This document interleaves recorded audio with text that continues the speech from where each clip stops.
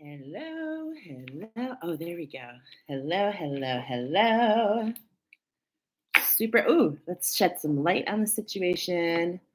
Welcome to Angel Insight. My name's Michelle Christidis. I am so excited you're here. I am super excited to tap into this oracle, to this teaching that's come forward. I always have to kind of introduce what we're doing. So, first of all, if you're joining me live, thank you for joining me live. Let me know you're here. I love your comments. Give me your feedback. Let me know what resonates. Um, this is the third oracle in a series of oracle, and I have to.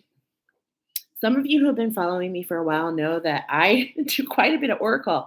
Um, but this year, I've only done, this is my fourth oracle, and three of them have come in together to talk about this challenge, okay? This collective challenge that we're in. We are already actually almost 6 months into this challenge. So, we are providing you some insights how to complete this challenge, and I'm being guided to give you more there. Okay, so again, my name is Michelle Christidis. I consider myself a spiritual catalyst, if you will. My team's reminding me I'm a dream weaver and a dream catcher. I do oracle. I work with attunements. Okay, so I'm a medicine woman. Always have been my entire life. But now we're in the spiritual zone, which is amazing. So welcome to my channel. And basically, I'm just going to start with the end in mind. So as I was preparing for this oracle today, I will tell you the amount of frustration that I had at times, feeling that I was not exactly where I was meant to be, feeling like I got goosebumps. Oof, and a little bit of emotions. So let's take a moment. I know that this is probably something that you have been maybe feeling because I'm tapping into this collective energy, right? So we can understand it. And I keep feeling my timing is off. Mary, what's up? Yes, I'm so happy I'm here today as well. And next Sunday at the same time, I'm going to be doing a meditation. So I'll be mentioning that. And I'd love for you to join in.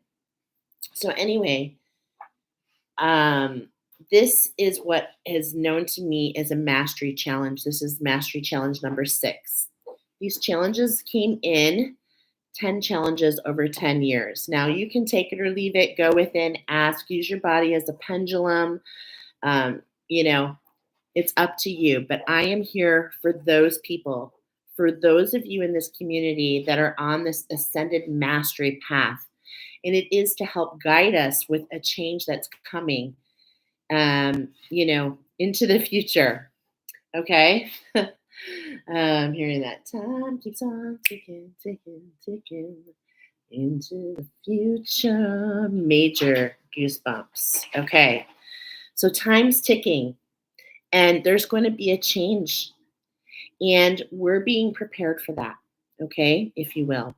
So we're on challenge number 6. Now, a lot of people will ask and have asked, what is the benefit of this challenge? Of course, in every challenge, there is a gift. In this challenge number 6, the gift is actually the release of a shadow. It is a major shadow. It's a major trauma, okay, that you're releasing. And the timeline, it's different for all of us, okay?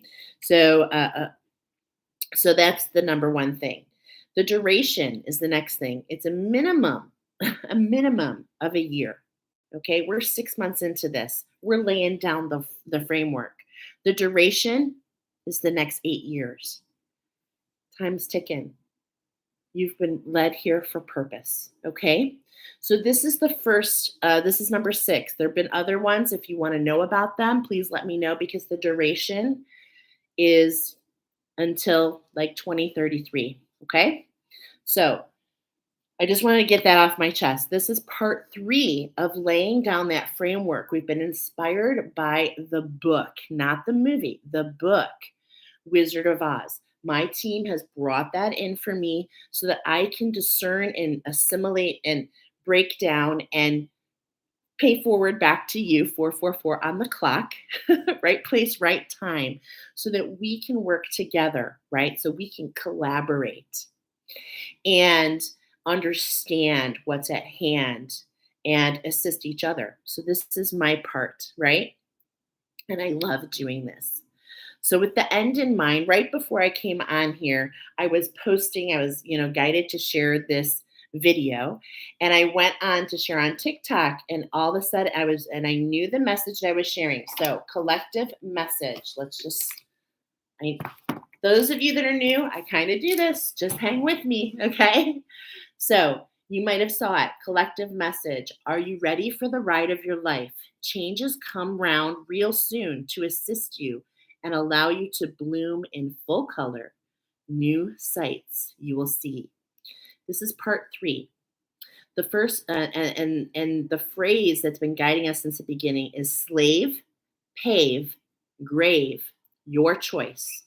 This is part 3, grave, which is inspired by the book of the Wizard of Oz. So this is after we leave Oz and the Wicked Witch is taken down, aka your big badass shadow.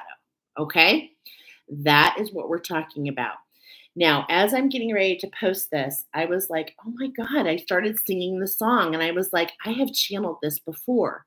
So, as often as I do, I use technology as my benefit, and I am mentioning this for purpose. So, follow your heart, follow your insights. And I was like, let me check out my history on YouTube. When did I listen to this? Sure enough, February 26, 2025. I got huge goosebumps. So, of course, I went back. February 26th. Can you take that in for a moment? February 26th is when I started tapping into this energy. My team has let me know that I'm learning the patterns. So we've been laying down the tracks for the last 6 months, right? And it's up to you. The duration is when the mastery challenges end, okay? So some of you will do it quickly, some not, some 2 years. It's up to you, okay? So here we go. I just want to show you in my notes right here. We're on the 26th of February, okay? Wow, it's blowing my mind because this just happened, okay? So I write down February 26th, new beginnings. And I have 3 messages I'm going to share with you that I got that day. Oh, today is all about new beginnings. Collective show and tell. Now, those of you that know me, this means it's a combination of things. Vision, um, all kinds of things. So it could be channeled, it could be feelings, all the things together. I was feeling uncomfortable, actually. I was getting a lot of sensations in my right foot and my left hand. And then between my hips, across my heart chakra and across my forehead. And what I was seeing was energies breaking free. These energies interfere with how we receive. Do you resonate? Have you been receiving differently? Has it been kind of messing with your head? Okay. I know it's been messing with mine. Okay. Um, I see energies breaking free. These energies interfere with how we receive and how to move forward and how to move forward. Stagnant energies begin to move. The layers of the aura begin to clear. I see a lot of orange, so a lot of sacral, a lot of insights. Um, I feel the chakras awaken and I feel heat in my chest. And then I get a message. Once down and out, now up and in. Changes come round real soon. What? Same thing I just channeled and shared with you. Changes come round real soon. Make us women and men. Bump. Jack and Diane, John Mellencamp. Okay. I actually channeled this, like I said, almost 6 months ago. Now, what I was guided to share here to kind of, again, this is all related. There was that video what I'm going to share here is it's based on a play. It's based on a film by Tennessee Williams, Sweet Bird of Youth, which is about an interracial couple. If that's for you, take it and run with it. I would watch the movie because I was getting check out the film. Okay. So I've been tapping into this energy for 6 months, y'all. I'm so mind blown. Okay. So If you feel guided, you can go back, but the parrots are here. The window is closed. This portal has closed, and they're leaving the messages of what we've been doing.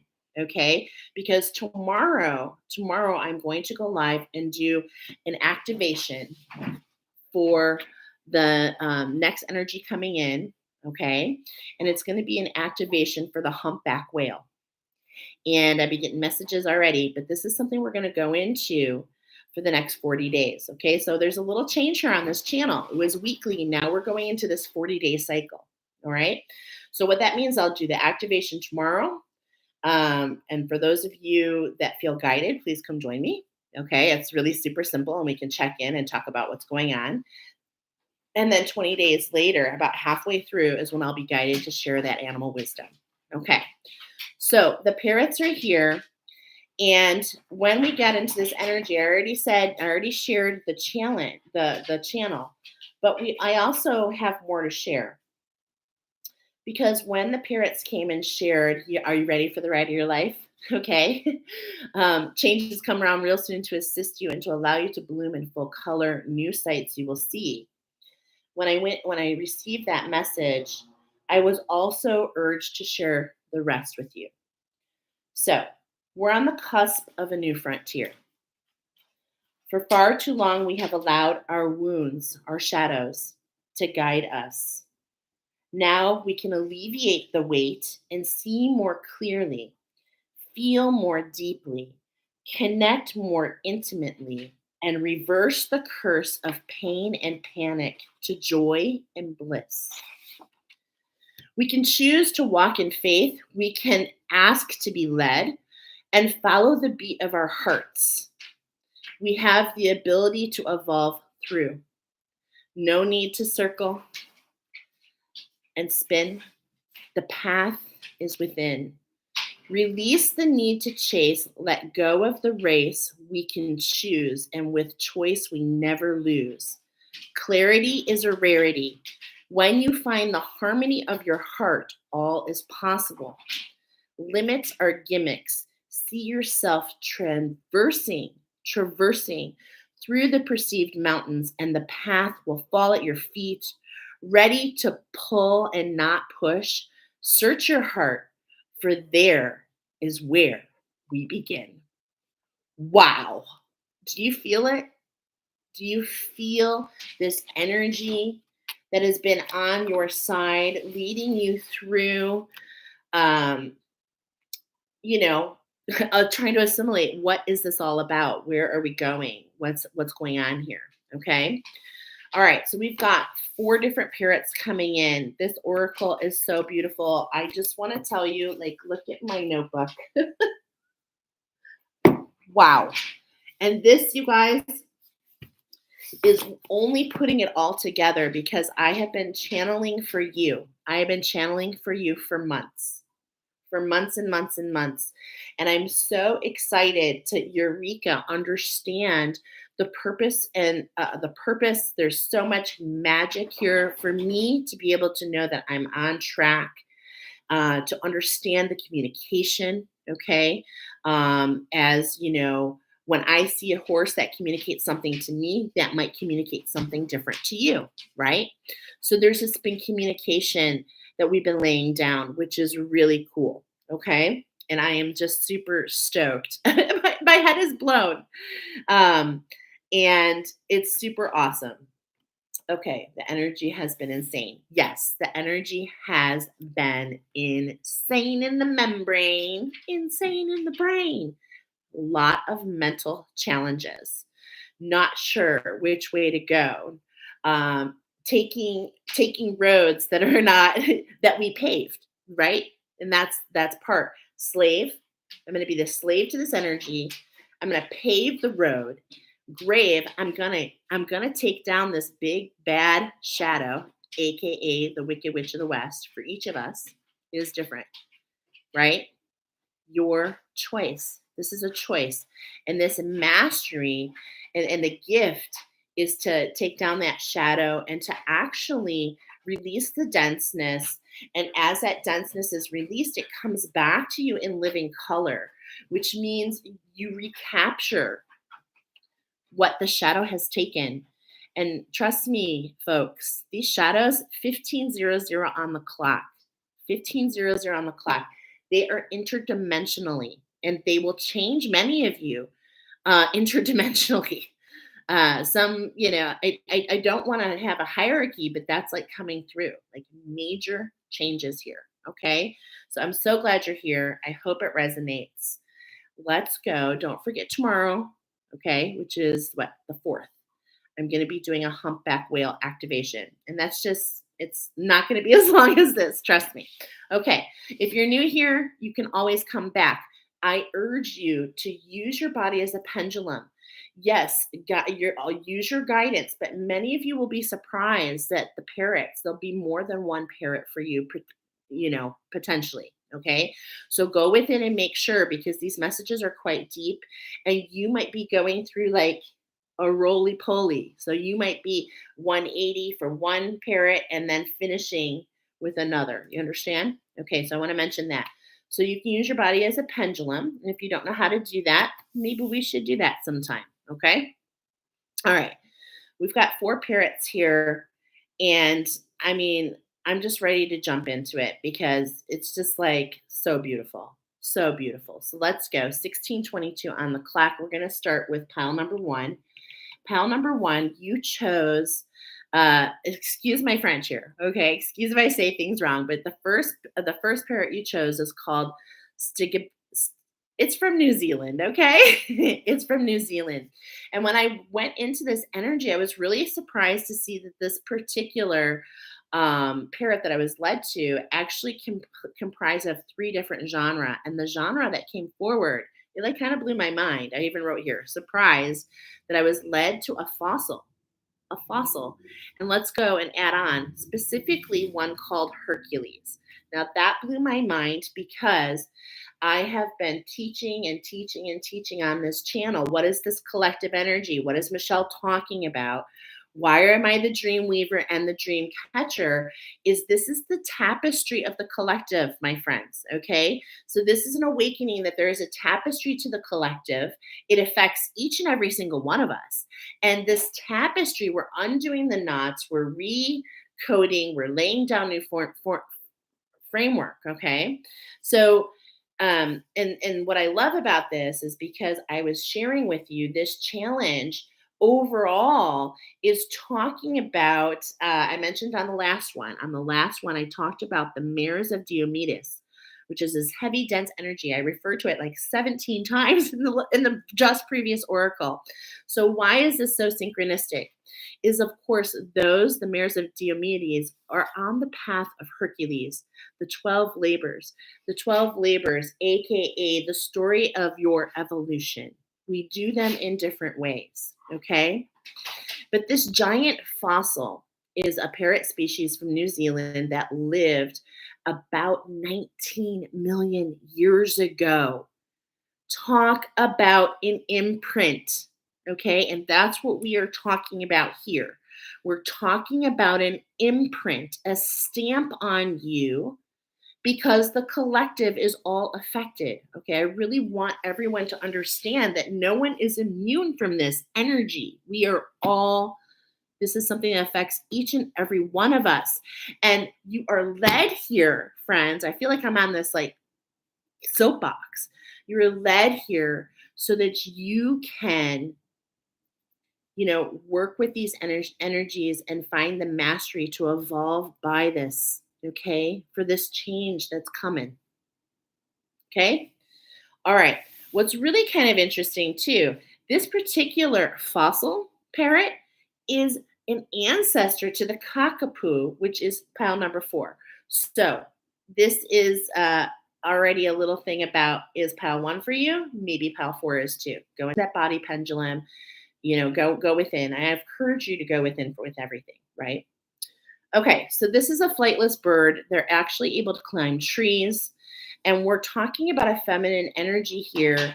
And I even wrote down that some of you in here, very specifically, some of you in here that will come in here, you've been having some challenges actually potentially with your son. Okay, so that's very specific. Let me know if it resonates. Um, I was also getting a message that those of you in pile number one, you feel like you're on this opposite schedule. Things are starting to kind of feel okay. So, what I mean is it's summer now, but you're feeling like winter vibes. Okay. And if you're in the southern hemisphere, it's normally winter, but you're feeling kind of summery vibes. Okay. Things are popping up and growing. Okay. So, take that as it comes. So, for those of you in the northern hemisphere, it feels like winter. And what my team wanted me to share with you is you're going to have some vibrancy coming in, some bright spots in December and January and in February, especially when it comes to your mission. Especially when it comes to your mission. Okay, because you guys are amazing. I actually channeled quite a few messages with you. We're going to share them as we do the oracle, but I'm getting a ton of abundance. I'm getting a jackpot. The number 777. Those of you that come in here, you're going to resonate with this very long cycle, a minimum of 17 years. Okay, a minimum of 17 years. So there is something that you've been going through, this imprint. This has been affecting you for a long time. And it's time for you to know more about this imprint and hopefully go beyond this imprint and slay this shadow, right? And put this wicked witch to the west so that you can live in color. Okay. So overall, your message is how can I collaborate with the all, with the everything? How can I collaborate with the structure? Okay. And as I'm saying that, I'm seeing like, okay, like Harry Potter, right? When he goes in to Gryffindor for the first time and the staircases are moving, right? It's not so much about making a plan and having to have decisive action. It's all about that divine timing. So, why are you doing this pile number one? You're doing this to eliminate the blocks. So, Spirit has led you here so that you can eliminate the blocks that are getting in the way of this imprint, which is affecting you. It's affecting your abundance, and it's time for a jackpot for you. Okay. So, I did in a timeless reading, I did a 777 oracle. It is coming up for you. Okay. I'm mentioning that with 2238 on the clock, which isn't that funny? The number 33. So there's some messages in that Oracle 777 Oracle for you, pal number one. Okay. If you need help finding it, let me know. We also have the archetype of the lion. Okay. So we're going to keep that in mind as we dive into your Oracle right now. We have the archetype of the lion. Once the wicked witches, once we leave Oz, the archetype of the lion in the story is coming to talk to you. So if you want to go read The Wizard of Oz, I read it. It's an amazing story. My mind is blown. It's the first time I've ever read it. It was so good. Okay. And it was nothing like the movie. Nothing, y'all. Like nothing. Like her shoes are silver. Okay. Yeah. Nothing. All right. So let's go ahead and get into your oracle. We've got crystals coming up. We're going to talk about like how do we get this movement going? Okay. How can we release these blocks? What kind of movement can we get going? The animal spirits are going to come in big time. Okay. And the ancestors as well. So overall, the crystals are coming in with that question that I asked about. Okay, hold on. I got some messages to share with you on 417. So hold on just a moment. So something in April that I channeled back in April is coming forward for you, and I couldn't fit it all in. So just bear with me a moment here, guys. Message 1 and 2. Okay, specifically for you, pal number 1. When I went into your energy, I could feel heart energy, like wanting to do, is this right? Hold on. Yes, wanting to do a take back. Reevaluate that what you put out is not influenced by a block. By taking, okay, let me repeat this because this is really important because we're talking about overall how to eliminate your blocks. So this is a message for you. Ready? I could feel heart energy, like wanting to do a take back. So, like you put something out there and it's like you want to take it back. Reevaluate that what you put out is not influenced by a block, by taking back your power, feeling the fire, and then start again. Okay? Let's expand on that.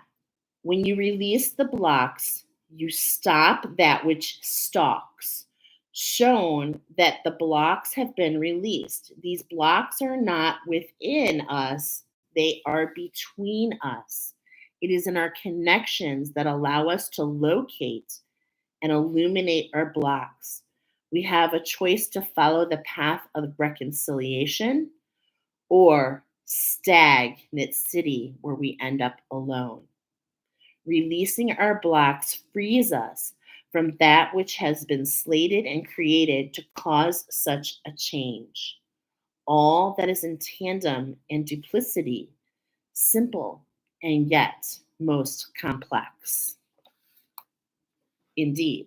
So, the crystals want to kind of show us a little bit more and look at that about those ruby slippers, okay, which we just mentioned were silver.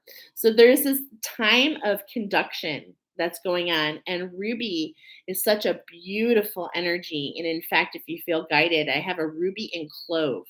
And it's all about that heart chakra. So it's a nice little tonic, okay? So if you feel guided, you feel free to go into that. Here's this change in this aquamarine. Okay, look at this mermaid, this siren energy.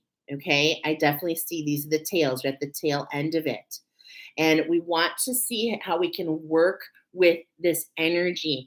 And as we're talking about that, I want to remind you that you can climb, right? And so that aquamarine, for me, it pairs with coneflower, I believe. And that's all about, if you're familiar with the flower, it's like we're climbing to like receive. Okay, we're climbing to receive, and we're making sure that we're rooted, right? And we're integrating. So really we're integrating these energies, and like, don't, like, look at, here's this web in the middle and it's easy to get caught up. That's why you've been led here. Okay, and it's like, you're so, look at, there's just so much I feel here, so much. I do feel the connection to the angels. Okay, I also feel connection, this is might be very specific, but like to Eskimo ancestry. Okay, some sort of Intuit. Let me know, okay? Because that's kind of specific for one of you. Okay, and one more. Fairy quartz. Okay, this is so beautiful because we are talking about your structure. We're talking about an imprint that has been affecting you, and you've been noticing it. Okay, you're going to resonate with this, but it has made you a warrior. And it's time for you to get that jackpot. You've learned these lessons. It's time for you to be able to create freely without this shadow. Because the problem when we create with the shadow, and this is what you may have noticed, I mean, I resonate with this so strongly, my friends, is that anything that is based on shadow is really kind of, doomed to fail, right?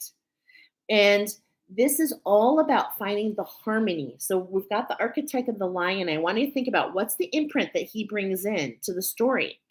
Is this courage, right? He's afraid. There's fear. That's the imprint that he actually brings into the story. But what's so magical about this particular lion is in the book, he actually ends up in a magical land, chosen, the king of the jungle. And finally, with peers of his own. So it's like a dream come true for him, which is so freaking gorgeous. Okay. So freaking gorgeous. And this is something, you know, with that ascended mastery that we're talking about, this is what you have the ability to build. This is what you have the ability to build, my friend. It's worth it. It's worth it. Be one with this magic. Be one with your authenticity. Okay. It's like this papagoy, it pairs with blue poppy, which are rare. They're up in the mountains. How do they survive in such violent conditions in the Himalaya? And it's just like, even though this imprint has been here, you have found your way. Okay, you have found your way, but it's time for the web, for the tapestry, right?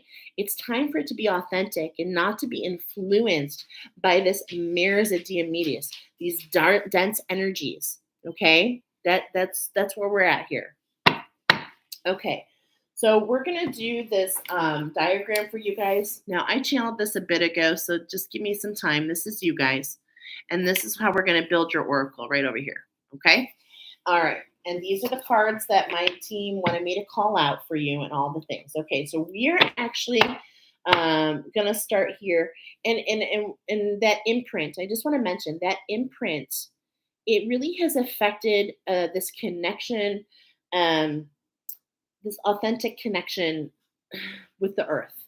Okay. With the earth and with who you are, which is just like, it's the one of the blocks is it's blocked you from who you are, and it's gonna blow your mind that you questioned for so long. It's beautiful. It just feels like such a beautiful energy. Okay, let's get into it. What is this energy of this block? Okay, what is the energy of this block? It is an ending, and it is going to be really good for you. I told you, jackpot abundance. Look at champagne. Your team is popping the champagne. Now, this is speaking to me so loud. Remember that one that we had, that six, just previously, and I was talking about that you have angels on your side. This is really coming like that web has been clear, the paths have opened up. Okay. And we step into like what it's coming up right away is this energy right here. And it's this enlightenment. It looks to me, I'm getting a raccoon, and it's like this clear eyes. A mask is being lifted. This is an ending for you. Okay. Of course, we're slaying that wicked witch of the West. It's time for her to go down. Okay. And that is a shadow within you. That is a shadow within you. And this is just so incredible for you. And look at how it makes you bloom. Look at that. Makes you bloom from the inside out. It's gorgeous. Now we have labradorite. Okay, this is actually coming in a significant position, talking about how you're rooting it in. How is this going to manifest for you, and will manifest for you on this timeline? Okay, that's the magic here. So there's that first seven, right? And look at, I want you to kind of take in this mandala. Okay, this is such a beautiful card. But labradorite is a beautiful, if you're familiar, it has all these colors and prisms, right? And I love that this energy is coming up. It pairs with those very rare trees in Africa that you can fit a whole family. Okay. And so there is just so much abundance coming from you. You're so protected. You're being held. You're being held, you know, and this energy is really sorry, I'm pushing back here. This energy is really been challenging. Okay. What I'm talking about, the shadow, it's been really challenging. And so that's where we have these colors of the rainbow coming in. Okay. We're going to feel, as I mentioned, that we're going to feel more grounded. We're going to feel more connected. We're going to feel, those of you in this pile, once that imprint is gone, you're going to feel so many changes. And especially for you guys, in your power, in the actions that you take, the steps that you take. So that's the major thing. The lion is held back. He sees yellow. He's afraid, right? And so you're going to see a major impact in your courageousness, your ability to overcome fear. Okay. And this is what this, and what's so beautiful is this is what this true abundance is for you. This transformation of what was the shadow and how it comes in. This is the true abundance for you. Okay. So that is just honestly so gorgeous. I've got goosebumps. And I love this. This is popping up exactly in the spot that is all about kind of like your sacral, your divine feminine, the Lemurian timeline. And so, am I talking to Lemurians? Okay.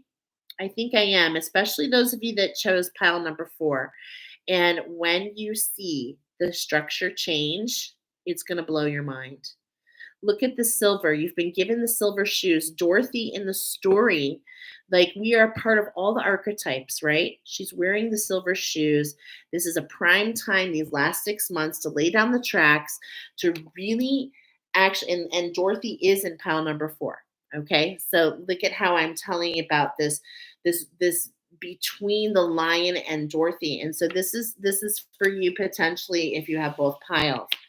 You are a divine teacher. Okay. You are a divine teacher. It's time for this ending. It's time for this imprint to be released because the world needs you.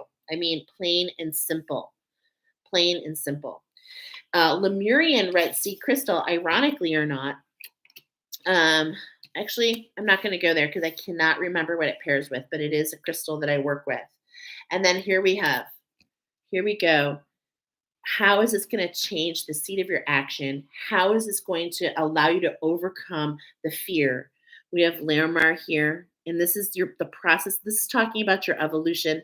Look at how, we start here and look at how everything opens up, new pathways, and really more than anything, you are in your element. You're in your authenticity. Things are feeling really relaxed. It's almost like being by the seaside. Okay, almost like being by the seaside. And as I'm looking at these, okay, I'm building your oracle here. As I'm looking at these 2 cards on this side, I'm getting a message here about a huge that spirit is coming in to change this structure for you. Spirit is coming in to change this structure for you. Okay. So, and why? To eliminate those blocks. So we are going really out of our way, pile 1. Please collaborate with your structure. Remember, it's going to be like Harry Potter. Things are going to be moving. Okay. Just keep taking the steps that you're guided to. And remember your message. If it doesn't feel right, go back.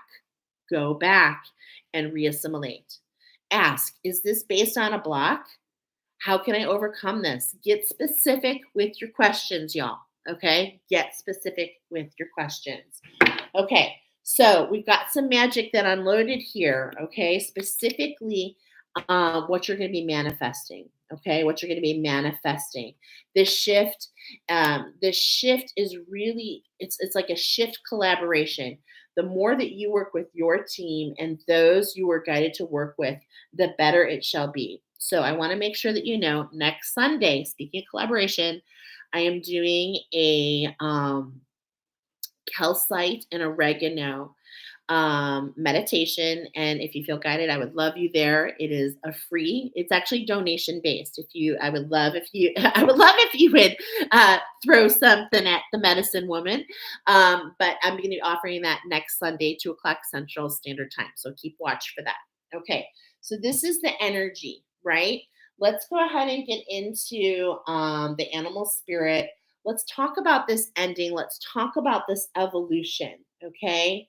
What we're going to do, and let's set the framework. Okay. So we're going to go back and share a message about this animal spirit wants to come in and share a message with you. Okay. And then we're going to do quite a bit of oracle on the ending and into this evolution for you. Okay. So hold on one second. Let me grab this message for you. Bear with me. Not enough room to write everything down. Okay, so let's see. 4:15.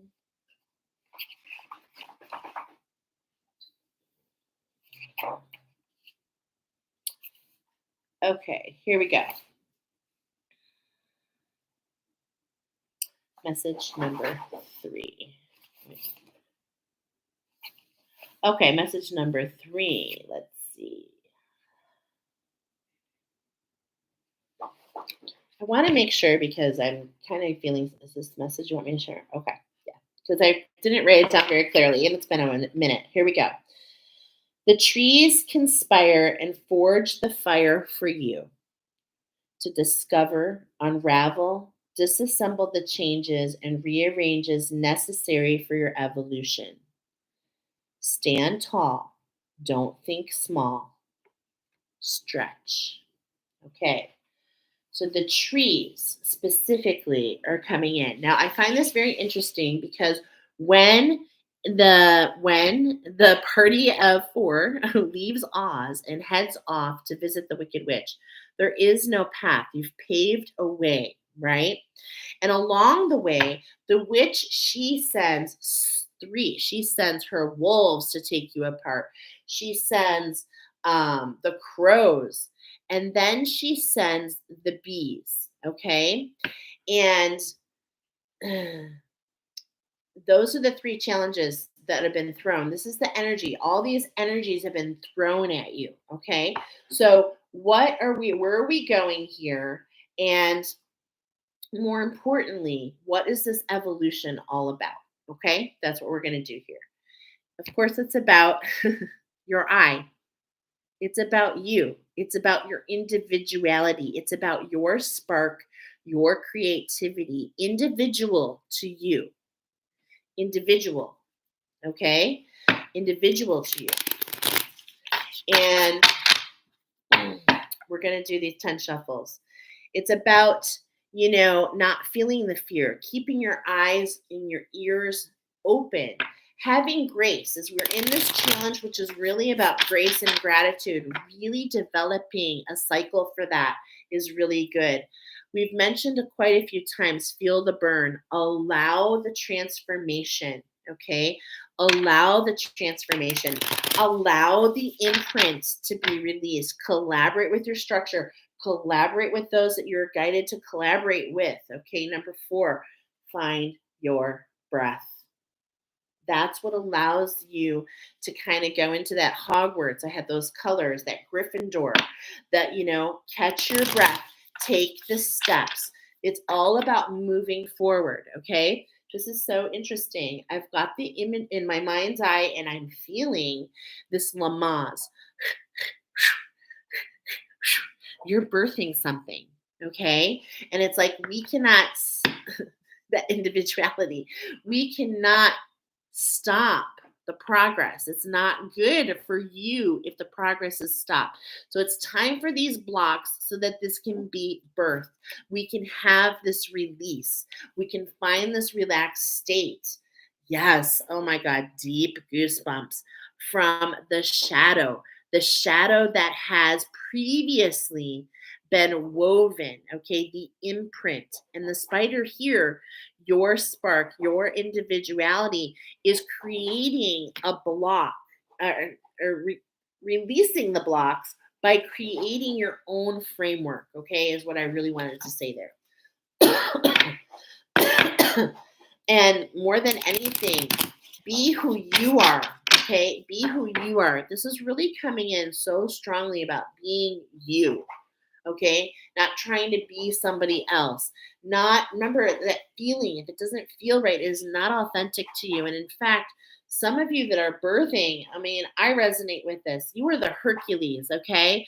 You are the ones who are going through the labors, okay, through the labors, right? And you end up around your people for whatever reason. And, boy, there's a story coming in here, okay? And as you're developing, as you're going through these labors, which are tough, some of you are going to create newness for all of humanity, okay? Please know that this is a big thing for some of you, okay? And, and the labors, when I actually have gone through the labors many years ago, 3 years ago, when I first channeled and arranged and had this new system of the rosary come in, a collection of 33. Why am I telling you this? Probably maybe because you may want to work with me. Maybe. Go within. But the rosary is all about preserving that divine feminine, preserving the imprint that affects that spark, that divine feminine. This is a divine feminine energy, okay? And this rosary structure, it's like I almost had to prove that it was good for mankind. Okay. And I'm mentioning that for purpose because you will go through trials and tribulations. Okay. On that energy is moving super fast, super fast. You are a warrior, okay? And many of you have been very emotional. That's okay. That's how it comes up to be released. Ooh, goosebumps, major goosebumps. Allow the emotions because you desire this freedom from this energy, but more importantly, from this it's just coming. It's like a trap. And it's something within you. It's like a casing over you. Like the lion, he had this imprint. He didn't have the courage. He was afraid. He convinced himself he was terrible because of it. And it's like this is something that's holding you back. Okay? And you have the power to undo it. It's time to get moving. You have everything you need. And everything will be provided along the way. And it's not easy. This is not easy. Okay? Please mark my words. It's not an easy thing to do. But everything you need is provided for you. Take this trip. Take this path. Go on this new frontier. It is jackpot. It is a jackpot abundance for you. Okay? It truly, truly is. All right, I kind of forgotten how many shuffles I've done. So, have I done 7? Have I done 8? Okay, look at that. Message 7. That was message 7. The hummingbird. Get to work. Okay, don't worry about the sting. Don't worry about the sting. I have a sense that some of you are in this. Just like those of you that were led to pile number 1, you have been in this very long cycle. And you have had full circle moments where the sting, you felt the sting. And more than that, you've been around long enough to see to see the gift in that sting, if you will. Okay. So you've seen, something felt not good. It did not feel good, but you learned something amazing from it. Okay. And more than anything, instead of the sacrifices, okay, look at this lightning strike here. It's not about the sacrifice. This is about clarity. This is about how you can give back to the greater whole. And it's something that's fueled within you. You feel it, okay? You definitely feel it. So allow yourself to move within this energy. Fast moving energy. Stay focused. You have everything you need. Okay? You have everything you need. So let's go ahead and get specific.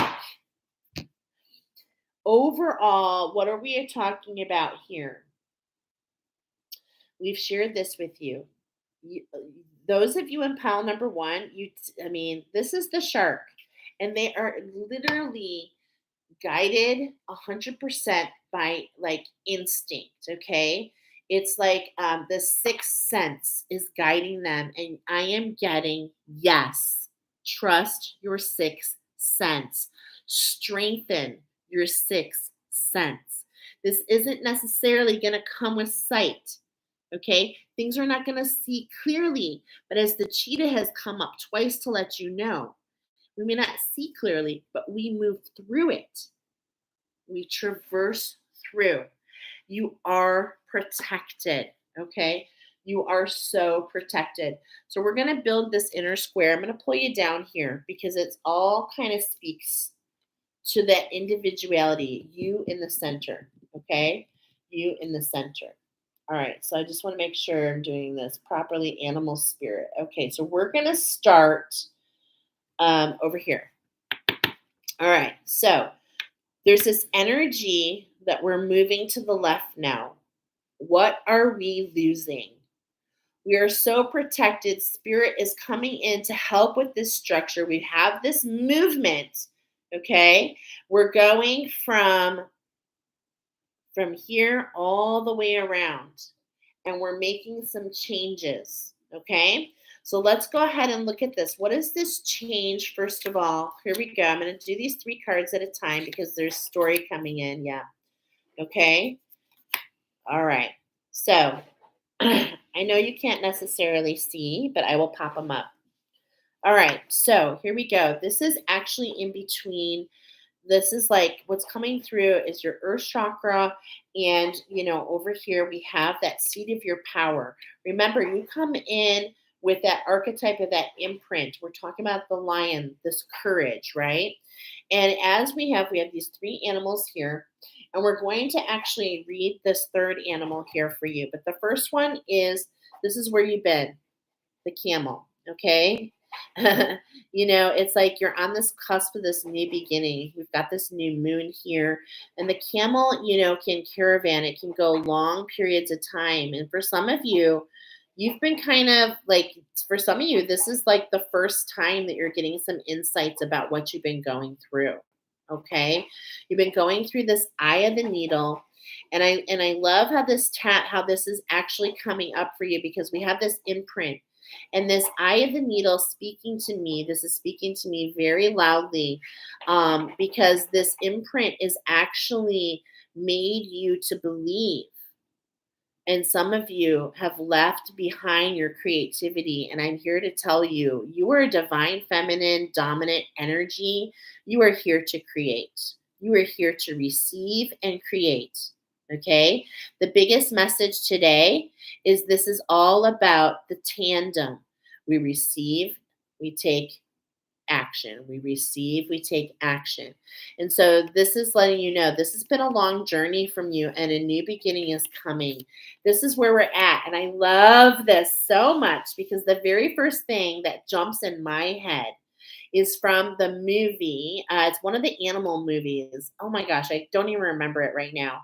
But it's coming so strongly. I think it's like I can't remember the act. I can hear the voice, and it's like I have found my people.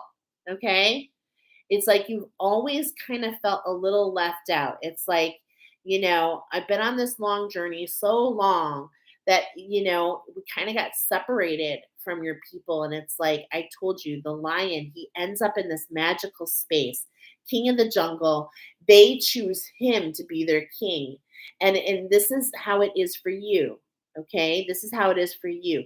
You end up around your posse. It's like, you used to question your stripes. You used to question, and we're talking about individuality. This is their fingerprint, okay? Zebras, their fingerprint is their stripes. So we're talking about finding clarity, finding, that healing and that clarity, understanding your power, okay, more than anything, understanding, why why you feel different, okay, why you are different. And you're meant to know that. We are not meant to be the same. But what's really coming in here and coming upon you in these next couple weeks is this crocodile energy. And I think you're going to be really surprised when we read this, but what's being highlighted is that eye, okay? What's being highlighted right here is that eye, the way that you see things, the way that you're feeling things. Now, the crocodile, right away, I'm getting a message about how it is a cold-blooded animal, okay, which means that they are not affected so much. They do well in cold temperatures. Remember, I'm talking about this like opposite. So those of you in the northern hemisphere, okay, we're building on this. You're feeling this wintry. Things are kind of frozen right now, but they're frozen to open up these passageways. So let's go ahead and see what this crocodile wants to bring forward for you. Okay. And I think, like I said, I know you're going to be really kind of surprised with this message because I remember reading this message before and I was really surprised by it. Okay. All right. So, more than anything, though, we are kind of in this seat of the emotions. Okay. So, what's been happening, we're losing this energy, this emotional. So, this is what I'm feeling. What's the block? I think potentially the block here that's coming up right now is that we have convinced ourselves of one thing, and it's like, let's kind of allow the script to flip and allow ourselves to see things in a new light. The crocodile reminds us to take a step. Wow. What is going on here? Hold on.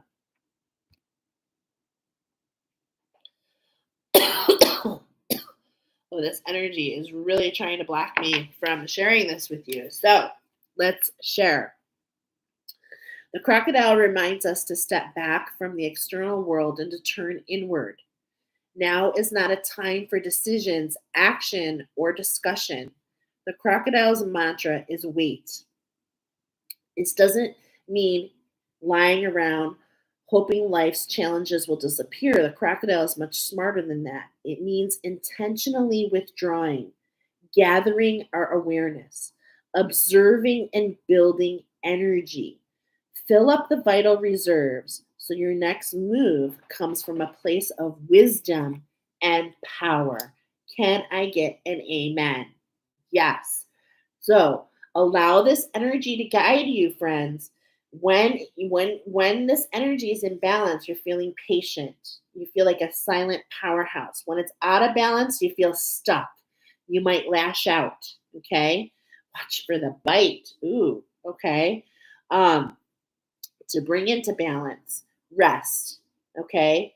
Rest. And I'm getting some yoga, getting yoga as well. Okay. So that's what wanted to come forward.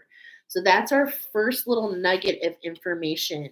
So just, and this is, has a, I mean, I'm just getting that Harry Potter, the staircase.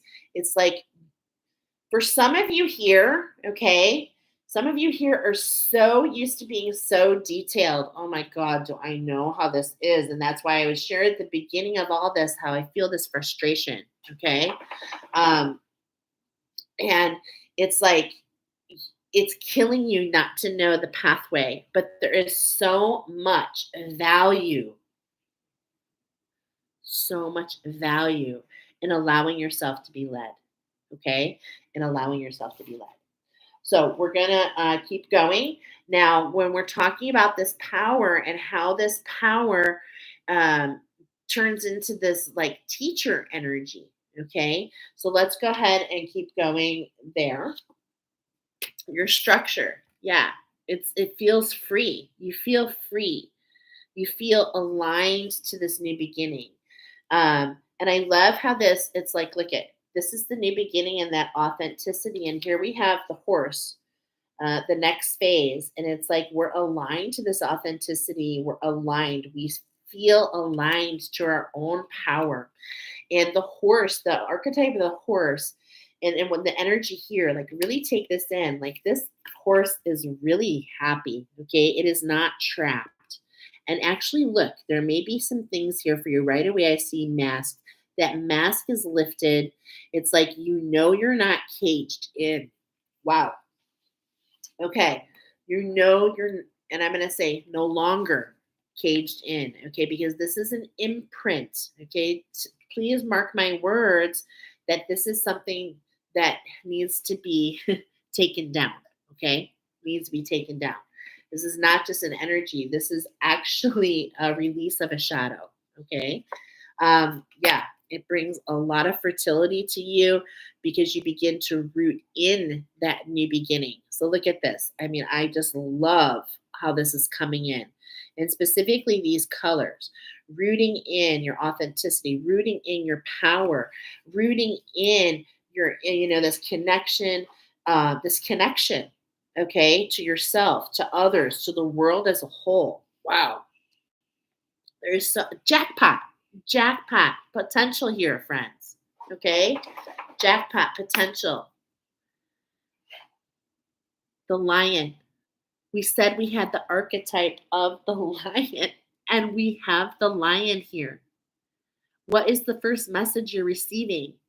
I mean, I heard peace. Peace. Everything is in line.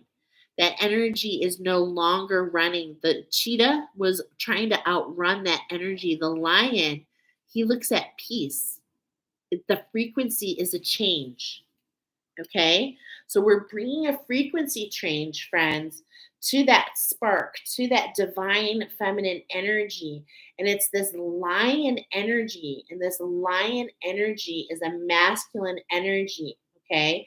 So potentially this is between you and spirit. Okay. Potentially this is between you and a massive, like in a relationship, between you and a man, or a masculine dominant, a healer, for instance, someone who is already taking the actions. Okay. Just trust your instincts. All right. So the lion now wants to come forward.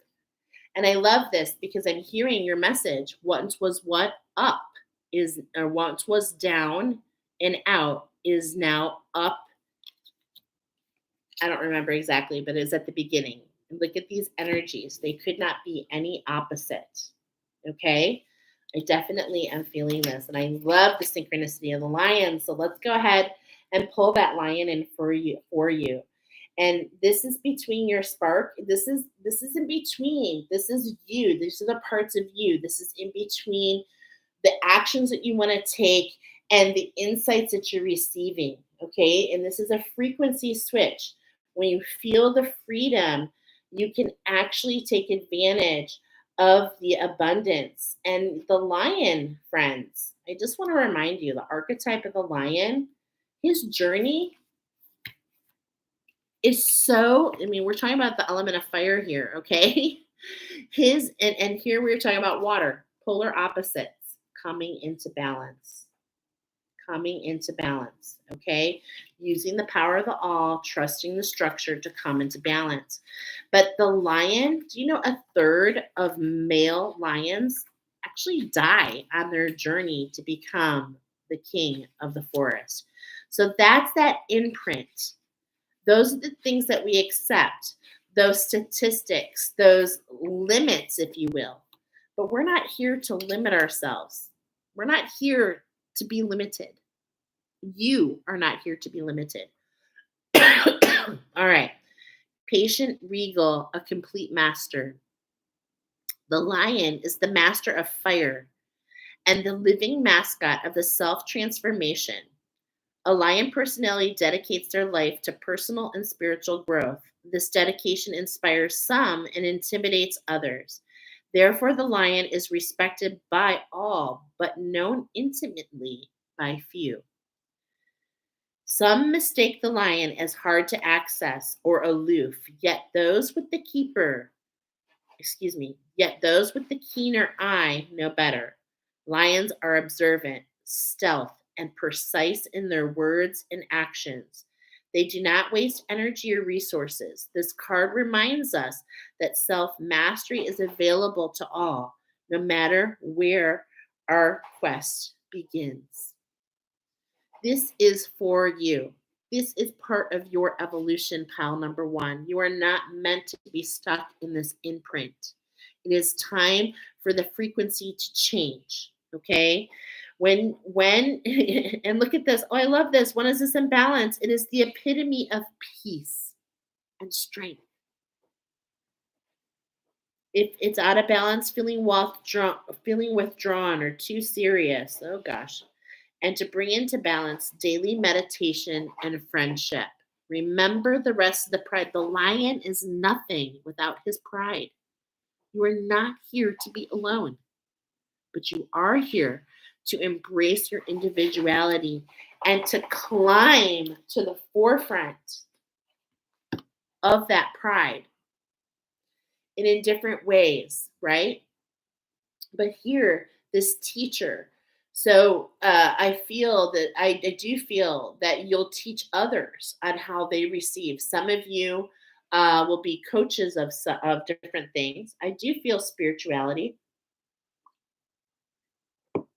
vision coaches, okay, helping people understand their awakening, okay, leading them through, okay, mediums. Interesting. Okay, that's all that's coming through right now. Let's keep going. Now we're going to take the pathway over from. I love how this is coming through. Okay, we make this change in our connection here, and we open up the floodgates, and we take on, we release this imprint, and we step into our authenticity and our power, and we root that in on this plane. Could you be an ascended Lemurian? That's something you could ask. Am I on the path of an ascended Lemurian? You didn't get a chance potentially on previous timelines for whatever, that timeline was very painful. So for whatever reason, you didn't get a chance to allow your individuality to shine. Okay, and most likely it was related to discernment. Okay, and like we said, a collective wounding, that you did nothing, okay. So it's time. Look at that, I'm already pulling cards. Yeah, it's time for us to get moving. It's time to collect the ingredients. It's time to build the lodge. It's time to start taking down those trees. You're builders. And we said the trees conspire. So, how can you go out in nature? How can you forest bathe? How can you receive? I'm seeing that you'll get more messages there. This beaver is going and collecting. He's not actively building, but he is out looking for those trees to build that lodge, to build his structure. And in a lot of ways, this is what's coming up for you. Okay. There's that deer. Keep your ears open. Make sure with grace and gratitude, we're watching, is this based on what I'm receiving and what I'm putting out? Is this based on a block, or is this authentic? This is really coming in for you. Okay. And this deer is all about this beauty, this grace. And also remember, it's like I'm getting this freezing, right? So like deer in the headlights, how can we take a moment to really think about what we're doing? Okay, so we're not getting, don't do rash things. Okay, yes, we're collecting, but not necessarily look within, go within, right? Take a moment, pay attention, listen. Don't just rush in for the very first thing. It's a game. You'll feel guided. Okay. This is all about expanding who you are. This is so gorgeous. Okay. So that you can have this. I'm just smiling because this is such a beautiful card. The dragonfly, very close to me. Okay, and it takes you, and like I'm getting you through this portal. It takes you through this portal. So it's like this is this wisdom coming in. It's like this is that something is leaving, and it makes this real big change in this authenticity. We talked about it. We started. I want to show you. It's literally right above that camel. So we had this new beginning. We had this new beginning to our authenticity. We're 6 months in, y'all. But soon we have a transformation. We land on that portal. And that's why you've been guided here. I mean, we're really going out of our way. I hope you feel it, pal number one. I hope you appreciate how much spirit is bringing in the structure for you, this transformation, because the dragonfly doesn't even know. It does not even know how opulent and how beautiful and how iridescent it is until it lifts up and allows the sun to hit them. Okay, so let's go ahead and read this because it wants to be read.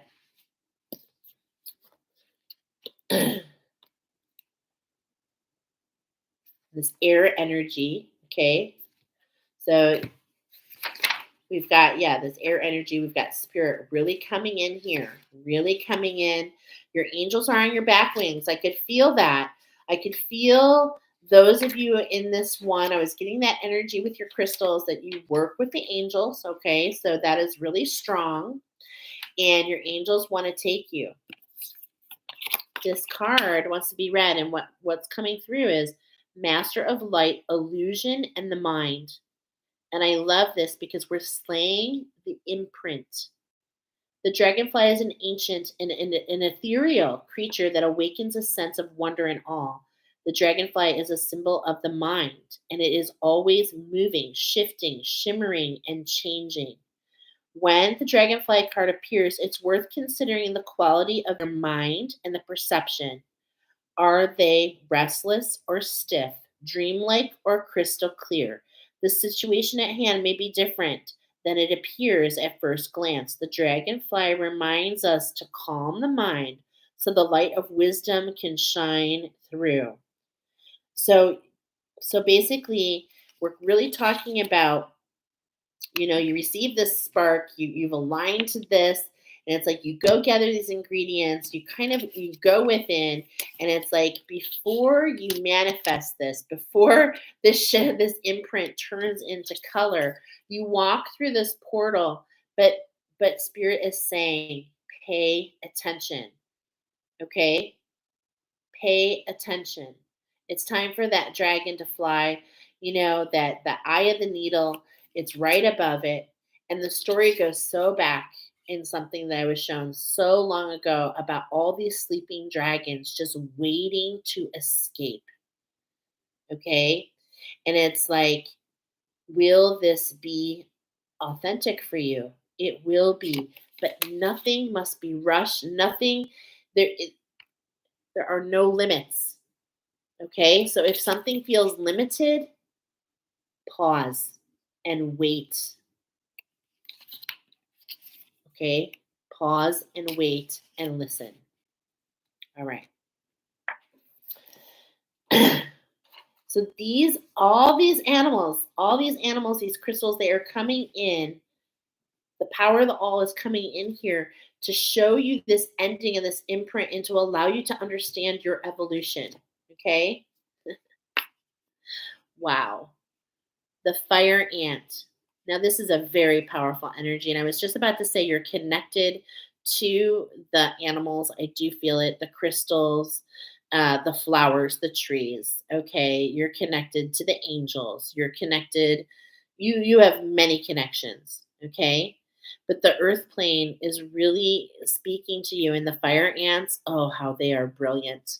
Because the fire ants come in, and you know what they do? You know what they do, my friends? They march in and they take out all the ants that are rotting your structure. They take them out, they like burn them out, and they excavate and they take over. This is a positive energy, is what I'm trying to say. And these fire ants, they can actually merge together and they can survive in floods. This is so powerful for you. This is the magic that's coming in. This is the step. So this imprint is slayed, and it's like we have the changing of the guards. We have this color coming in, no longer this dense energy. We're feeling lighter, and this is that labradorite and that baobab tree, okay?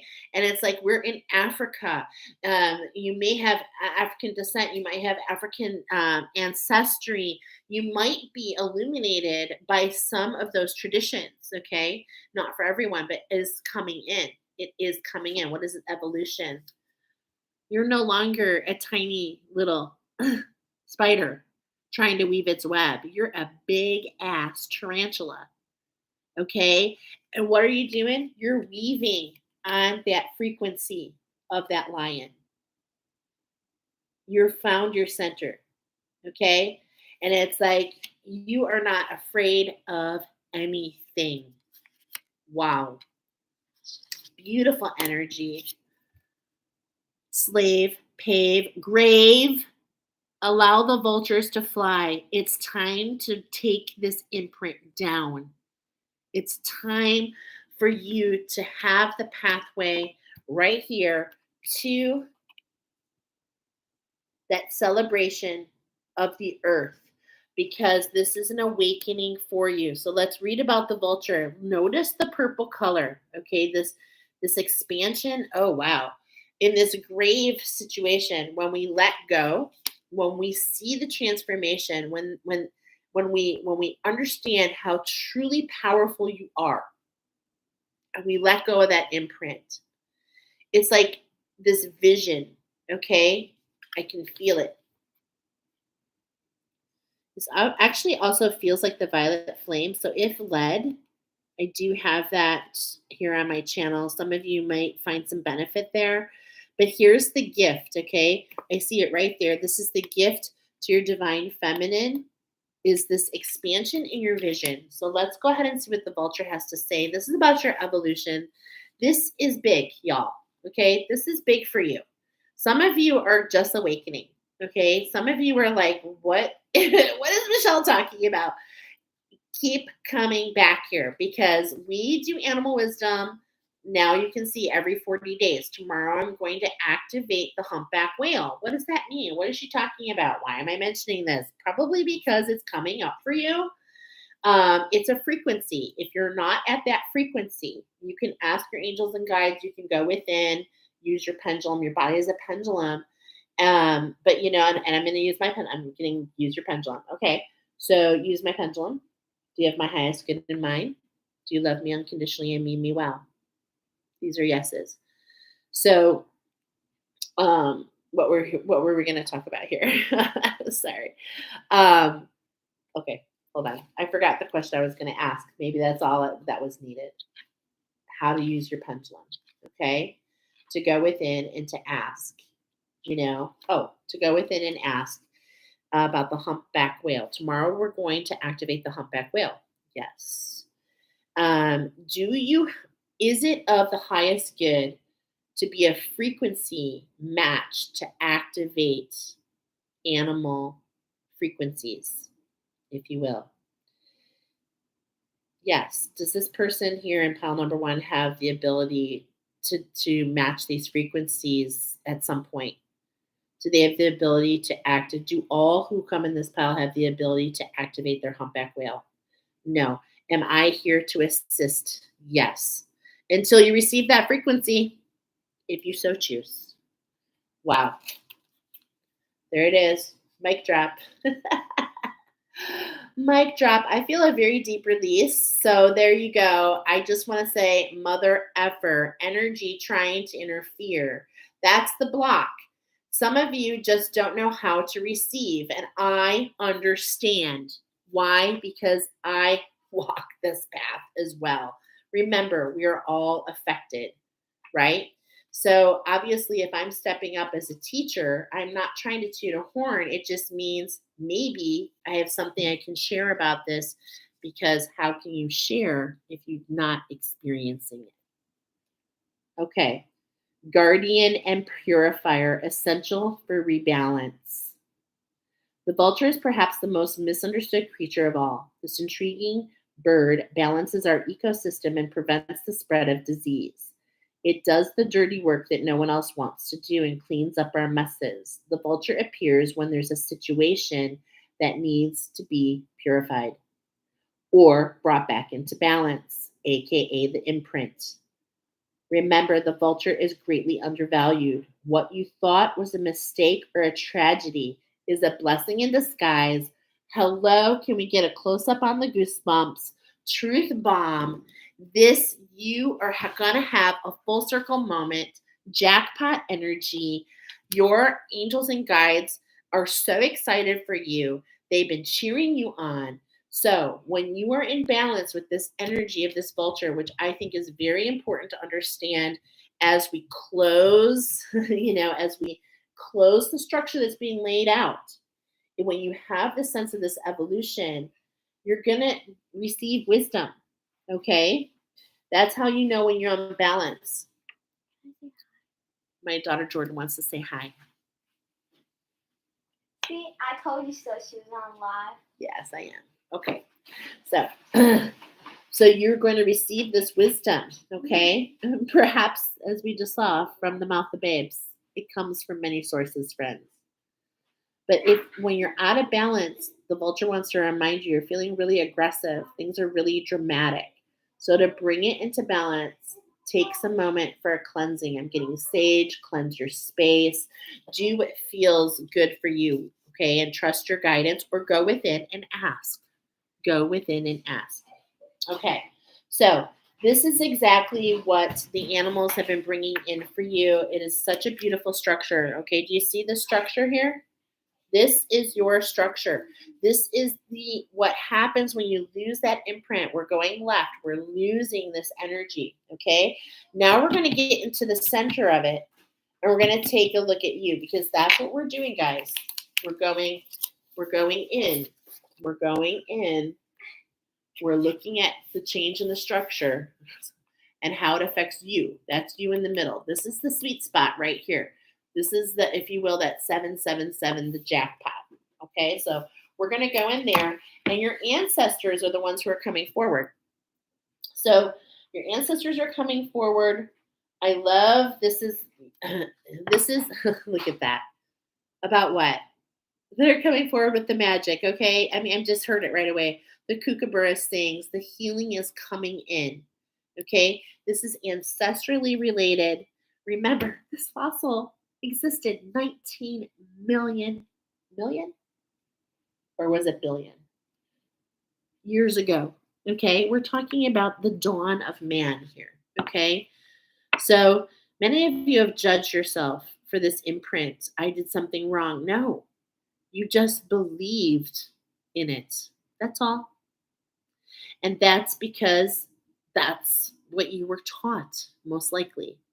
Because we're not being taught this spiritual. So we're learning the spiritual because it's not part of our society anymore, is it? Okay. Isn't that interesting? And my daughter came in. So some of you is very specifically, I mean, I just want to scratch right here. And that's good. That's a good thing. On the right hand, like luck with children, working with children. Okay. The next, and I mean, that's how you impact the world anyway.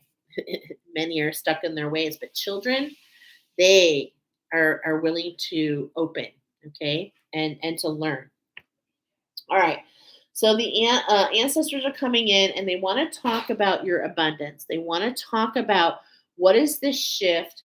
What is it going to be like? What is it going to sense like? How's it coming in? Okay. And let me see if there's a message here that we're going to share. No. Okay. Not here. Oh, wait. Flip flop vacation. I'm sorry. I can't even read my handwriting.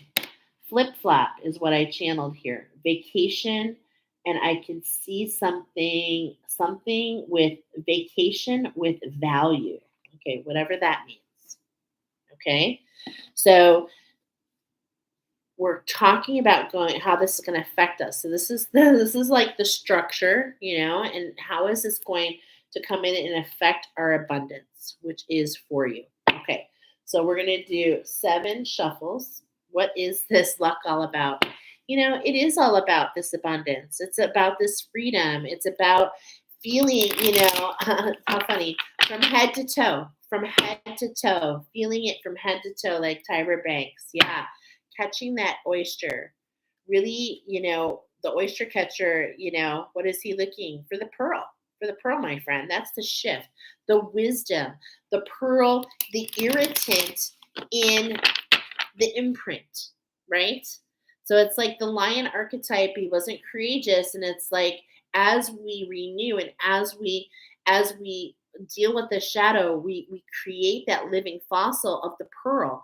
And the pearl allows you then to take others on voyage, okay? Take others on voyage to see their brilliance. You see your brilliance, and then you can pay it forward and allow others to see theirs. But look at it's like this mosaic pattern. How beautiful. It comes in a different way, right? And I want to remind you that this picture that you chose, pile number 1, we're on pile number 1 still, is a fossil. It's not even a real picture. It is just something that someone drew. So it's just like you have the ability to create this whole new structure for you, this whole new picture, this transformation. Yeah, this transformation. And the light is going to lead you. So just follow the guidance. I really do feel it. There's a lot of teaching coming in. Remember, we're getting that energy to kind of withdraw, grab those and grab the elements, and not because you have to, but it allows you to kind of like explore yourself. Yeah. And align to those messages that are coming in. Quiet the mind and be able to receive. Okay. I have a question. Why'd you say it not? I don't know. Goodbye.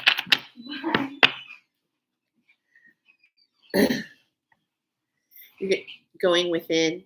Okay. Your ancestors want to encourage you to go within. The koala bear, he eats the eucalyptus. The eucalyptus is what, spiders hate eucalyptus. Just gonna say that out loud. Candle lady, I used to be a candle lady and I would sell so much eucalyptus candles because spiders, they hate it. So how can we bring some eucalyptus in? How can we create a meditative, and I'm getting that's good for your throat. Interesting. Okay. Allows that in authenticity and allows that uniqueness. I do feel that part of your uniqueness is to be vocal, is to be vocal. I mean, that makes sense. I feel that you're a divine teacher here. Yeah. Remember, spirit is bringing in this structure. Okay. It's very abundant for you and you're being held. Okay. So the spirit is the mama kangaroo and that's you in the baby sack, if you will. And you're going to start seeing a change. You're going to start seeing a change in that prosperity, a change in that abundance. Okay.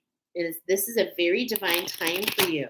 Very divine time, but not unlimited time. I'm being reminded of that as the kangaroo carries the joey. Okay. I already put it back, but the kangaroo has a joey. The kangaroo already has in the back another infant, another baby starting to be created. Okay, that's the beautiful thing about the kangaroo. They can hold the joey and they can even create a whole nother at the same time, right?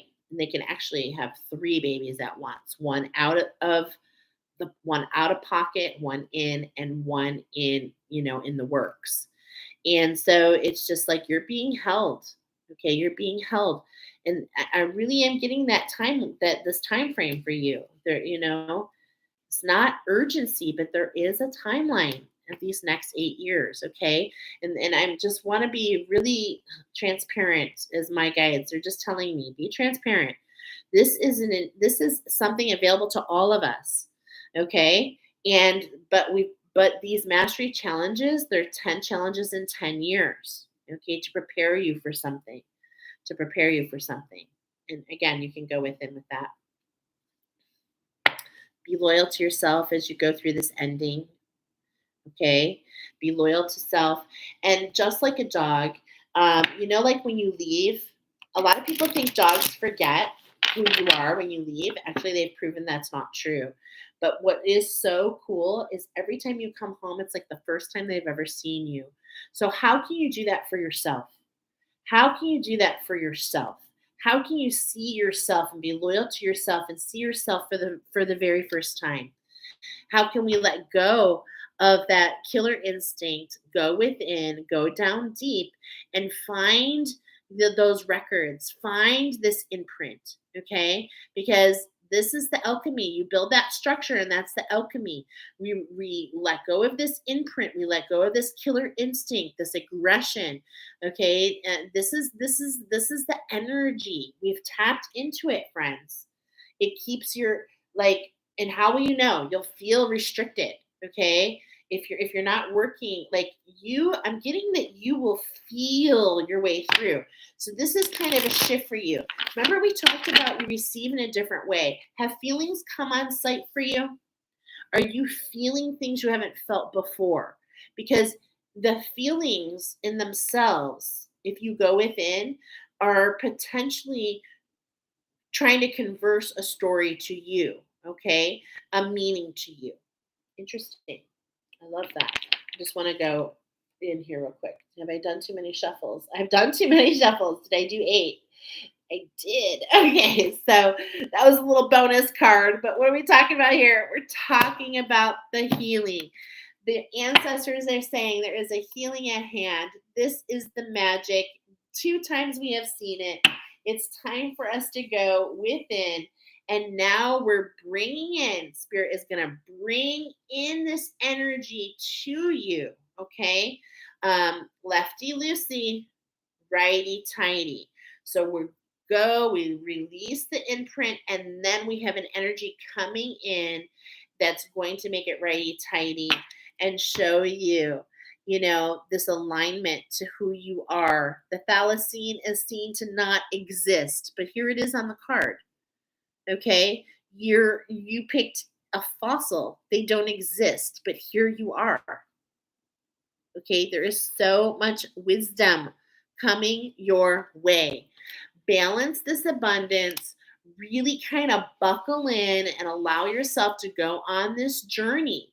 And really, what's coming the most here is this balance, okay? Balancing this abundance, allowing yourself to see that you have not been forgotten. You have not been abandoned. It is simply this imprint that is it is creating a frequency, which is this frequency. Remember, we're like the cheetah, and it's like we're moving into this lion frequency, and it changes your experience. Okay, and like what was gone comes to the surface, and you see the power of it. And it's like no one can teach about this because they don't, quote unquote, exist. But you will be intimate with the existence. This is very unique to you, okay? Because this is like Bigfoot of the animal kingdom, if you will. Okay? Yeah. Personal protection. You are so protected. And what does the Enshinda do? She eats those ants. It's that fire ant. It's that change in this imprint.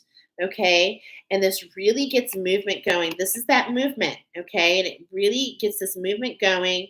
And, this is the feminine energy here. Feminine energy here. And it allows you, in Shinda, okay, it's coming to the forefront. In Shinda, is said to produce all these interesting life forms. Okay, and what I'm getting here is that's based on that imprint. So that imprint, which is really an artificial energy, friends. Okay, it's an artificial energy to not believe in your own courage in your own confidence. Again, it's different for all of you, but the lion didn't believe in himself. There's something going on similar, okay? Doesn't have to be courage, but you understand what I'm trying to say here. There's an imprint, we received it, and then we try to create something based on that imprint, and we get all this funky stuff, and none of it feels good. What I'm trying to say to you is when the movement is just releasing that imprint, we don't produce the funky stuff. Okay. Instead, we produce something really beautiful, and it kick starts for you. Yeah. 444 between the two. We find our breath. You're able to traverse. Okay. You're able to traverse through. And you become, it's part of this pod. Okay, it's part of this pod. So it's like, okay, I'm hold on. We have this energy that we didn't think existed, and it comes to the forefront. And it's like we feel so protected personally. We have this movement coming in. We feel this breath, this fresh air, this cleansing. The big bad witch is gone. And now it's like we have the ability to play. We have the ability to renew.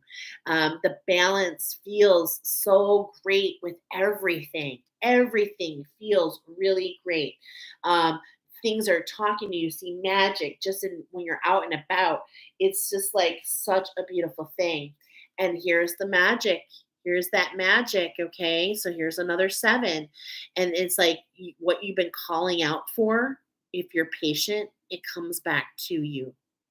So it's like you're calling out for this really, I feel like you have been calling out to be able to take the right actions. I feel that you have been calling out. It's like you've been so willful. I can do anything. I can put a round peg in a square hole. I can do it. Just give me enough time and I got it. And it's like, no, you don't have to do that. Just call out for what you want. And the magic is being patient and waiting to listen, being patient and waiting to listen. Okay. Catching that breath, going within so that things can come into balance. Okay. And this is really coming in for many of you to balance that warrior energy. Okay. As I see this, because look at the similarities in these, the raven and the crow. Okay. And a 3 in between the two. And it's like Look at how I'm calling out. And now, first one is I'm calling out and I'm not sure. But the magic is it comes back to you. And this is just like so much satisfaction to just be able to observe, to not have to get like the warrior energy all involved here. Okay. So it's like if I just wait, the next inspiration will come. All right. And this allows these three cards. I want to put you down here because there's this energy, this water energy. This allows you to really use those emotions. Okay. And these emotions, they give you movement, they give you choices, and they allow you more than anything to feel so confident and calm. We don't have to fight for every inch. Okay. That's what I'm getting here. You're able to see in between the lines. Remember, for you, it was all about this shadow, which is in between you and others, you and another. It's in your connection. This is this imprint. It affects your connections. And so we're able to kind of like, here it's like upside down. It's like I dream of Jeannie. And now, if we put it this way, okay? It's like from the top down, we bring it down, okay? We bring it down. So it's just like this is so much more confident in your skill set, is what I'm feeling, okay? We are going to read this card right here because we're going to do that in just a moment. We're going to do your 777, so to speak. Okay, now coming in this position, you're integrating, you're building that. It's like Humpty Dumpty fell off a wall. Humpty Dumpty had a great fall. All the king's horses, all the king men couldn't put him back together again because you're putting yourself together step by step. And by doing so, you build this confidence. You see yourself in this whole new light, okay? This whole new light. And what's so beautiful about this is it allows you what I'm getting, look at this shimmer, is what you don't know yet, but like with this mosaic pattern, with this crystallization within you, oh my gosh, and of your wings, I'm hearing this crystallization, much like I talked about before, when the light hits it, you'll see a different reflection. And this is how you'll know you're one with that abundance, which comes in many forms. And the biggest form I'm getting here, okay, as we go backward, these numbers, this is this ending, okay, from like, look at, it's just like, this energy is speaking to me. It's like water to fire. And it's like, there's this, you don't have to allow the emotions. You can be more balanced and even heal and have confidence. This is an ending for you.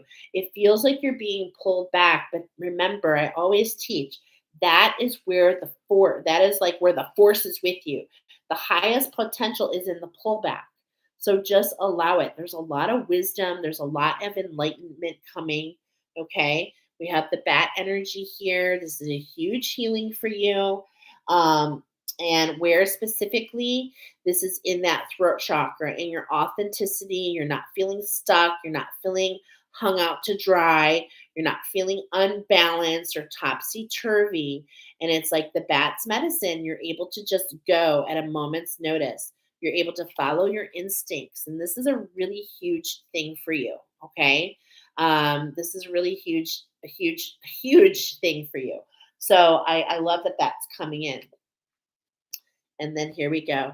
Once again, we have the kangaroo. We're going to read about it because Spirit is going out of their way. What is the biggest change that you're going to experience is abundance. You're being held. The structure you're going to see. You're going to actually have manifestations that are going to show you. Spirit is bringing this in. Okay. This is the energy coming in. You're being held. This is very, very, very good for you. And why? Where is this happening? Because this is the release of the siren, the release of the imprint, the release of the disharmony in your heart chakra created by this shadow. Okay, that is why this is here. So, in the end, in the center, we're going to read these three cards for you. We've got the wombat, this gentle aggression, this holding on to your own values, not your own values, your own confidence, being able to back out. Like I want to shimmy. You're backing out this imprint, okay? And it's like we're not going backwards. We're backing it out. So we're going to allow, and that's some magic coming in for you, okay? So let's go ahead and look at these cards. Spirit really wants all three of these cards to be read. So we're going to start with the kangaroo. I know this is a long one, guys, but sometimes that's just how it goes. It doesn't mean every pile will be long, but boy, is spirit going out of their way for you. Pile number one. Again, I hope you appreciate this. All right, ready? The gray kangaroo. Spirit is bringing in this structure for you. It's in the works, okay? It's already in the works. Remember, the portal for this parrot has closed. This is what the parrot brings forward. These are the words that they bring forward. Are you ready for the ride of your life, okay? Abundance is coming. When questioned about wealth, when questioned about what wealth means to you, would you say that having copious amounts of money would definitely seal the deal? If so, it would be a good answer, but the wrong one. To focus exclusively on the acquisition of money only amplifies how little you have. When you concentrate on the desire to attain money, you are effectively nurturing poverty mentality, a state of mind supported by society and inherited ways of thinking, aka part of the imprint. It feels poverty mentality because it prevents you from seeing the wealth that surrounds you every day, the wealth that comes with family and friends.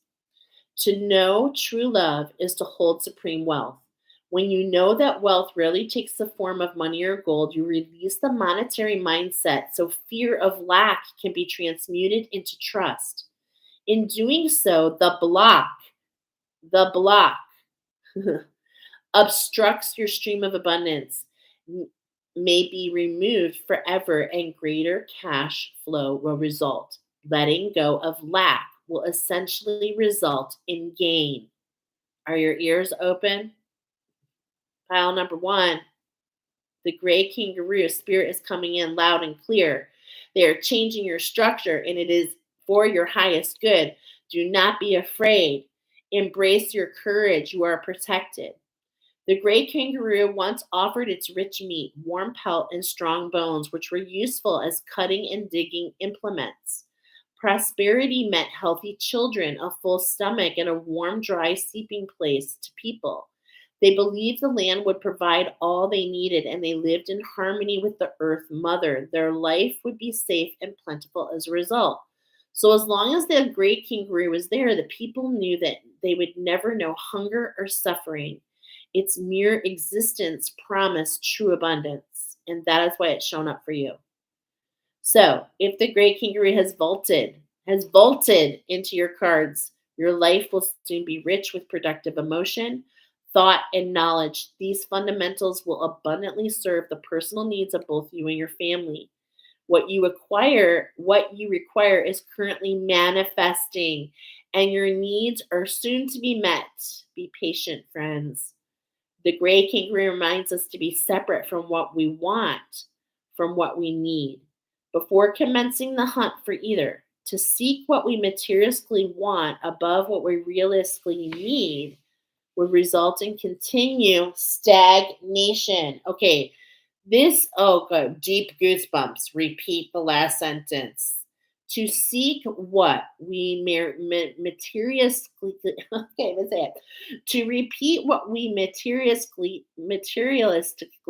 want above what we realistically need will result in continued stagnation. And we got that as a message for you. Stagnation, feeling alone.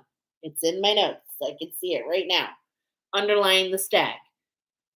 Gray kangaroo's appearance acts as a reminder that as children of the earth, it is our birthright to have our requirements fulfilled so long as our requests are being offered in a sacred way. Wow, beautiful. I love these cards, okay? They speak so deeply and spirit is speaking deeply to you. I can feel this beautiful energy. Okay, so where we are now, be gentle, Gentle aggression, pile number one. This is the magic for you. Something is being backed out. Okay. Oh my gosh. This is so beautiful right here in a row because above, I cannot help it. It just came in. Above is the Inshinda. And the Inshinda, believe it or not, because I know so many of these animals so well now. Thank you, Spirit, for teaching me. The Inshinda has like a corkscrew. Um, the evolution of the Inshinda is they have like a corkscrew um, sex part. Because what happened before they did is Inshinda was like raped a lot. They wouldn't even know. They'd be sleeping and then they'd be mounted. Okay. Um, we're backing that out. We're backing that out. That AKA rape, this traumatic, this imprint, this something that make you feel less than. Wow. You did nothing to deserve this. Pile number one. Okay. Equipped with the cartilage of planting her rump, a female wombat will black her burrow by sitting face first just inside the opening when a predator threatens entry. A hungry dingo, for example, may attempt to force access by chewing on the rump of a wombat, but with no feeling to weaken its stance, the wombat proves a fearless adversary, as you are, fearless against this witch, which is the disharmony within your heart, okay? Which is the shadow imprint.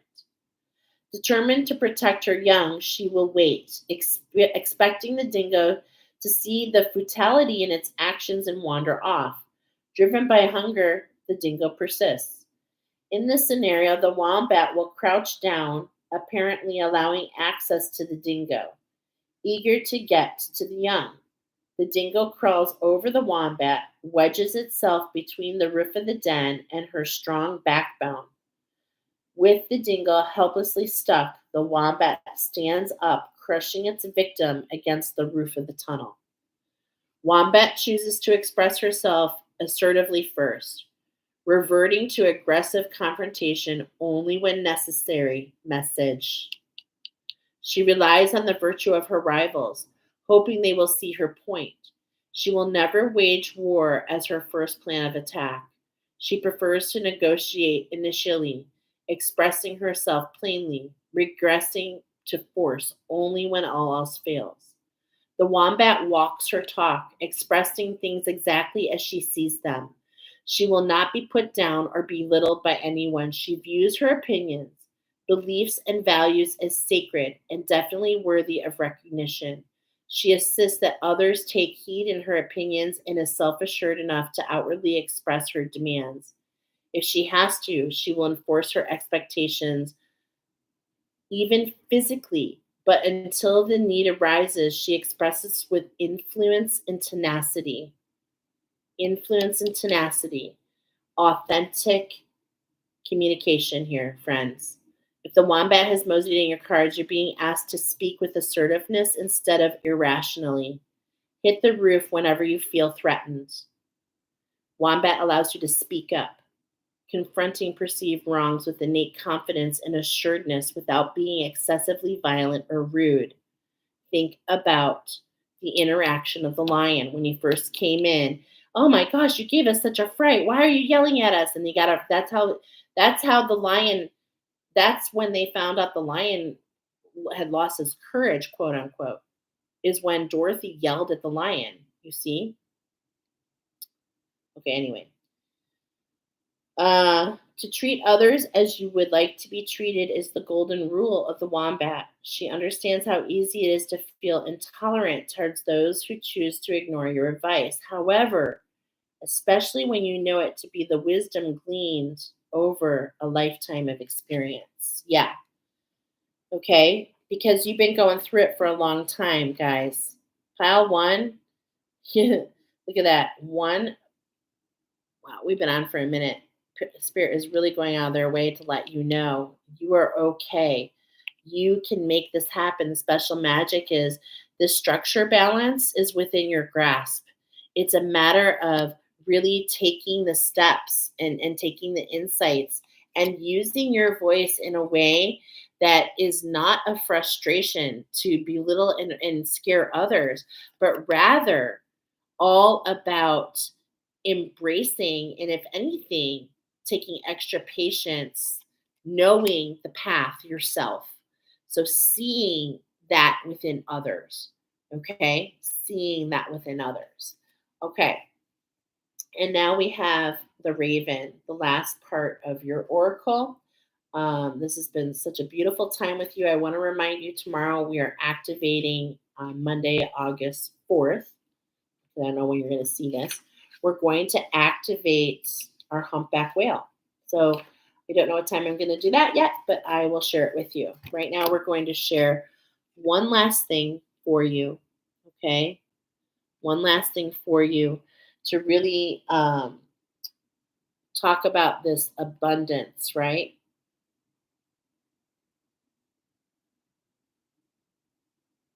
And this is in your structure. Okay. So, as a messenger of the void, and this is really talking about your power, guys. Okay. This is about you owning your power, having, not allowing this imprint to rule, to box it out, to get rid of the big bad witch so that you can go home and be in that place with your people. Okay. You can find your tribe and be chosen to lead them. That's what's so crazy and beautiful. As a messenger of the void, the raven guides us to a place of healing, wholeness, and connection to spirit by reminding us of the sacredness of prayer. Prayer sustains and enriches us and is the converse with the divine energies of the universe with the understanding that in order to realize our wants and needs, all we need to do is harness these divine energies in honor and remembrance of our innate connection to spirit. And boy, you have that connection already with your angels. So, are you calling out to those angels in prayer? Magic is the ability to communicate our needs and to channel our purpose by sitting within the silence, ceasing the inner chatter, and reconnecting with the universe. It is to seek the assistance of the great mystery and to delve into the void for answers, to call to spirit and to ask for help. Magic and prayer are similar. Prayer offers the chance to talk to spirit, while magic represents the results that come when we demonstrate perpetual faith in the power of prayer. If Raven has paid you a visit from the void today, you are being asked to honor your innate ability to create magic by participating in the sacred act of prayer. When you pray, you must do so with reverent appreciation to spirit, in gratitude for the very life given to you at the time of your birth. Our prayers must be made in honor of the Earth Mother and in recognition of all living creatures, and they are made with a firm belief that all people shall someday look to spirit and find the courage to walk as one.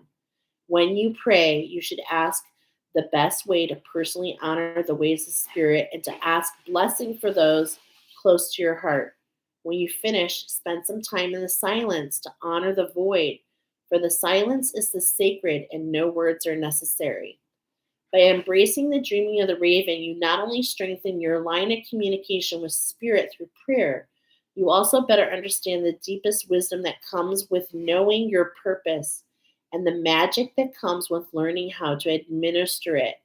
Raven offers inner peace that will eventually lead to a deepening of your soul essence and the balancing of yourself. Your self perception will begin to strengthen when you open your heart to the wisdom of the raven. Ding, ding, ding, ding, ding, ding. Da-da-da-da. I can hear the jackpot. Jackpot 777. Don't forget to see if there are messages there. We have spent a lot of time here, pile number one. Is there more spirit? Yeah, I feel very complete. Can you confirm? Okay, again, I'm showing you this with purpose. Yes, you see, I have special. I don't know why I'm telling you this, but like if you're going to use a pendulum, make it more challenging. Is a yes I'm getting because this imprint is a lot stronger than you think. Yes. Anything else, pile number one? No, thank you, pile number one. I hope you join in soon. And I really want to thank you for being here. We're going to move on to pile number 2. Wow, look at that. 144.30. All right. Welcome in pile number 2. You guys are, please, my French is not good. I know I was saying some of these names wrong, but you guys are actually coming in with the parrot known as the Budgerigar. It's a masculine energy, okay, that's coming in here. And we're going to talk about this. But the story here for you is that you're in the right place at the right time for alchemy to become an ascended Atlantean. I'm getting that you are already seers, but there's a change coming into how you see. And I was getting, uh, I was getting that there's going to be 8 eggs laid for you. Okay. So there's all these different opportunities that are being presented to you, is what I feel. Okay. Over these next couple weeks, 8 of them. Okay. Take this as it comes, but only one will be fertilized. Okay. So this is the story coming in for you. And again, I'm repeating ascended Atlantean because some previous choice, you're not an ascended Atlantean. You have the ability to become an ascended Atlantean. Okay, so let's go ahead and shuffle in your energy. I'm going to break up these crystals. I'm going to be doing crystals for you as well in just a moment. Okay, so I just want to shuffle in some things about you. It's definitely a healing at hand. It's like something you felt previously burned, okay? And there's movement coming in. The crystals are going to speak to us in just a moment, but I just wanted to go ahead and move that in. Okay, so let's go ahead and get familiar with you. Quite smart birds. You're quite a smart bird. Yes, you are. Okay. And I'm getting to share all these messages with you. So these particular birds, they mimic human speech, okay, up to 500 words. And specifically, this is coming in to guide you, okay? The biggest thing is these are small birds. They have a long tail, so balance is very important. And they're seed eating, which means that you are a seed disperser, bred in pairs, and nomadic in their like you just kind of go where you feel guided. Okay, but I am getting bred in pairs, which means that for some of this alchemy, this is not done alone. Okay, it's done with somebody else. Getting that you are at the new beginning of balance, especially in that throat chakra. Okay, this particular parrot actually has a plumage that glows in ultraviolet light. Okay, and this was talking about you absorbing light, and what that does, the absorption of light changes that vision. Okay, all right. So even though you can lay these eggs, even though you can lay the framework and have these eggs, we need that male, okay, spirit or another masculine energy to actually fertilize that egg, or it will not hatch. Okay. I was getting for you a lot of stuff. First of all, clarity and vision. I was getting the Benjamins, $100 bills, the number 444. Okay. A change in vision related to a change in your root chakra, your connection, okay, to self, to the world at large, and also a change in your, and not only in that, but in your mysticism, okay. All right. We have the archetype of the scarecrow coming in here. We are talking about, remember, we've got the influence, the story of the Wizard of Oz, the book. So we're kind of taking on part of the story of what happens when they leave Oz. Okay, so when the four travelers leave Oz, okay, which is really different facets of you. When they leave Oz, they pave a way. There's no road to the witch. They pave a way, and as they're going, the witch throws three like energies at them, wolves, okay, that want to take them down, and then she sends crows, and then she sends bees. Now, I'm mentioning this because the scarecrow is part in making sure that the crows do not hurt any of the four. And also, or I should say five, because we have, we also have Toto. And also implement in keeping the bees from hurting. Okay, so I'm being told to kind of keep going. So in the story, what Scarecrow does, of course, scarecrows are known to send crows away. So he actually, there's 40 crows that come flashing at them.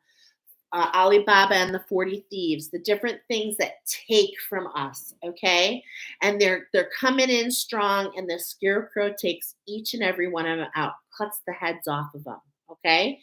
And then what's interesting is then we have the bees that are sent in, and the scarecrow literally says, "Take my stuffing out, cover Dorothy and cover the lion, Dorothy, and Toto with my straw so that the bees cannot sting them." And he saves them. He saves the day. Okay. So, anyway, we've got this archetype coming in. Now, the scarecrow, he is his vision, his insights. He can't even explain how he sees what he does.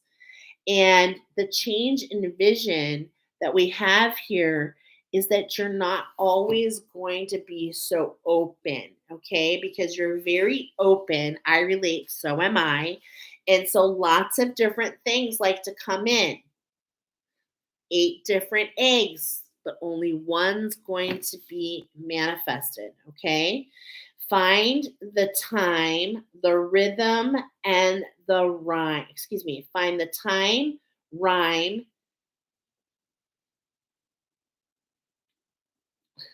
It's interesting.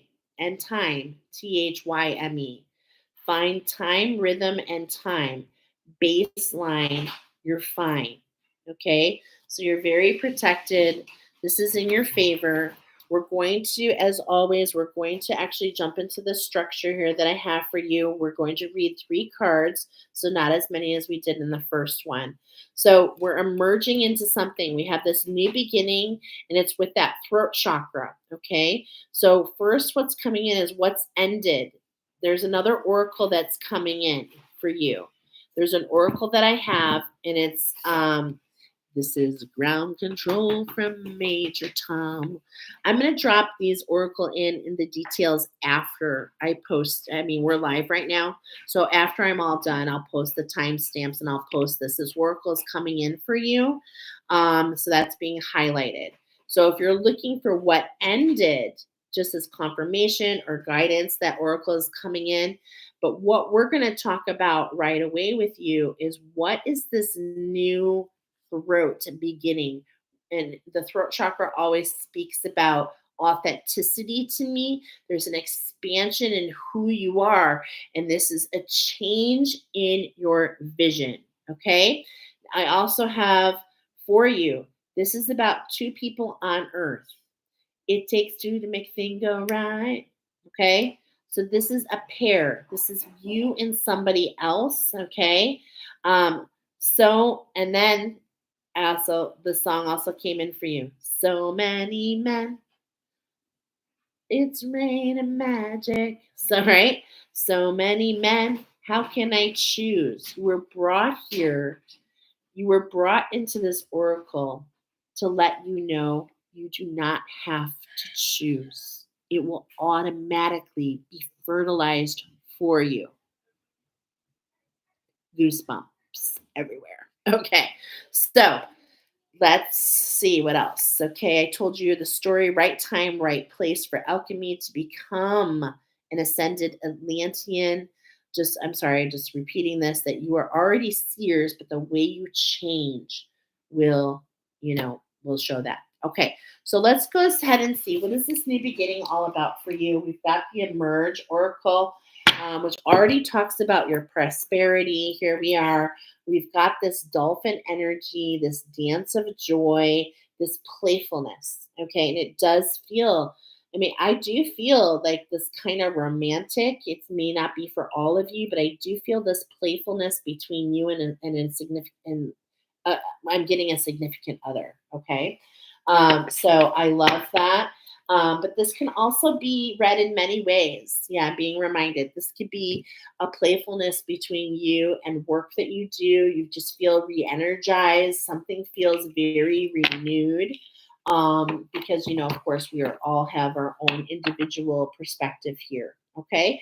But what is this new authenticity? What is this structure of this new beginning all about? And I'm getting it's very playful. Okay, and very renewing. And look at that, another. We're coming out of. Look at these. Look at these dolphin and whales. And it's so interesting the whale because I will tomorrow be doing a whale activation, and this is a beluga. We're going to do a humpback whale activation, but I do feel the whale talks about this soul song, this harmony. So there is this shadow between you and another, and what's happening is it's not making things so fun. But there's fast moving energy moving in. And, just like the beluga is one of the strongest communicators, okay, through the water. And I'm really kind of getting this like um, listening, listen, listen for the message, okay? Go within. That makes sense. Go within, stay above the emotions. How can we observe? Okay, how can we observe? This is the magic of this new structure. Going within, what can we observe?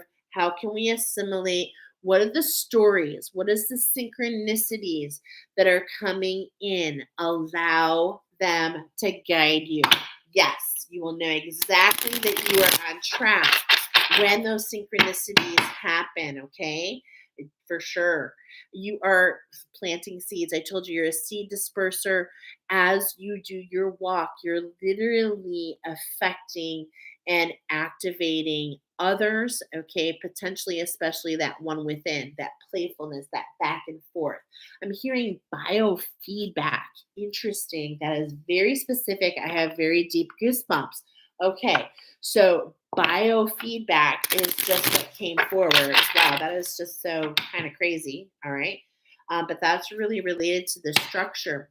This barred owl, again, second confirmation to go within. This is a big change, okay? To go within with this relationship, okay, specifically. To go within and observe in within this relationship, and I'm hearing the dynamics. And it's interesting, the dynamics, um, that maybe this story is more interwoven than you are aware of.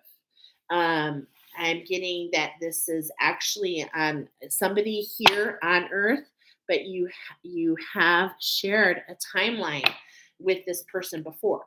Okay, and that's what's caused that's the shift that's needed, because there's a shadow developed between that relationship. There was a trauma in that relationship on another timeline. You can't put your finger on it, but it's like something is amok.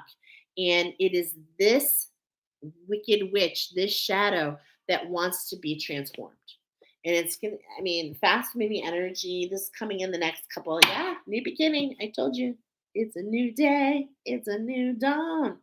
Did you listen to the collective message? Check it out if you're just getting here. Okay. Definitely this new beginning, it's integrating, it's coming, and boy, is it fruitful for you. Oh, yes, it is so fruitful for you.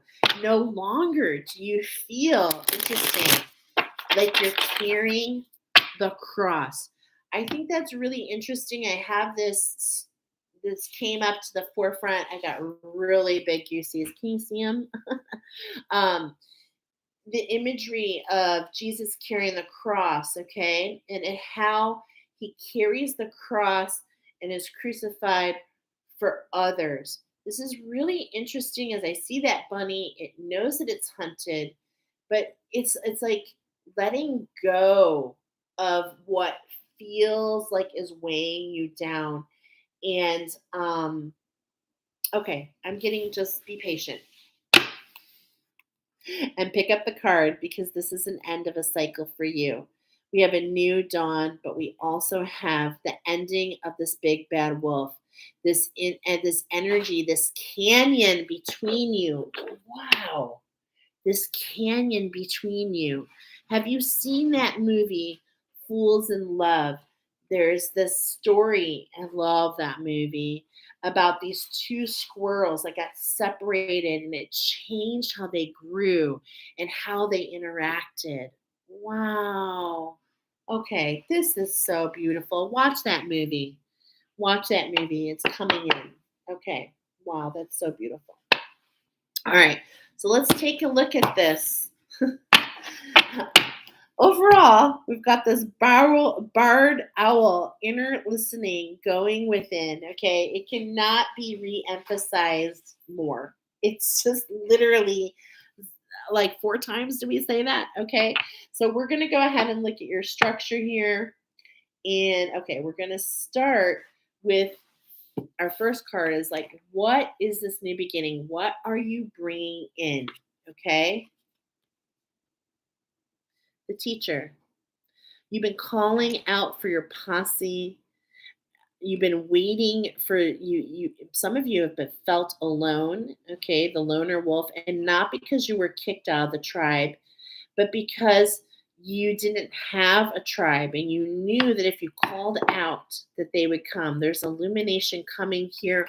Go within. What is this teacher about for you? What is this manifestation about for you with this expansion in your vision and this authenticity in your throat chakra? You literally can manifest what you're calling out for. How beautiful is that?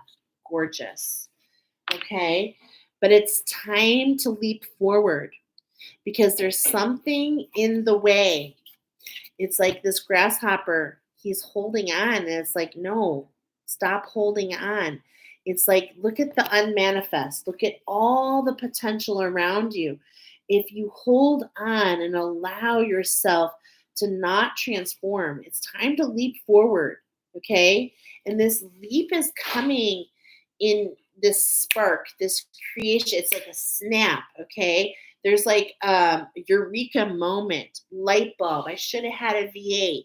All these energies coming in, and it's like as I'm sitting here and looking at these cards and bringing the oracle to you, pile number 2.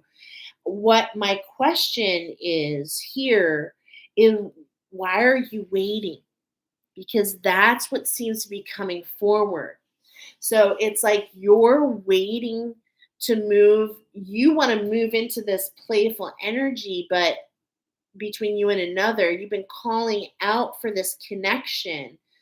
And, and what's reminding me is this connection is for you, but there's something that's causing you to hold on and be a little stagnant. It's time to first of all, it's time to believe in this connection and to know that there's something deeper that's keeping it from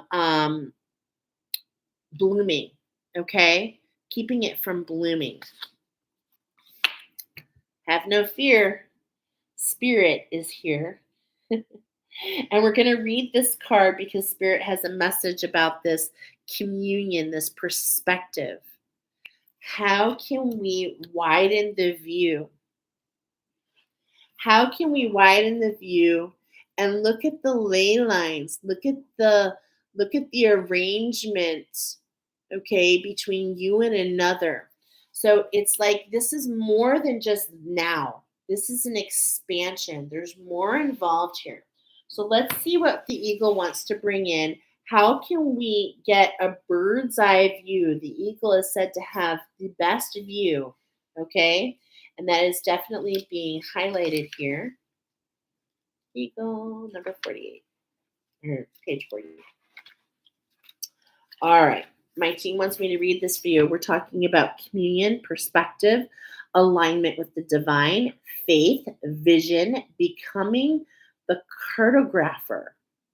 Eagle soars high into the heavens, merging with the power of mind, represented by the element of air, with the ability to ground visions from the divine into life on earth. And we talked about a change in your vision. So this card is letting us know that this change in the vision is to so that you can bring forward to the earth plane so that others can learn. Wow. Soaring in effortless freedom, the eagle lives in closer communion, with the heavens than any other creature on the planet, while they're maintaining an accurate perception of what's taking place on the ground level. So yes, how can you be centered? How can you be grounded and still be in communion? Okay. Um, I like to put myself in my pillar of light. Okay. So, what makes you feel grounded and accentuates your connection? In his ability to dance between worlds, he expands his capacity to see the greater patterns emerging within the whole, along with new potentialities not yet realized. A bridge to the transcendent, the eagle offers the ultimate invitation into trust and faith in our divine connection. He teaches the keys of effortless manifestation and divine co creatorship. When it seems as though there's no map ahead, how funny, we're leaving Oz and there's no known way to get there. We know we have to take down the shadow, we're just not really aware of the path. Eagle teaches us to go within and assess every situation, circumstance, and opportunity from the perspective of our higher self as well as from the ground level. As we allow our mind to progressively abide more and more within the compass of our heart, we, like the eagle, become co creative cartographers. We see how within this divine connection, our work contributes to and stewards the emergence of the greater whole. And in a lot of ways, between you and this other person, because this is definitely between it takes two to make things go right. It takes two to dance, right? It's like one of the partners knows all the steps, and the other one is just learning. And so the one that knows all the steps is being encouraged to have more patience, and the one who is learning is being, to have more practice. You see, so there's a give and take.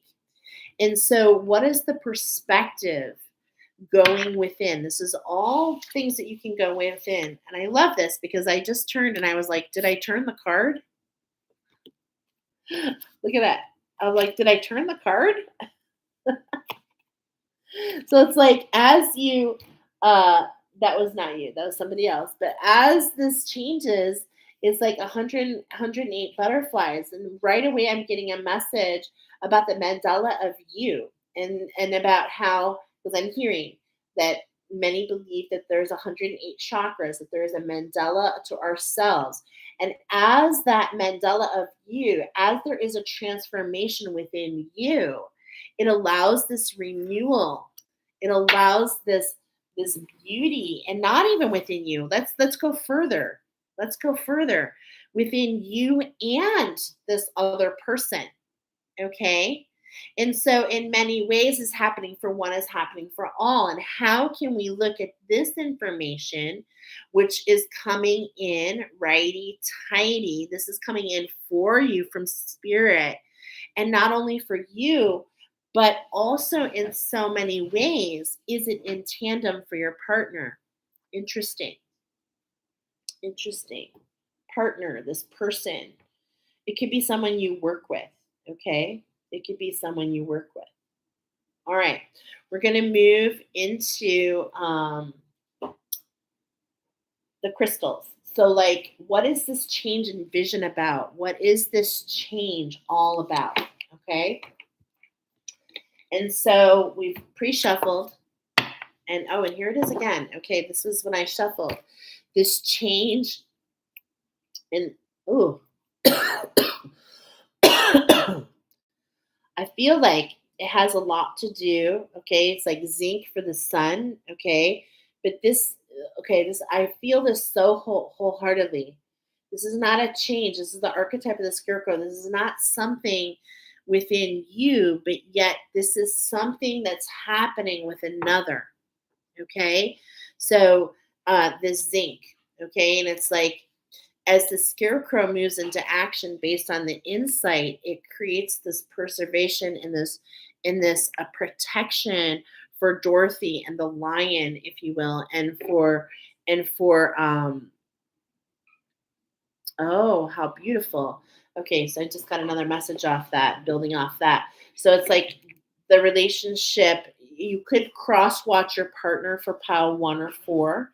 That could be something that you could cross watch to gain more insight about what this other person is experiencing to allow you that expansion in the perception, okay, to see from their point of view. Thank you, Spirit. That's really gorgeous. Okay, because there's a changing of the guards. Okay, it's like we got this Wizard of Oz, and right away I saw the Winkies. Interesting. Who were enslaved by the Wicked Witch. And so, in many ways, there's a changing of the guards, there's a change in the situation. That's so funny because as soon as I said the situation, like I got the Jersey boy in my head. So, do you have like a Jersey boy? Wow, this is kind of really specific. Okay. Um, that is so interesting. Okay, so I'm just gonna leave it there. I'm just gonna leave it there. Okay, how many shuffles? We're doing 5 shuffles. Yeah. Okay. This Isis quartz. It's like as you, that's what I was feeling. Like you are following your path, and in doing so, it influences the path of the other. This is how the shift that Spirit is bringing in.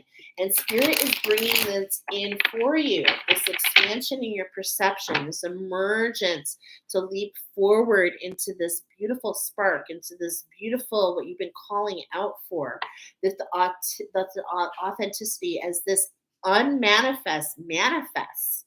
Okay, as you have little glimmers, uh, I love that, and shimmers from these transformations. I don't know. Okay, we just trust it. I don't know. We just trust what comes. The ruby aura emerges, and I cannot help but to see that this is an ending to the dragon. Now, because I see toothless, I see the dragon immediately, and How to Train a Dragon. And he is like Ruby here. He's changed colors. We've changed a vision. There's an expansion here. Remember, the plumage of this parrot is ultraviolet. As you absorb light, as you let go of your shadow, as you slay your wicked witch, the disharmony in your heart between you and another, as you absorb that light, it gives you that much needed balance. And look, it's in tandem. Toothless cannot get ooze. Whatever is happening, whatever the shadow is, it does not want you to know this. That is you and the rider. Okay, interesting. You and the rider. Okay. Um, wow. And this is an ending. This is a structure of grace and gratitude for you. This is what we're talking about. Challenge number 66. This is a siren energy. This is a dense energy trying to keep you, remember, at opposite plateaus, to keep you thinking that you're not meant to be together. You say potato, I say potato. And it's like, who cares? It doesn't matter how you say it. It is the same thing. And so this really interesting dynamic coming in here. Okay? But the healing here it is this opening up within you. Wow. So there's this opening up within you, and when you open up, that partner can also respond. Okay, that partner can respond. It feels so, okay, goosebumps. Thank you, Spirit. Okay. Um, Overall, we're renewing a relationship. Okay. And how are we doing that? We're getting a structure of perception. It's giving us clarity. We're starting to see the expansion of this relationship. Whenever I see this card, Precious Opal, okay, opals, I automatically see that toy that opens and closes. And that's how opals are. In the heat of passion, I'm feeling fights, okay? There's this expansion and there's all these energies that come in. This is that unmanifest. And we start thinking things that are not necessarily true. But I'm getting you're just trying to fill in the blank because there's this rigidity, okay? But like when we close it, when we free those emotions, this feels like emotions. When we expand those emotions and really fall into them, we can kind of twist, right? And that's really not benefiting anybody. But if we can freeze those emotions and allow them to lead us to the perception, why am I having this emotion?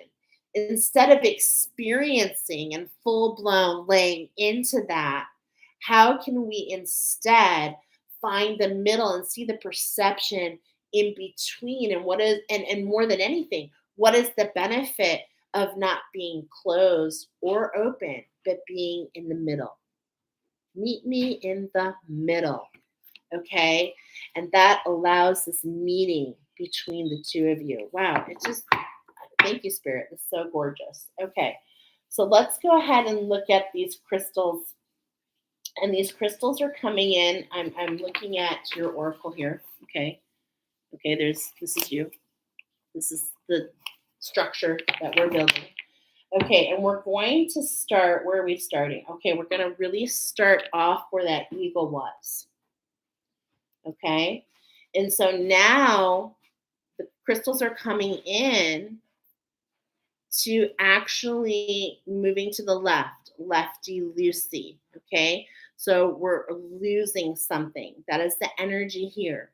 What can we give? In every relationship, we can add something, we can subtract something. And so this is something that's being subtracted.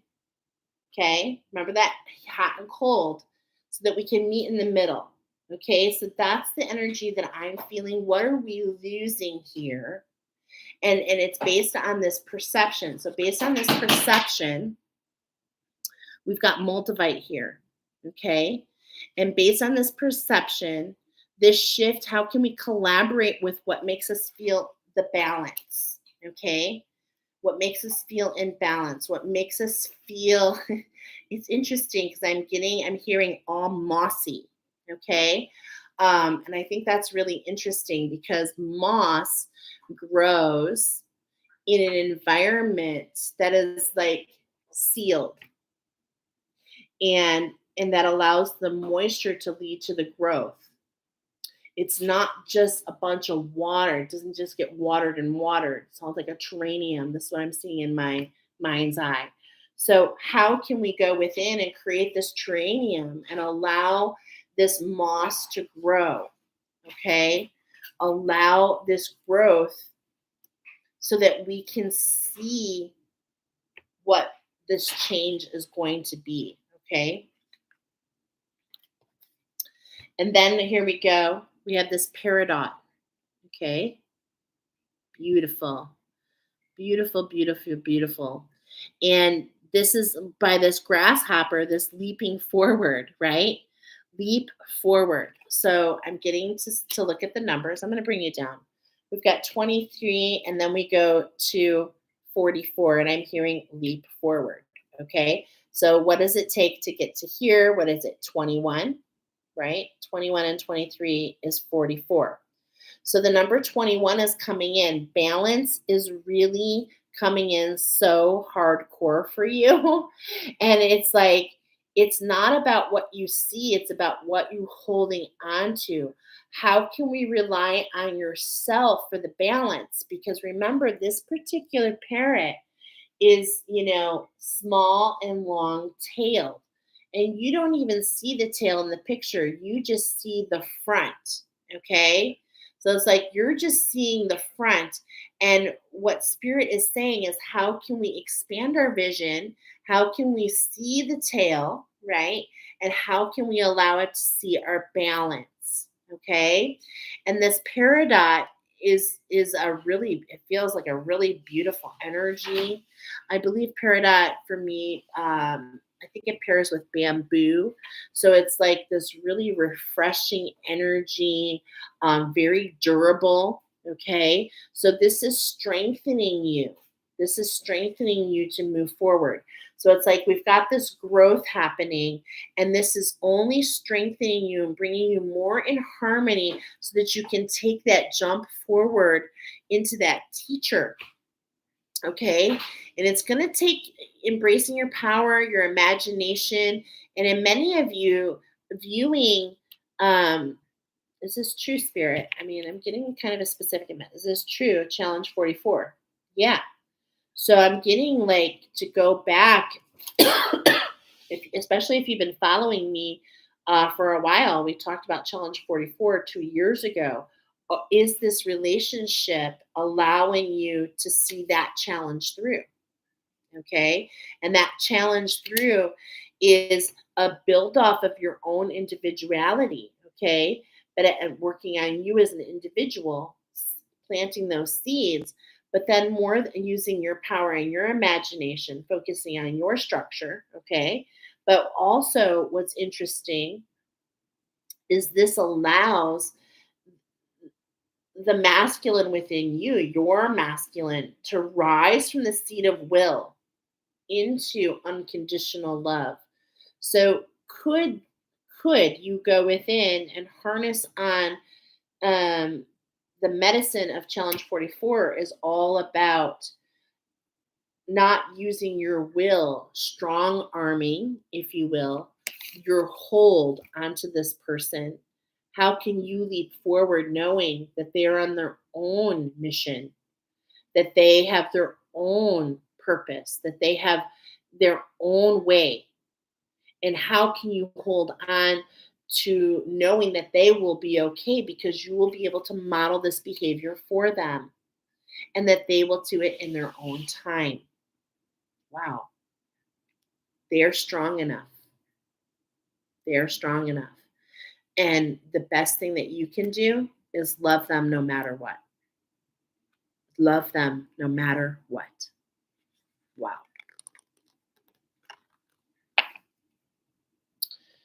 Now, this is the one we're going to read. This is the crystal that wants to come forward as we talk about emerging into that teacher. Okay, what you're meant to bring forward, this enlightenment. Look at all this energy that really just wants to keep you. Doesn't this look like an evil eye? And all this energy just really kind of wants to come at you. And it's like, no, the Celestite is telling you collaborate with the magic, collaborate with your authenticity, allow the healing through you.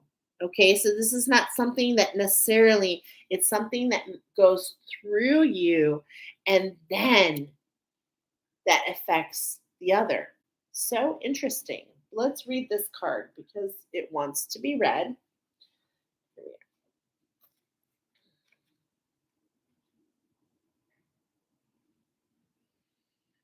I see so much in this card. I'm gonna hold it up, and because it's not about necessarily what I'm seeing, it's about what you're seeing. It's about what you're seeing.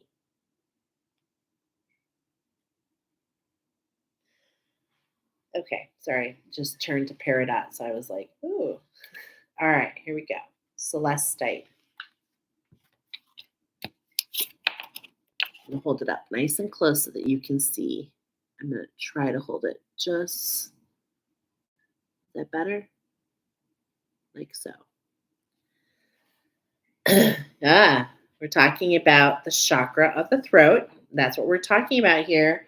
Remember, we've got this new beginning. What is this change in your vision? We've got this new beginning, okay? And it starts with your authenticity. As we enter a new stage of celestial and interdimensional contact, we will be challenged to maintain our own spiritual integrity within the cosmos. Celestite encourages us to stand in the light of our own knowing. With its quality, and crystal supports us to be able to discern what is right for us and what is not. Okay. All right. And I'm going to read some things. This crystal has special connections to the angelic forces. A subtle song inherent in its vibration can be heard when in its presence. This calls the angels and the higher frequency beings to its side. We offer complete protection and balance. Celestite has a particular quality and resonance that can balance the throat chakra. It is this chakra that which we can, it is in this chakra which we need most healing if there has been a loss of faith or trust. Okay, and so I just want to see if there's anything else. Okay, so what I'm feeling there with that message here, thank you, Spirit. Thank you for this crystal coming forward. It's like, what energies, this just feels like these little jellyfish, and it's like they sting you, and it's like you're being protected. They cannot get in. So you are so protected. Why not go for what you're calling for? Why not allow the unmanifest? And that's what I'm hearing. You don't have to wait to be in alignment with this partner. Okay. This is between you and another. But remember, there's something that you need to take: regeneration and rejuvenation within yourself, the ability to take. Remember, we've got this change in your vision, right? This change in your vision. And so the healing is knowing that you are protected. You don't need to watch your words, okay? You don't need to watch your words. But more importantly, how can you see the perspective of what others are experiencing? Okay, because some of this the shadow between you and another. Okay, I want you to think of the archetype of the scarecrow, and he's like, well, I was made to scare away something. Like, that's my value. I just get left out in the field, nobody pays attention, and I just feel hung up. And then this is the battle that the scarecrow deals with. But what in the end, the scarecrow finds he is chosen to be the king of Oz. Why? Because he is the one that's most aligned to his truth. And so, because he is most aligned to his truth, he's able to lead others, including partners. Okay? And remember, meet me in the middle. Okay? So there's a give and take. We're talking about, what are we losing? And what Spirit is really letting you know is, what we're losing here is the stagnation to wait. It's time for you just to move into this energy, to follow your instincts, to go within and to carve out your path, and not to worry about the path of others. That you will, in a way, it's like, follow the leader. Okay. And the leader doesn't move forward by looking back. No, it knows and trusts that it's being watched. And so this is this energy. Yeah, the watcher laying eggs times 8, but only one will be fertilized. Interesting. You're the masculine energy. Hold on. They're the masculine energy. Yeah, they get to decide. You get to decide which is going to be fertilized. This is true, Spirit. hmm So it's like, you, in many ways, you think that you're waiting on another. And like, that is the deception of the shadow, is you're the one holding all the cards. You're the one holding the cards. And so you just need to walk your path, and the rest will just work its way out. Butterfly by butterfly. Wow. So beautiful. Thank you, Spirit. Okay. So what is this energy? You said that you could be an ascended Atlantean. So we're kind of moving back towards this transformation on what, is communicated to me as this Atlantean, this God timeline. Think of the gods, okay, if you will. And there's a transformation happening on that timeline, and it actually expands your relationship with the earth. Okay, so I feel that those of you who are here have a very strong connection to the divine, especially the angels. You're super connected, okay, and you're connected like up. But where's the connection down? How can we give and take? How can we, because there's a perceived fear in this connection, and it's probably from what you experience, the disharmony. Yeah. Okay. I gotta say, I love the synchronicity of the 108. And if you just take spirit out of the middle, this is bringing you to your abundance. I told you this is all about your prosperity. This is a transformation in your relationship, in your abundance, in the playfulness of this relationship. Okay.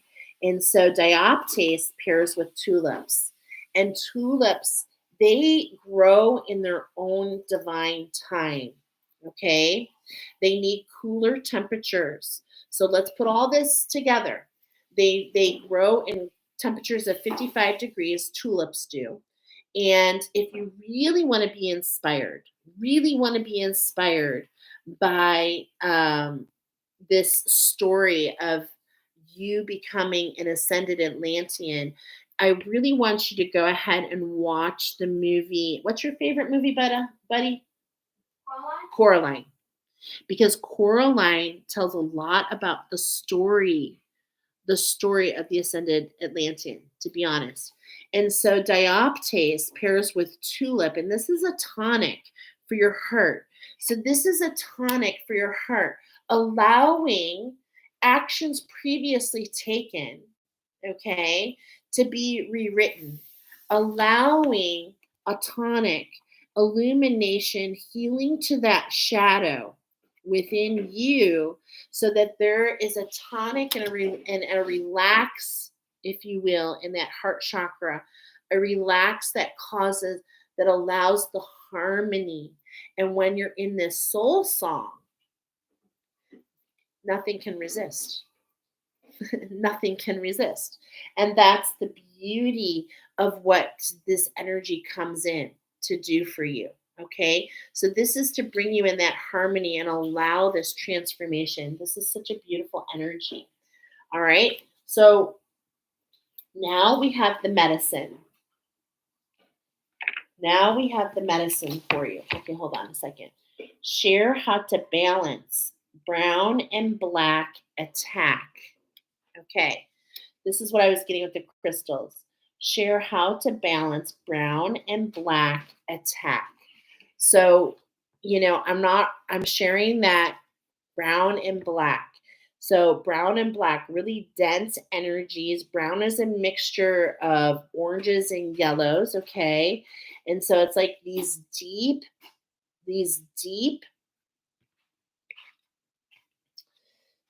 okay, I'm putting it all together because this dioptase feels important for this heart awakening. And this heart awakening, this crack open of your heart happens so that we can have movement, okay? And this is that manifestation. This is the one that's fertilized. We can have this movement into this harmony of the heart and this movement into this unconditional love. And as my eyes are closed, I can just see how it just breaks down this distance between you and another. It's literally showing me this. Okay, I'm literally seeing this. And this breakdown of this shadow, of this denseness, allows that canyon to dissipate and to pull you together. Oh my gosh, I'm actually getting like an earthquake energy, and it allows it to collapse, to pull you together. So gorgeous. Okay. Is there more with the crystals? Okay, because I was like, is this complete? All right, so we're going to move into the medicine now. And the medicine is this healing in the pineal gland, this clarity of this perception between you and another. Okay. So we're actually going to share a couple messages about this healing in your pineal, this healing in this clarity, okay, that's coming in. And remember, the pineal gland is all based on emotions. So when it's super wet, okay, we're putting all these energies together, guys. When it's super emotional and the floodgates are open, the pine cone closes. It protects itself. It protects the seeds that it has. So it's closing your pineal gland. But as you add heat to that pineal gland, as you add the heat, and this is that friction between you and another, and I feel that that's been opening it, okay? And as you open, as the heat, what happens is the pineal gland can stay open. It doesn't necessarily worry about the seeds anymore. So there's this heat and cold again coming in. Let's go ahead and read these messages for you. Okay. Dun, dun, dun, dun, dun, dun. Message 4 and 9. When I went into your energy, I was seeing and feeling heavy hearted related to frustration. Allow time to integrate. Create while you wait for things to unwind. Okay? You are not behind. Patience. A portal is closing. 3 days, 3 ways. Click, click, boom. Wow. Again, major goosebumps. Okay. And also wants to be shared. Structure of healing and renewal here. I could feel the front of the throat and the higher heart and the heart. This siren energy, if you will. Okay. It affects, it affects these chakras, right? Speak with unconditional love to self. Stay heart centered. Light is coming in 3 days. Okay. And why do we want light to come in, friends? Why is this the medicine? As the light comes in, it illuminates your plumage, right? And that is what allows a change in your vision. Okay, a change in your vision. And that is the story. That is the story that we have coming in here. Okay, sorry, I just closed my book here. All right, so the healing of this pineal gland, this clarity. Okay, so let's go into this. This is the medicine that wants to come in. And what we're doing is we're going inner. So we have this box on the outside. Then we have this inner. We have, okay, so on the outside, we have what is the structure? Remember, we went from what is the structure being built around me, the foundation? What are we losing? Okay, then we went in. What are we losing? Now we're going to come in and we're going to move in this direction again. So we're going in. Okay. We're starting with the eagle. We're starting with that perception. Remember that message. We're building on that seed that we planted. Okay. Overall, that's the medicine coming in here. We're going to do 9 shuffles. Number 1. How can you pay attention? What are the secrets? Okay. There are secrets being revealed to you. And that's what's going to lead to the abundance in this relationship. Okay. Number 2, it's like the elk. Okay. The balance here is you are so connected. How can you tune in Tokyo, so to speak, and receive information about this connection? It's there for you. That is its purpose. Okay. Number 3, how can we take this healing balance with the 1 and change that structure into that authenticity?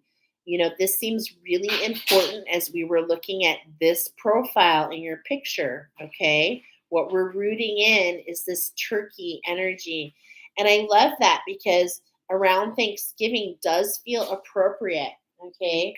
That you'll really see this manifestation between this relationship. Very interesting. Number 4, number 4, the magic here is the fox. How can we keep our ears open? But more than anything, the magic of the fox, you guys, is he knows how to burrow. Okay. So keeping yourself grounded, super, super duper important. If you're not grounded, if you're feeling hung up in the sky, that makes the scarecrow, when you're feeling hung up like the scarecrow, that makes him uncomfortable. There's more to me than just that.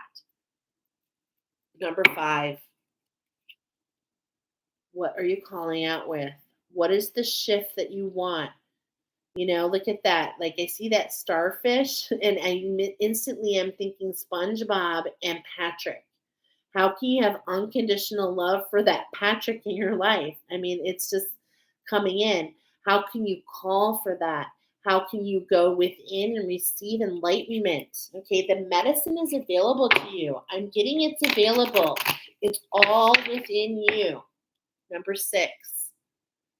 Okay, number 6. The skunk here is not aggressive. Okay. Oh my goodness. Something this shadow does not want you to hear. It is not aggression that's going to bring this out. Okay, yes, when you have disagreements, when you have spats with this person, it does allow energy to release, but it doesn't have to go that far. Some magic that's coming in here for you, okay, is actually to is this message number 7 actually? Are we getting magic on message number 7, or did I say 6? I already forgot. Is this number 6? Okay. So this is number 6. Okay. So but the skunk sees itself in a different light. It doesn't see itself like a lot of people see a skunk and they're like, "Oh my god." And in some ways, is your partner looking at you? How can you give a warning before you spray? How can you allow people to see the flower, see what you're putting out? Okay. Flower medicine is what you put out. Okay. And how can that recode? How can that stop the stimulus of that nervous system? And this is within you, friends. There's something within this relationship that makes you judge yourself, which automatically closes the door. How can we meet in the middle, right? How can we expand and meet in the middle? So this is all coming in. We're putting all this together for you. And I love how it's coming in. Thank you, Spirit. Number 7, this has a lot to do with frustration, okay? I feel like in many ways there's a perception that you're the workhorse, that you're doing all the work, okay? But the healing is as you feel free, it affects this relationship.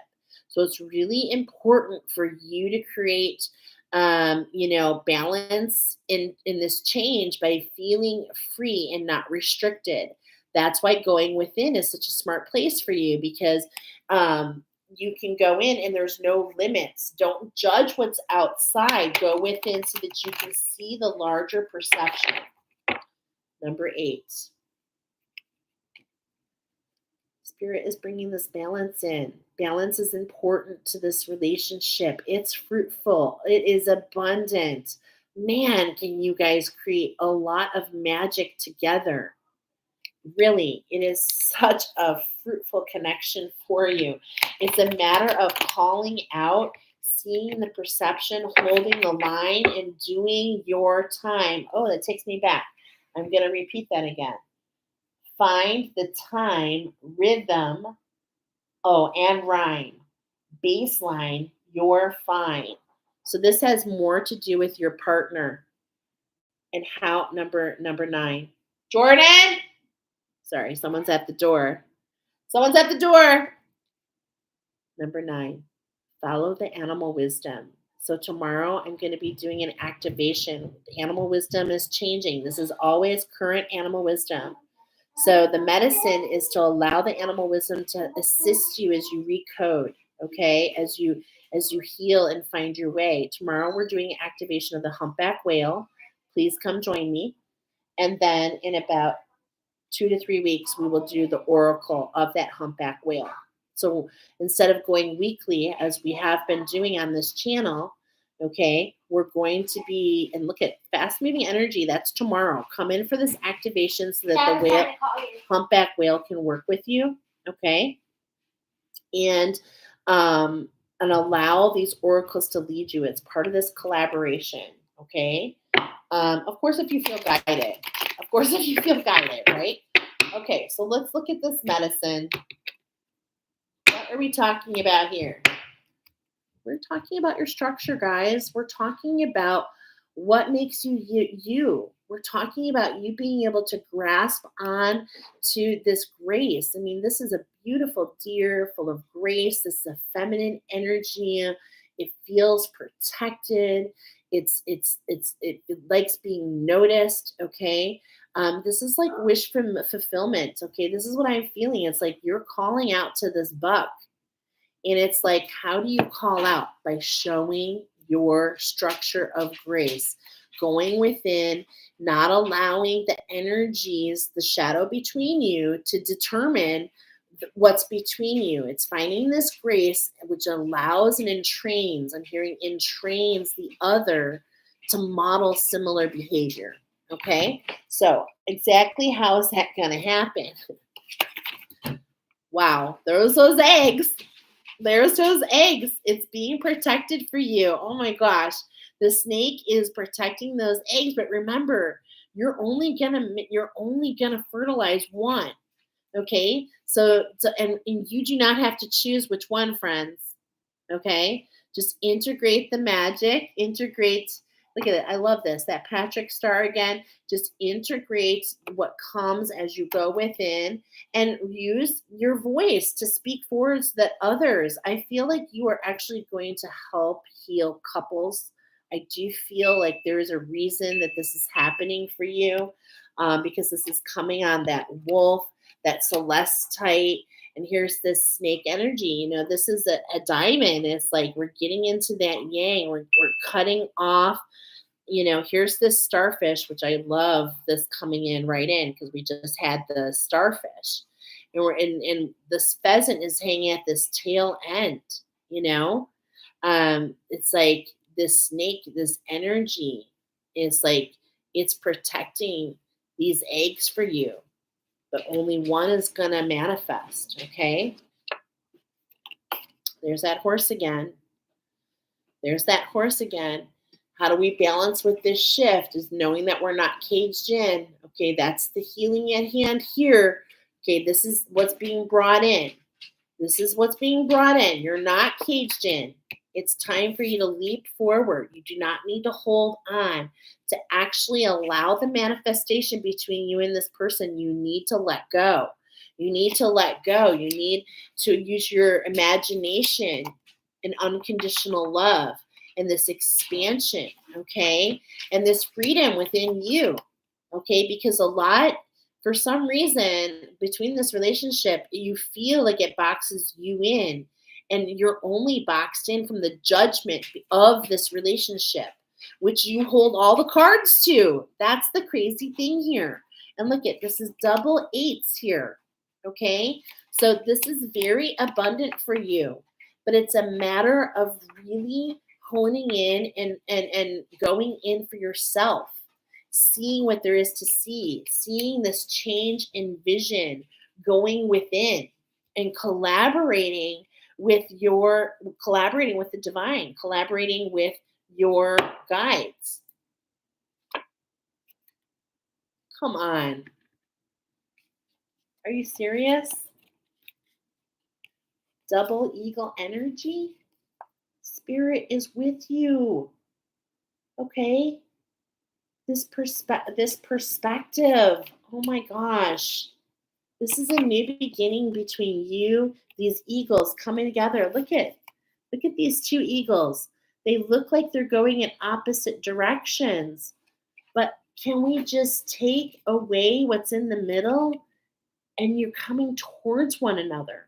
One seeing a bigger perspective, you, and this feels like the other. This feels like the other that can't see that same perception. This is what we're growing in that terrarium, that moss that's growing, that growth between you is that individuality to see that, first of all, that these two eagles are coming together. These are golden eagles, guys. Okay. And they are coming together, but the perception is that you're meant to be separated. Don't worry about the perception of what is in between, because there's growth there, guys. There's growth there. And how do we have that growth? What is the magic? Why were you led here? To see the perspective and to not allow the emotions. Okay, this is the change. The change here within you is to not allow that perception of that shadow between you. Okay, and I'm really kind of, I don't know, I'm not going to go into that. Okay, it feels like that's taking me off on a tangent, and see how much value there is there. How can we go within and meditate and go within with our inner vision, harmony in our heart, seeing with the eyes of the heart of the truth of the situation. And I think that you'll be very surprised that, in many ways, some of the deepest and most beautiful connections are just about holding space. Oh, yeah. Whew. Hello, deep release. Holding space, letting go of what you think it should be like. The moment we create a hierarchy, we build the list, checklist. Okay, the moment we do that, we automatically close ourselves off from the solution. And my husband's trying to call me, literally. He knows I'm on Oracle. So I hope he's okay. Hold on, I'm sorry. But look at that. I'm doing Oracle. Are you okay? All right. What's wrong? Okay. Okay. Okay. Love you. Bye. Okay. So look at that. My husband is literally reaching out to me to let me know their truck just broke down. We own a food truck. Oh my goodness. And it's like that is part of his trial and tribulation, right? And I feel this very confidence, everything's gonna be okay, right? Even though we have plans to go out tonight. So what I'm trying to say is how can we see a different perspective on the benefit of the other? And how can this perception bring us together? Okay. I just really want you to see that they're looking at each other. Okay. Feels so beautiful. All right. And the last medicine card is the hawk. Okay, my to be ascended Atlanteans, lots of messages coming in, lots of collaboration. When you go within, tons, the floodgates open and the communication with spirit happens, especially when we relax and find that harmony in that heart chakra, aware that our transformation is the catalyst of this relationship. Okay, it really feels so important. And so Spirit really wants us to go ahead and read about this hawk energy. All right. So we're going to go ahead and do so. All right. Hawk, messenger of the sky, circle my dreams and teach me the messages as we fly. So letting go and learning as you go. One of the hardest things to do for any bird, okay, is the fear of falling allows them to discover that they can fly, right? And so this just seems really important. Hawk is akin to Mercury, the messenger of the gods. Hawk medicine teaches you to be observant, to look at your surroundings, observe the obvious in everything that you do. Life is sending you signals. Life is an initiation. If you've pulled the Hawk card right now, a clue about the magic of life is being brought to you. The magic can imbue you and the power to overcome a currently stressful or difficult situation between you and another. A test is your ability to observe the nuances of power lurking nearby. Is power the talent you have and you're not using? Are solutions always hard to find because you have lost the broader vision of the hawk? Or is Great Spirit displaying a gift that you need only to receive? Have the colors of the morning inspired you to create? Or has the gloominess of your present situation left you earthbound, unable to hear the voice within the raindrops splashing on your windows? Pay attention. Pay attention. Pile number 2. You are only as powerful as your capacity to perceive, to receive, and to use your abilities. What is called here for what is called for here is the intuitive ability to discern the message carried within the cry of the hawk. The shrillness of the hawk's call pierces the state of unawareness and asks you to seek the truth. The ancients recognized this magnificent bird of prey as a messenger bringing tidings in the earth walk, the good red road, from the world of grandfathers and grandmothers who lived before them. If hawk were here magically crying, it was a sign to be aware, to beware, or to be aware. This could mark the coming of a warring tribe, the birth of a child, the celebration of a counting coup. Hawk's cry signaled the need of the beholder to heighten awareness and to receive the message. Hawk medicine is a totem that is filled with responsibility because hawk people see the overall view. Hawk is not like mouse, who sees everything through a magnifying glass. Hawk medicine people are aware of omens, messages from spirit, and the color of the calling card you gave them 3 months ago.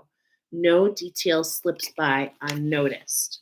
If Hawk has circled and landed in your card spread, you are to be aware of the signals of your life.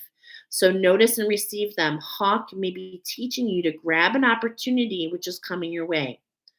On the other hand, Hawk may be bringing you a message that you should circle over your life and examine it from a higher perspective. Ding, ding, ding.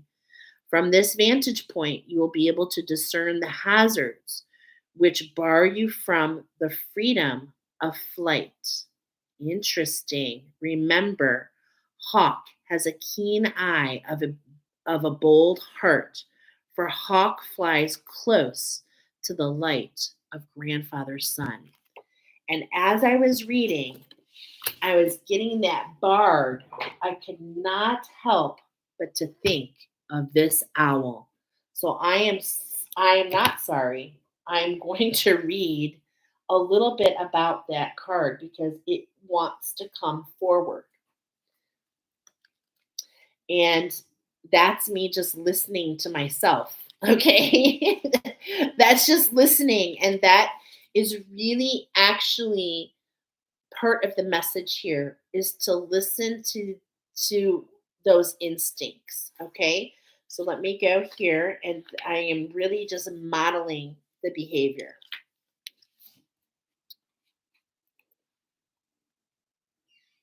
Inner sight, discernment, protection.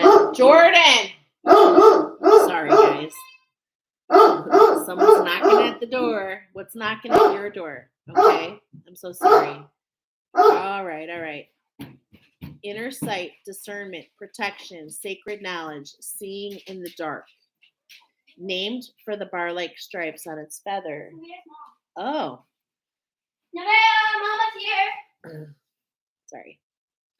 Hello. Sorry, I'm live on YouTube. All right. The barred owl is an omen of protection. These mysterious creatures of myth and lore enchant us in their ways. They fly almost silently at speeds greater than 40 miles per hour, and they can carry prey more than twice their body weight. When clenched, their talons require a force of 28 pounds to open. So it's like, what are you grasping onto? And how is that blocking your perception? At ease in the darkness of night, owls have many supernatural abilities that point towards the practice of discernment and inner listening. With three eyelids, symbolic of the third eye, they remind us that we too have the ability to discern and know the truth within us, even if it feels like we're navigating in the dark. It can be it can in- excuse me, it can initially be confusing to discern which inner voice is the one of intuition and where false stories or limited thinking patterns may be playing out. Yet with practice, honesty, and humility, we begin to develop a sense of strength, confidence, and trust in the inner guidance that empowers our soul's truthful, authentic expression message. Creating enough space to see the story we're actually telling ourselves about a situation is the first step in the art of discernment. Owl invites us to become the observer. Pile number 2, go within. Go within. It's a new beginning for this relationship. Oh my gosh. Are you ready to play? Are you ready to dance joy with that partner? It's coming. Thank you, Spirit. Oh my God, such a beautiful message. Are we complete here? We are. We are. We are. So I just want to remind you that tomorrow I am going to be doing this is a big change. Okay. I used to activate, do the oracle, and the animal wisdom was with us for a week. We're elongating the cycles. So what we're going to do is a humpback whale navigation tomorrow. We have a new beginning. So come in and get that ally. You have to have a frequency match to activate. Go within. Can you activate your humpback whale? If you can, awesome. If you can't, come and allow me to activate it. I am a catalyst. I would be happy to do that for you so that the humpback can work with you the next 40 days. So that's the energy we're kicking off tomorrow. And then about halfway through, I will have the humpback whale animal wisdom come forward. So we're changing it up. Okay. Thank you, pal number 2. Let's go into pal number 3. And yeah, those of you that are new to me, sometimes you just go out and walk and put me in your ears. Listen in the car. I know I do Oracle a lot different than anybody else, but I'm following my own inner guidance. I do consider this education, spiritual education. Okay. So I just wanted, I don't know why I'm mentioning that, but I am. All right. Pile number 2, let's go. 3, 1, 2, 30. That's what I'm going to put you down. Okay. You guys are the true parrots, okay? Specifically, the Cool's lorikeet. Now, this is what wants to be shared about your particular parrot. You are extremely endangered, okay?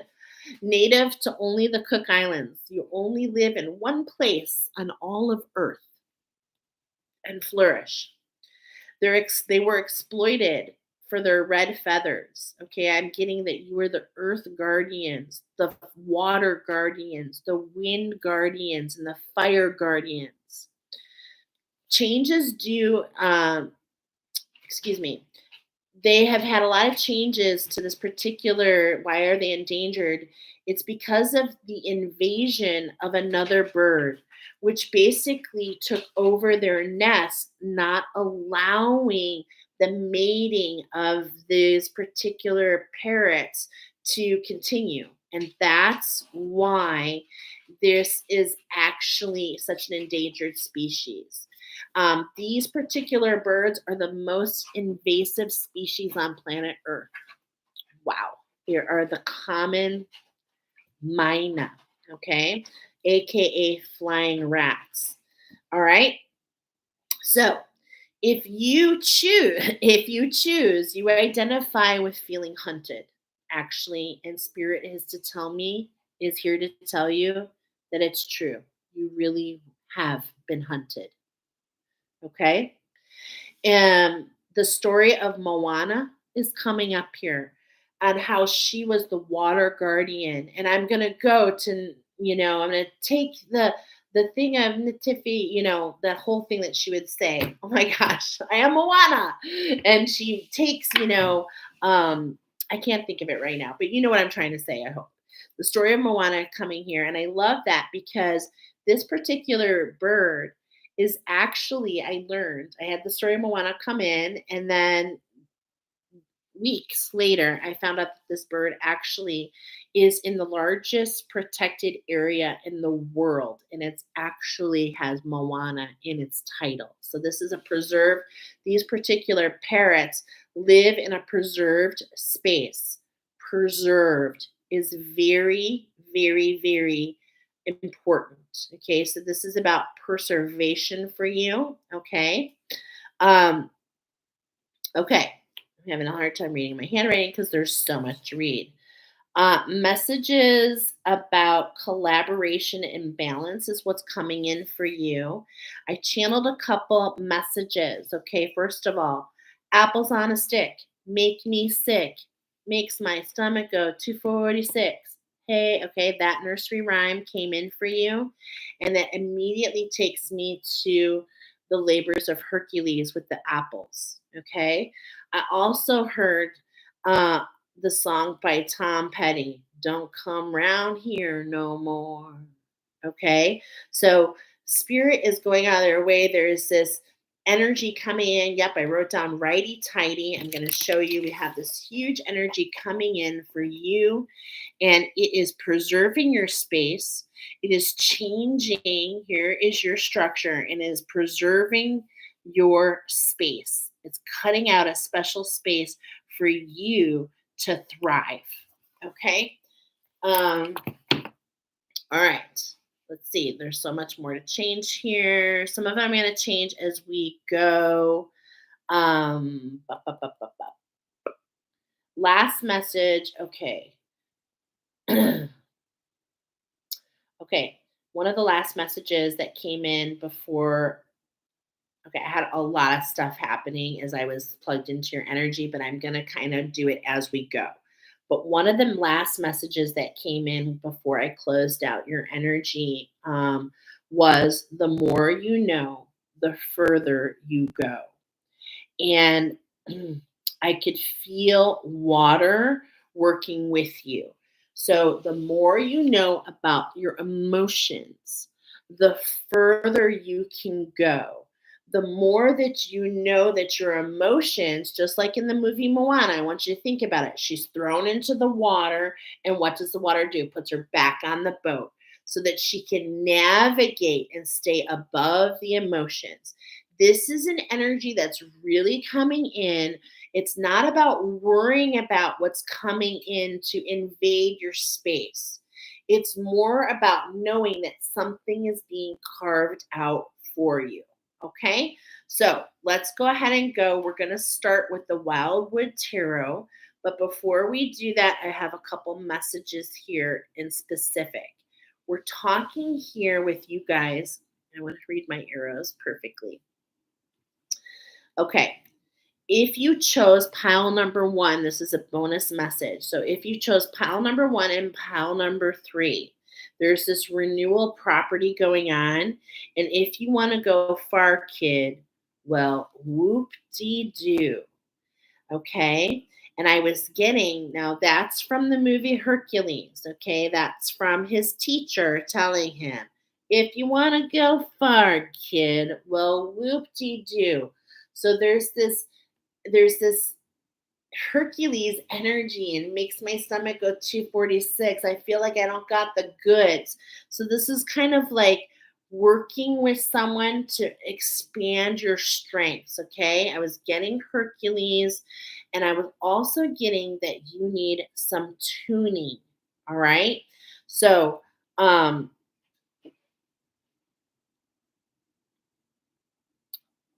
Okay, and so what this tuning does is it aligns you to this structure of magic.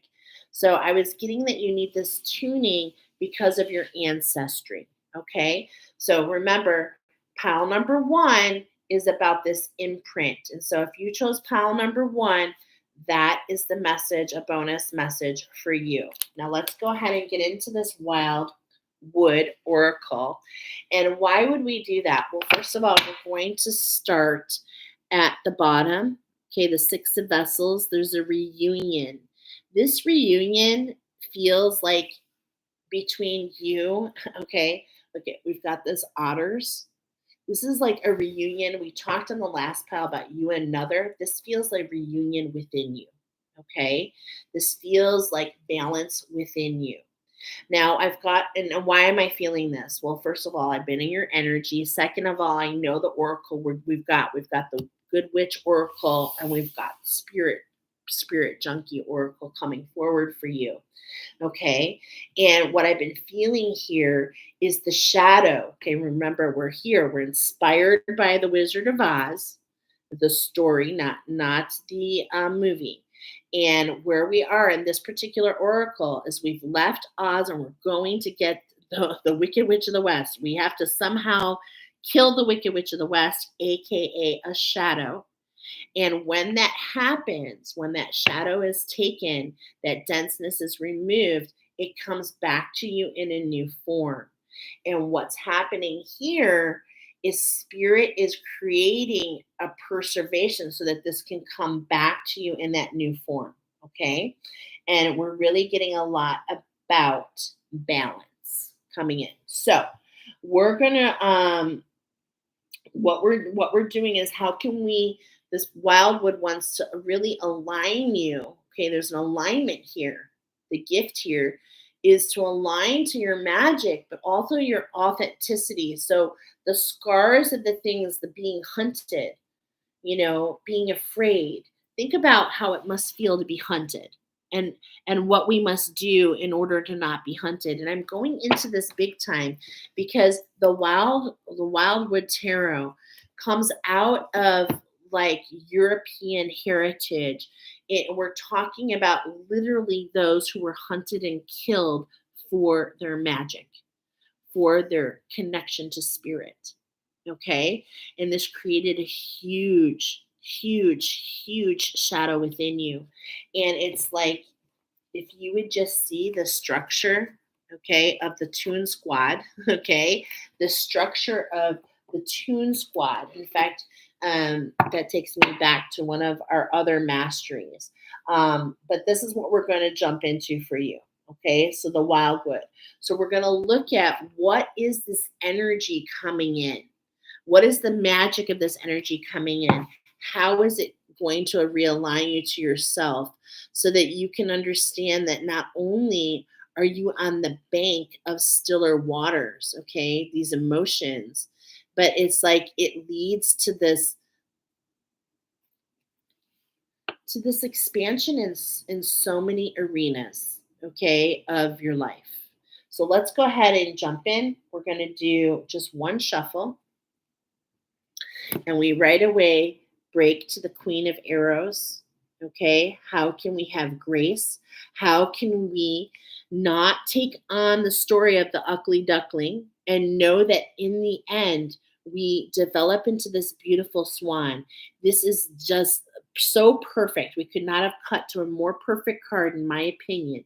So, how can we allow the emotions to take us to places, but not fall into the emotions and lead us to a place that is not true? Okay, lead us to a place that is not true. All right, so let's cut. What are we talking about here? Okay, here we have number 18, the moon and the water. And as we see this Taurus and as we see this flight of the birds, okay, and I love that because um, when we go from Oz to the witch, she sends wolves, she sends crows, 40 wolves to kill them, 40 crows to kill them, and then bees. Okay.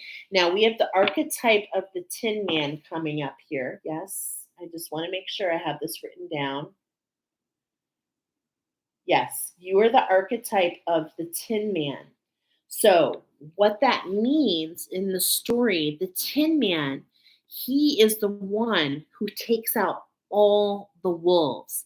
He also works in collaboration with the Scarecrow to take out the crows and also works with the Scarecrow in taking out. So, what I'm trying to say is the Tin Man, which we've dealt with in this oracle at length, is cursed.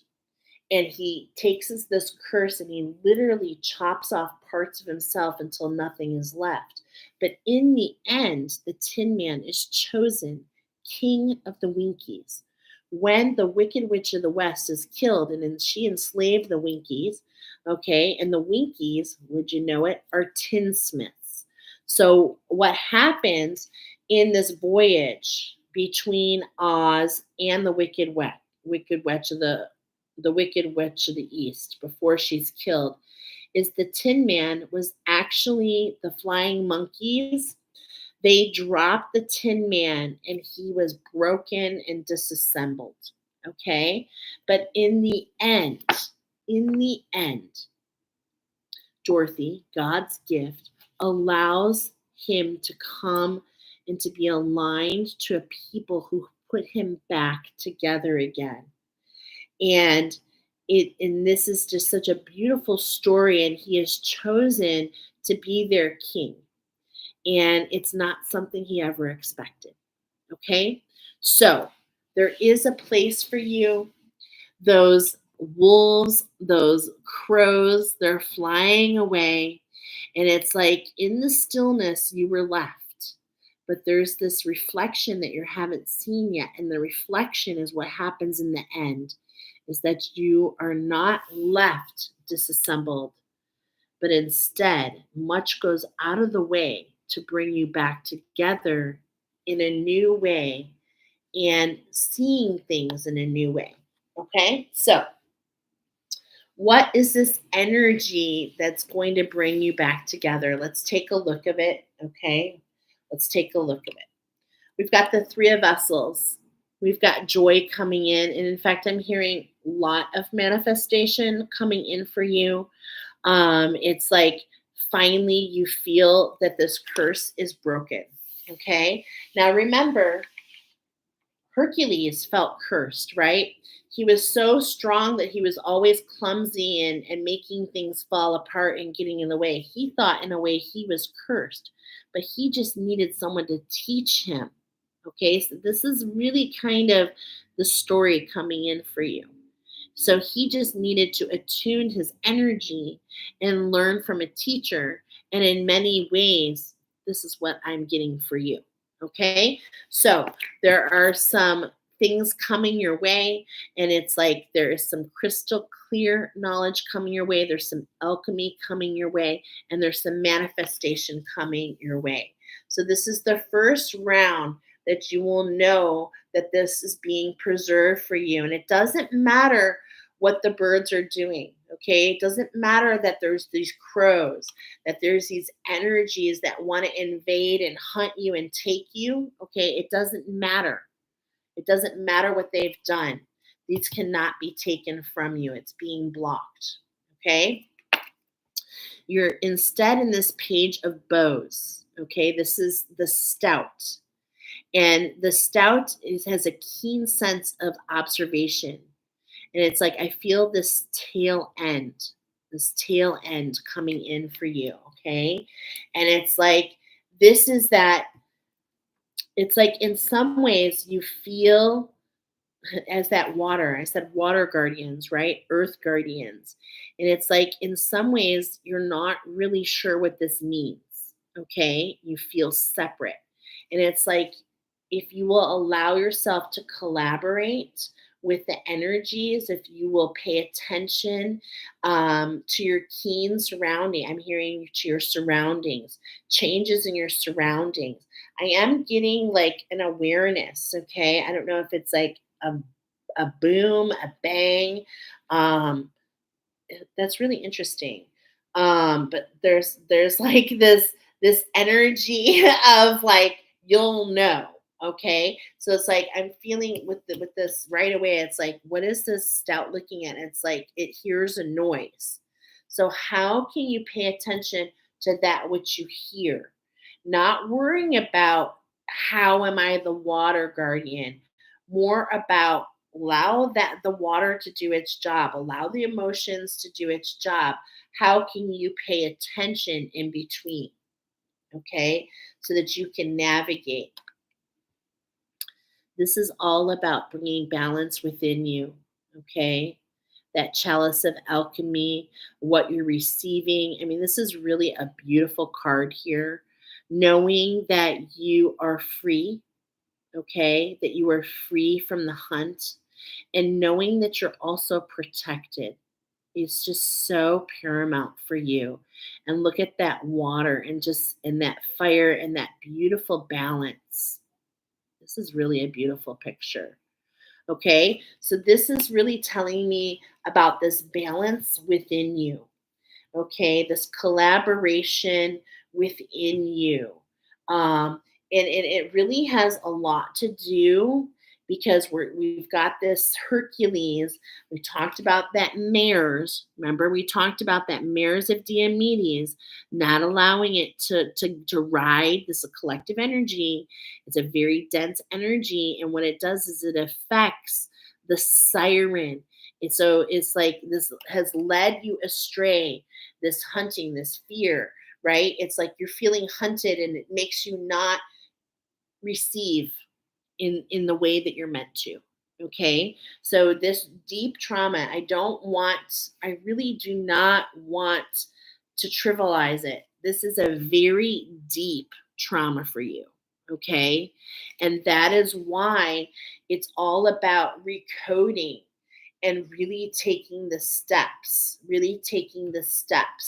to really create this preservation for yourself. It's something that you're going to need to be taught. Okay, you have so much potential. This is a new beginning with you. But just as we said that Hercules is working with what I don't even remember what his name is, the goat, the half guy, half goat. It's like you're also going to be working with an elder, okay, to get instruction, to end this, to see the full circle, okay, to allow you to trust your skills, your skills, your potential. It's so interesting as I saw that sash, okay, at the bottom, and it was just like what that's what that's really speaking to me is whatever this is for you, okay, it's different for all of us. This feeling of being hunted, what this has done is it's really created a tie. Um, what am I trying to think of? I'm sorry, I'm trying to think of a specific word. It's really created, a tie to this energy. And in order for you to break free, it needs to go full circle. You need to go through the full part of the emotions. And if you look in the background, we can see all that feeling hunted. And it's like we need to go full circle and feel what it is to be free. And that is what this is all about for you, pile number 3. Okay? What? What needs us to figure out? Go. Okay. Sorry. All right. Now we're going to move into what is shifting for you. It may not feel like a shift, okay? It's like, oh my God, everything's on fire. Look at these bees, okay? It's like, oh my God, these bees, they've all been destroyed. We've been left in poverty. There's nothing here for us. But it's like, I want to remind you, okay, the bees in the story, that the scarecrow and the tin man takes the scarecrow apart to put the straw so that the bees cannot sting you anymore. Okay, so that the poverty, the hive mind, this is really what's coming through here. there's this brush fire, and it's like you're like, oh my God, everything is falling apart. No, it is falling together. It is falling together. This is part of you aligning to this space. Okay. It's like things, all that doesn't belong has to fall off. And for you, it feels really personal.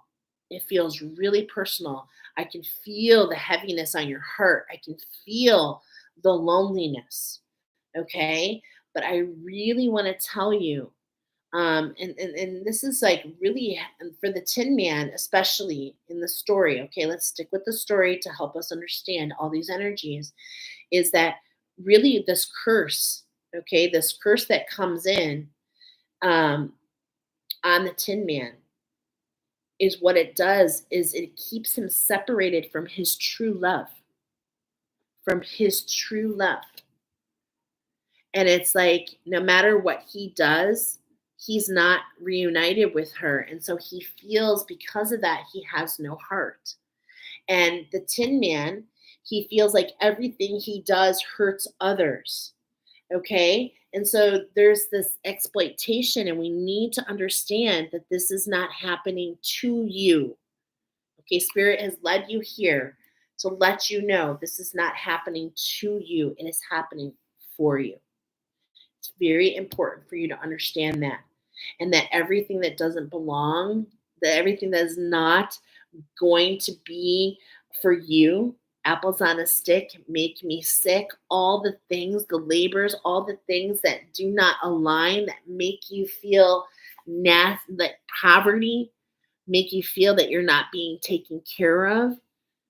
It's all happening for you because what you're feeding yourself, what you've been fed,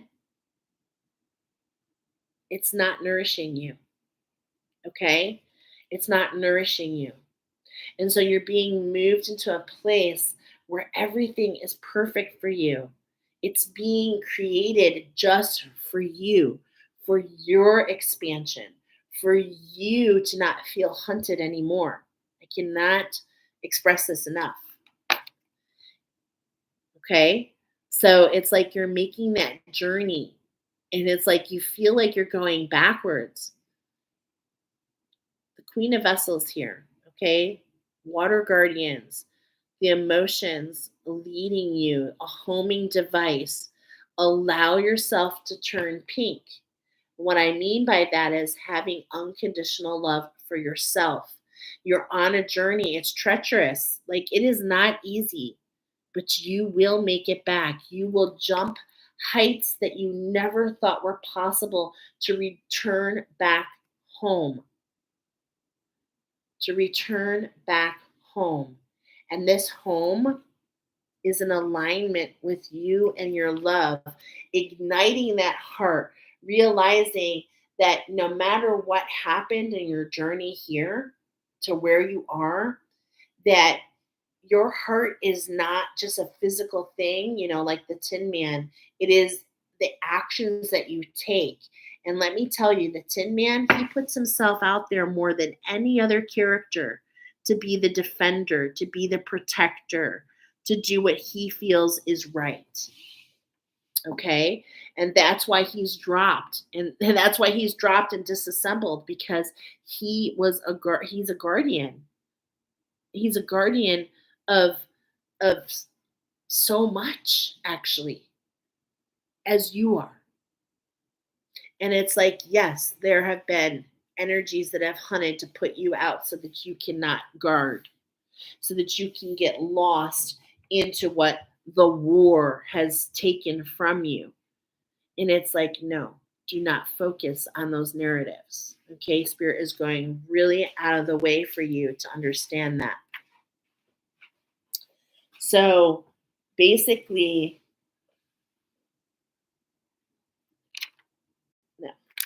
It needs to be washed. Okay, I'm sorry. Look at things come up that want to like interfere. I'm sorry. You're fine. Jordan, this is not happening. Okay. Okay, you already have something going on. No, Brooke's not coming over because she needs to be picked up. When I'm done. Oh, so you can pick Brooke up? My goodness. My daughter, she's always jumping the gun. And so let's use that information. Let's not jump the gun. Let's see the perspective. Let's not make decisions that are rash because we feel that it is not in our favor. Okay, I love when she comes in because it just helps bring the point across even more. Plus, I've been on here for a while. You know, I'm a mom. So, all right. So here we go. We got 1, 2, 3, 4, 5, 6. So, how can we integrate the journey? How can we allow this journey? Remember, we're only halfway into this challenge minimum. This could take years. This challenge 66 that we're on, this whole thing inspired, the framework has been laid down. The next couple weeks, we're getting the clarity of the framework for you in particular. This is why this is coming in. That's why you've been led here. But, we still have 6 more months to integrate, to learn from this challenge, to bring us back into center within ourselves. So there's a lot of patience that's needed here. Okay.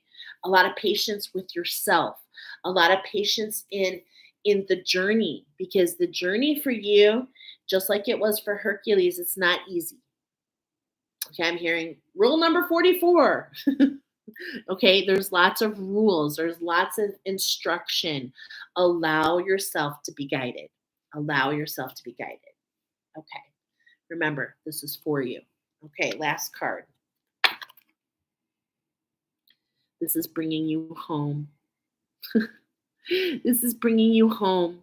And look at the male and female, a home within you, a structure within you, a paradise preserved and carved out just for you. Okay? That is this journey. And it's like it's been etched in stone since the beginning of time that you were going to be taken care of. Look at these stones. 1, 2, 3, 4, 5, 6, 7, 8, 9, 10. 10 stones, 10 obstacles. Ooze. Whatever is, it don't want you to hear this, okay?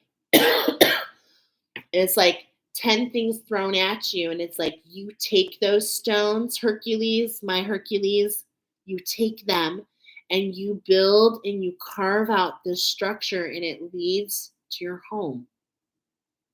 Okay? It allows that gift. As I think about in collaboration with Dorothy, you might be, if the pile number 4 is for you, that is the archetype of Dorothy. And, there's a lot of magic within this collaboration. And it's like, as you're working with Dorothy, you discover the inner beauty of yourself. And that's, I'm sorry, I got an itch. And that's what the beauty of the archetype of the Tin Man. So gorgeous. Okay, so this is what's I'm sorry, we're down here. So this is what we're talking about here, is really finding out what is this energy, what's being created for us. Now let's go into the Green Witch Oracle. Let's go into the Green Witch. How are we going to end this cycle with the Green Witch? Okay, which is really what? The shadow, the disharmony in our heart. There are a lot of pathways in our heart chakra. This particular pathway is connected to your divine feminine, to your sacral, if you will. I do feel that you've been on this journey for a bit. You've had a heart awakening. I can feel the tenderness. I can feel that tenderness of that heart chakra. Okay. And it's like something's about to pop. Remember, I said I could hear something. How can we pay attention? This cycle is ending. Okay. This is an ending for you. Something is about to transform and to pop. Okay. I can hear that popcorn. I can literally hear it. And it feels so good. It does. This feels good. So this is the movement. These goosebumps are so, they're always truths. Whenever I get the goosebumps, I am speaking a truth. Something is about to pop and it gets this movement, okay? And what that is, taking down this green witch. Because what happens when the witch comes down is all of a sudden the Winkies come out of their sleep cycle and they are the ones who repair the Tin Man and promote him to king. Okay? And this is what's happening for you. let's see, what's this movement all about? How is this structure going to change for you? Okay. And we are going to read a card specifically. We're going to be focused on your magic, your like fairy magic, your elemental. And it's not fairy, it's actually a dragon. Okay. You have this dragon magic within you. This is so beautiful, actually. I love this. Okay, we're gonna get into that. But here with the witch oracle, we have alchemy at hand. I channeled Jafar. I channeled squawk talk affects your walk. Discern and learn the wisdom through connection. What's on repeat? How does it feel? Heavy resist, light as a feather heal. Oh my God, I have so many goosebumps. They're multiplying. Okay. And I'm losing control. Okay, so alchemy is at hand. And then I have an arrow once tuned free. So that Jafar is like controlling this parrot. Okay. So there's this dense energy that seems to be controlling. This is within you. Okay. This is something that you created out of self preservation from the major trauma that you experienced, by the way, most likely on other timelines. It's been reinforced, it's kept you separated from yourself. And why is that? Because you are an earth guardian. You are needed to protect the earth. And if we keep you down, then we can keep others down. You understand? So we are not allowing this energy to win anymore. You were brought here to know what you're up against. And just like Hercules, he knew that he was going to go up against the Titans. He knew it. Okay. And you know it too. This is, you were brought here so that you can muster yourself to see that this energy is coming in, okay, to create this tuning, this tuning, a tuning to this energy so that you can create this new structure for yourself. And it is quite the place for you to thrive. Okay. So what is this energy now? This witch oracle, something's about to pop. This is an ending, so we're gonna lose something here. Okay, so now we're gonna move direction. Our first direction was the tuning. Okay, that spirit coming in. This is you working with another. It's very important. You're working with another. Could it be me? I don't know. Go within and ask. Um, but we're going to attune you to what this is so that you can create this structure. But in order to do so, we need to lose that shadow. That's what we're talking about now. We need to get rid of that wicked witch. Okay. So, what is popping off? Let's look. Well, we have number 40. We have a changing your structure by spirit and positivity. These are marigolds. Now, it is actually right away. It's so funny how I have all these Disney movies coming in here. The dream catcher, okay? First of all, what can this dream catcher catch for you? And this is so interesting because marigolds allow the pathway. It's like I can see that Disney movie and the pathway to your ancestors, those who have been lost, is through those marigolds. Okay. Now, marigolds are also known to do. Am I supposed to read this? Hold on. No. Okay. But marigolds are also keep pests away. Okay. So this structure brought in by spirit is we have these pests being kept at bay from the garden that you are growing. Okay. And I also feel this connection to your ancestors. And in some ways, your ancestors, okay, because there's a lot of connection here to pile number one. These ancestors are actually assisting you. They're assisting you. They're catching all the things that don't serve you. Okay. So you are not alone, my friends, but it is your passion. This is the magic. This is why you're here. Okay. The beet root. All right, we're going to read this card. I just want you to take it in for just a moment because, of course, what messages are you receiving? Okay. And this beetroot is coming in. We're talking about your passion and fueling your flame.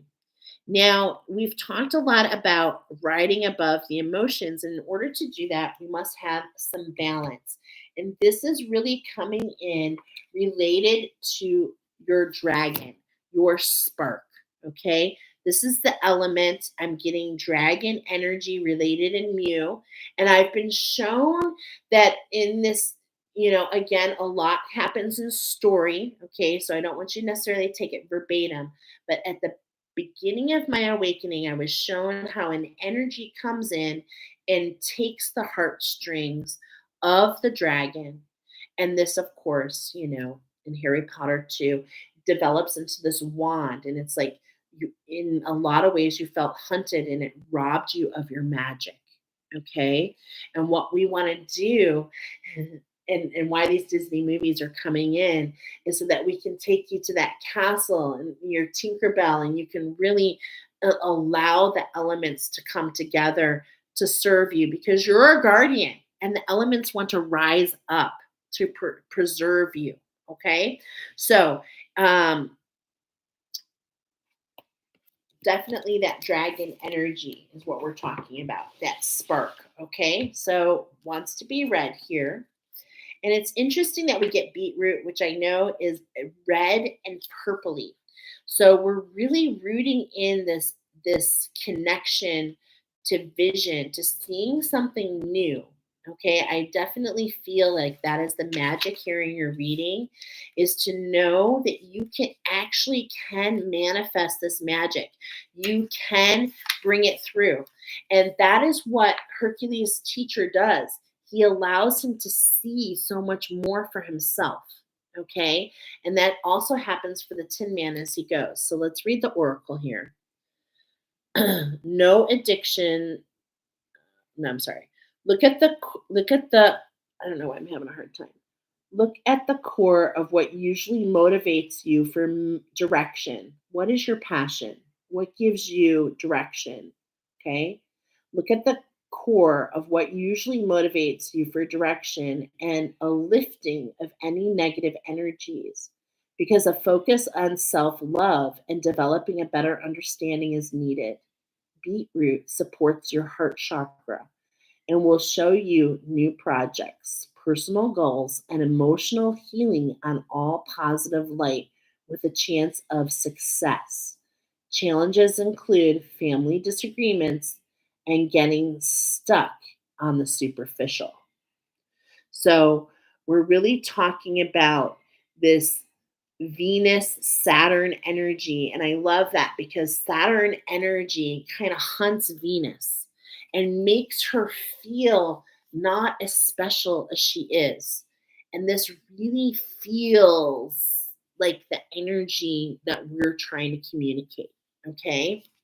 And so, as we're losing this energy that is hunting us, okay, we also can nourish ourselves. And I remember I was telling you, it's like, here's this preservation. Look at that. It's like, I have no stamina. I'm not getting what I need to be fed, right? And it's like, no, you are. It's just coming in a way you didn't expect. It's coming from the ground up. So, bananas are actually, and this is what's coming through, the healing property of bananas is the peels are added to the dirt and they actually nourish the dirt and allow for growth. This is the medicine at hand. There's something in the dirt. It hasn't manifested for you just yet, okay?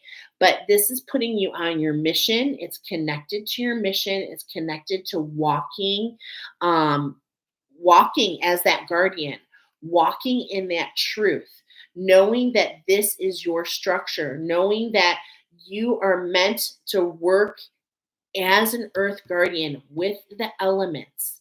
Now, I'm not saying necessarily, but keeping in mind that manifestation happens with those elements. Okay.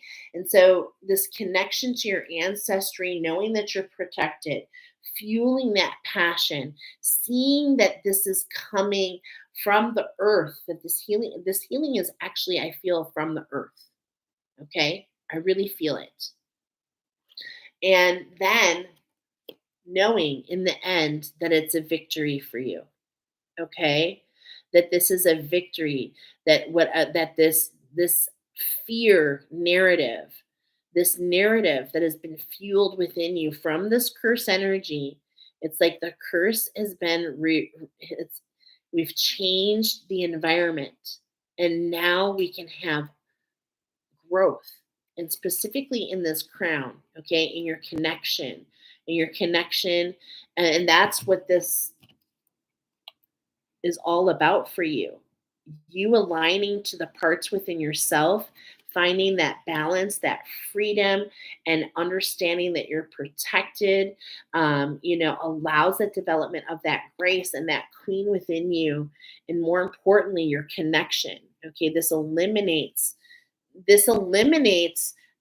energies that are keeping you from this connection. Okay, I do feel that your crown chakra, I do feel a change there. Okay, and it's so interesting because as I'm in your energy, as I'm feeling this, it's like you just really feel so grounded. And it's like I can feel this energy trying to get through, but it's like, no, so there's this new confidence. And I can just feel that when those wolves come, when the witch sends those 40 wolves to take them out, they are ferocious. They are acting as a pack. And the Tin Man, he puts everyone behind him, and one by one, he takes them down. And it's like, you got this. You just need some instruction. And this instruction will help you lose this shadow so that you can step into the fullness of who you are. Something's about to pop. So listen for that popping. Okay. This gets the movement going. Now we have the Spirit Junkie Oracle coming in. And this really wants to talk about how interesting. I wrote synthesize the 44. Wow. Love that synchronicity. Okay. This connects with, I was getting, for those of you, there's some connection in Starfish number 2, a special message. Good, good, good, good vibrations by the Beach Boys was coming up. Okay. Now, I don't know why I'm just mentioning that. Okay. But actually, yeah, heart activation, Tin Man, King of the Winkies, he finds his palace. Okay, that's the message that I was like, where is that? I knew it was in there. Okay, so Spirit Junkies, we're talking about what is this alchemy? Okay, it's like, okay, we take down the shadow, the curse is eliminated, we're making this way home. We see these energies step by step. It's like we get this balance, something pops, we're paying attention. When that pops, we come into balance within. We allow ourselves to receive instruction. Everything starts to change, and we realize not hurting us, but for us. It takes us on this journey where? Back home. Okay? This is your story. All right? This is what's coming in for you. It creates this structure so that you can alleviate, not necessarily even the curse, the remnants of the curse. Okay? The remnants. And now the alchemy is at hand. Okay, so the alchemy is at hand. So, where were you? First of all, I pre shuffled. When I lead from a place of love, people respect me. So, think about the Tin Man. And if you feel guided, read the Wizard of Oz story with the Tin Man. Okay, especially after he leaves Oz, that's all for you. And it's like, look at all this growth. Okay, look at all this beautiful growth. And I told you your dragon spirit, and I don't know what pile we were in, but I keep seeing that card over and over and over. That dragon, that toothless, right? I keep seeing that. So that's a double message for you if that was for you. Okay, so let's get into this energy. What are we talking about here? We're laid down the framework, but it's all about taking the steps and celebrating the progress within. We told you we're 6 months in. We've got 7 steps of this energy coming in. Okay. We know that it is a journey.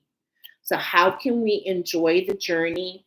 How can we celebrate the progress? And how can we see that it's not about perfection? It's about awareness. It's about getting familiar with yourself. Okay. And it's like, okay, and that's card number 1. Okay, sorry, I'm hearing okay, and that's card number 1. So, how can I communicate with ease and grace? People are willing to embrace what I have to say. And this is about where you were, okay? So, what I mean is, okay, overall, this is what the alchemy is: ease and the grace, okay? Ruling not by what the remnants of the curse, but allowing yourself to see the victory, being the queen of grace, doing what is the best for all. And in this instance, the Tin Man, the king, not the sire, not what's for me, not about my desires and the siren energy. What is the best for all? And the first card about where you were, I love this tulip energy because this is taking me back to those crystals, okay? Double confirmation if you got that in another pile. I am willing to see my sameness with others. This opens my awareness to oneness. So, this is realizing, most importantly, that you're not alone, that there are others that feel the same energy. Okay. This is a whole pile. So, there are many other people that are going to pick pile number 2. But what I'm feeling here more than anything is feels connected to pile 1 or 2 is this energy of the tulip. Okay, so specifically, I'm getting that pile number 2, that ascended Atlantean. Okay, so it's just remembering that all happens in its divine time. And it's like you can ask and you can pray, but it's all about that divine timing. And that's what spirit is bringing in the structure for you. Okay. So to really remember about where you were is really about icing those emotions that were created in this trauma of this curse energy for you. Okay. Now, where are you now? In the center of this spiral. Okay. So I just want to kind of show you. Remember, we've got this tuning situation, and right at the center of it is where you are right now. And this card that I'm about to pull is about where you are right now. It's safe to ask for help. People want to support me. You do not have to do it all on your own, pile number 2. You're not meant to do it on your own, pile number 2. If Dorothy would have never gone on, Dorothy, God's gift, had never gone on the quest, how would the Tin Man have ever been oiled? How would he have walked his path to his palace? So all has purpose. Every step has purpose, and every step leads to growth. Okay, but I cannot help but see that this beauty of the structure is these two parts of yourself coming together. So beautiful. And this daisy energy, okay, this energy here in the background, does he love me, does he love me not? It's like it's like that has been a question for so long, that has perpetrated this feeling of hunted, feeling unworthy. And it's like, as we feel unworthy, we have to go out of our way to prove that we are. It is exhausting. It is exhausting. And pile number three, you're not meant to do it on your own. You're meant to ask for help. Okay. So that's where you are right now. And what will come, what you're becoming. I mean, look at this. It's like you're only halfway there, but look what's in front of you. I cherish every soul in my body. And it's like things are being restructured, you're being preserved. I mean, I feel the tuning so much. I know that I'm a tuner, and I know that you may align to it at a later time, but I know that I am meant to teach others through this structure of crystals and plants. And maybe this is you, because I know that it has helped me get to the other side. I know that it has. Okay. And I know that how much it's made me sick and what it's done to me. But it's like things are about to pop, transforming. Okay. No longer are you meant to feel this trauma. You're meant to rise above it. Okay. And this will happen within you. And as your frequency switches within you, I mean, I'm sorry, I see crystals here. I can't help it. The path to me, it feels like the crystals and the plants. Go within and see if this is for you. And if this is for you, it literally restructures your frequency, literally your neurons. You will feel them firing and misfiring. Okay. And it recodes the structure of that artificial energy that wants to keep you stagnant. You're not meant to feel that. No, you're not. Because we have a whole place carved out for you to live the rest of your life in color, not in the shadows. Wow. So gorgeous. Really, just a beautiful, gorgeous energy. Is there more for pile number three? No. I felt it. It felt good. And, if you love this, if it resonated, tomorrow, August 4th, I'm going to go live. You'll know when I do it, probably in the evening time for activation. These energies that I've done, this is my fourth oracle of the year. And these last three oracles are part of this collective challenge. We're 6 months into it. If you listen to the collective message, my team wants me to be aware of these patterns. Okay. This is the sixth challenge. I've talked of 10. And, it's something that we're not meant to do on our own. Mastery happens by learning. So, what can the humpback whale teach you? I'd love to activate that. Go within. Do I have the frequency to activate my own humpback whale? If so, go on. If not, join us. Join us so that we can activate this humpback whale to help you navigate the next 40 days. Okay? The next 40 days in collaboration. And remember, you're meant to learn.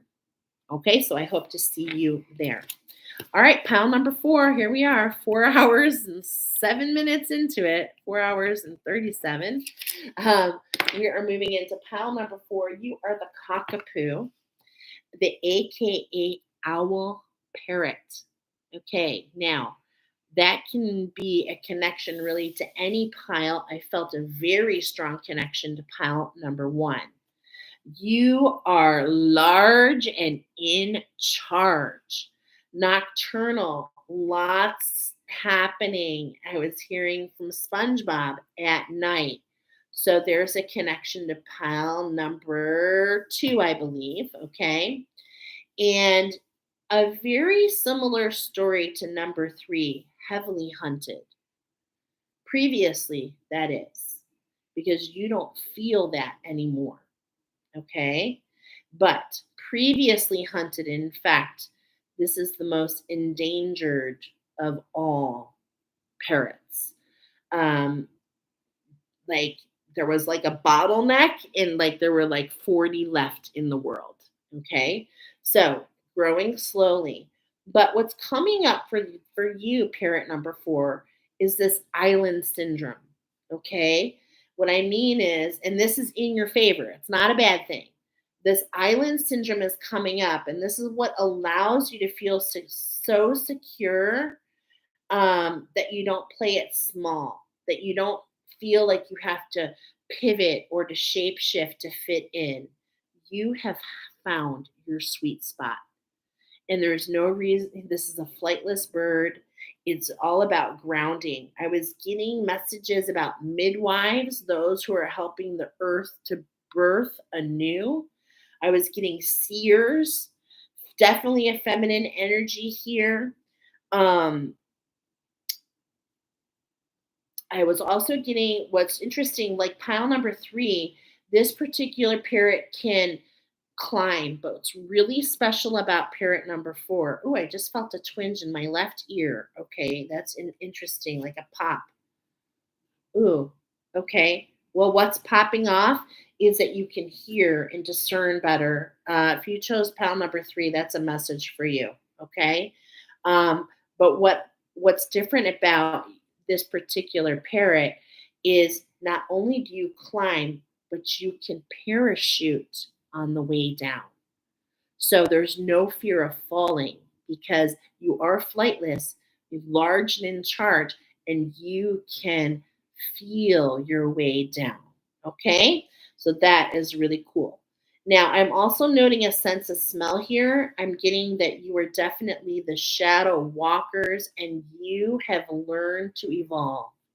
Your habitat is free of predators. And this is what allows you to be yourself. You experience a lot of movement, especially when threatened. Okay. I was getting a message about, but when you freeze, you're very camouflaged. So when you feel threatened, you've been led here to know that your keen observation is actually kind of a superpower for you.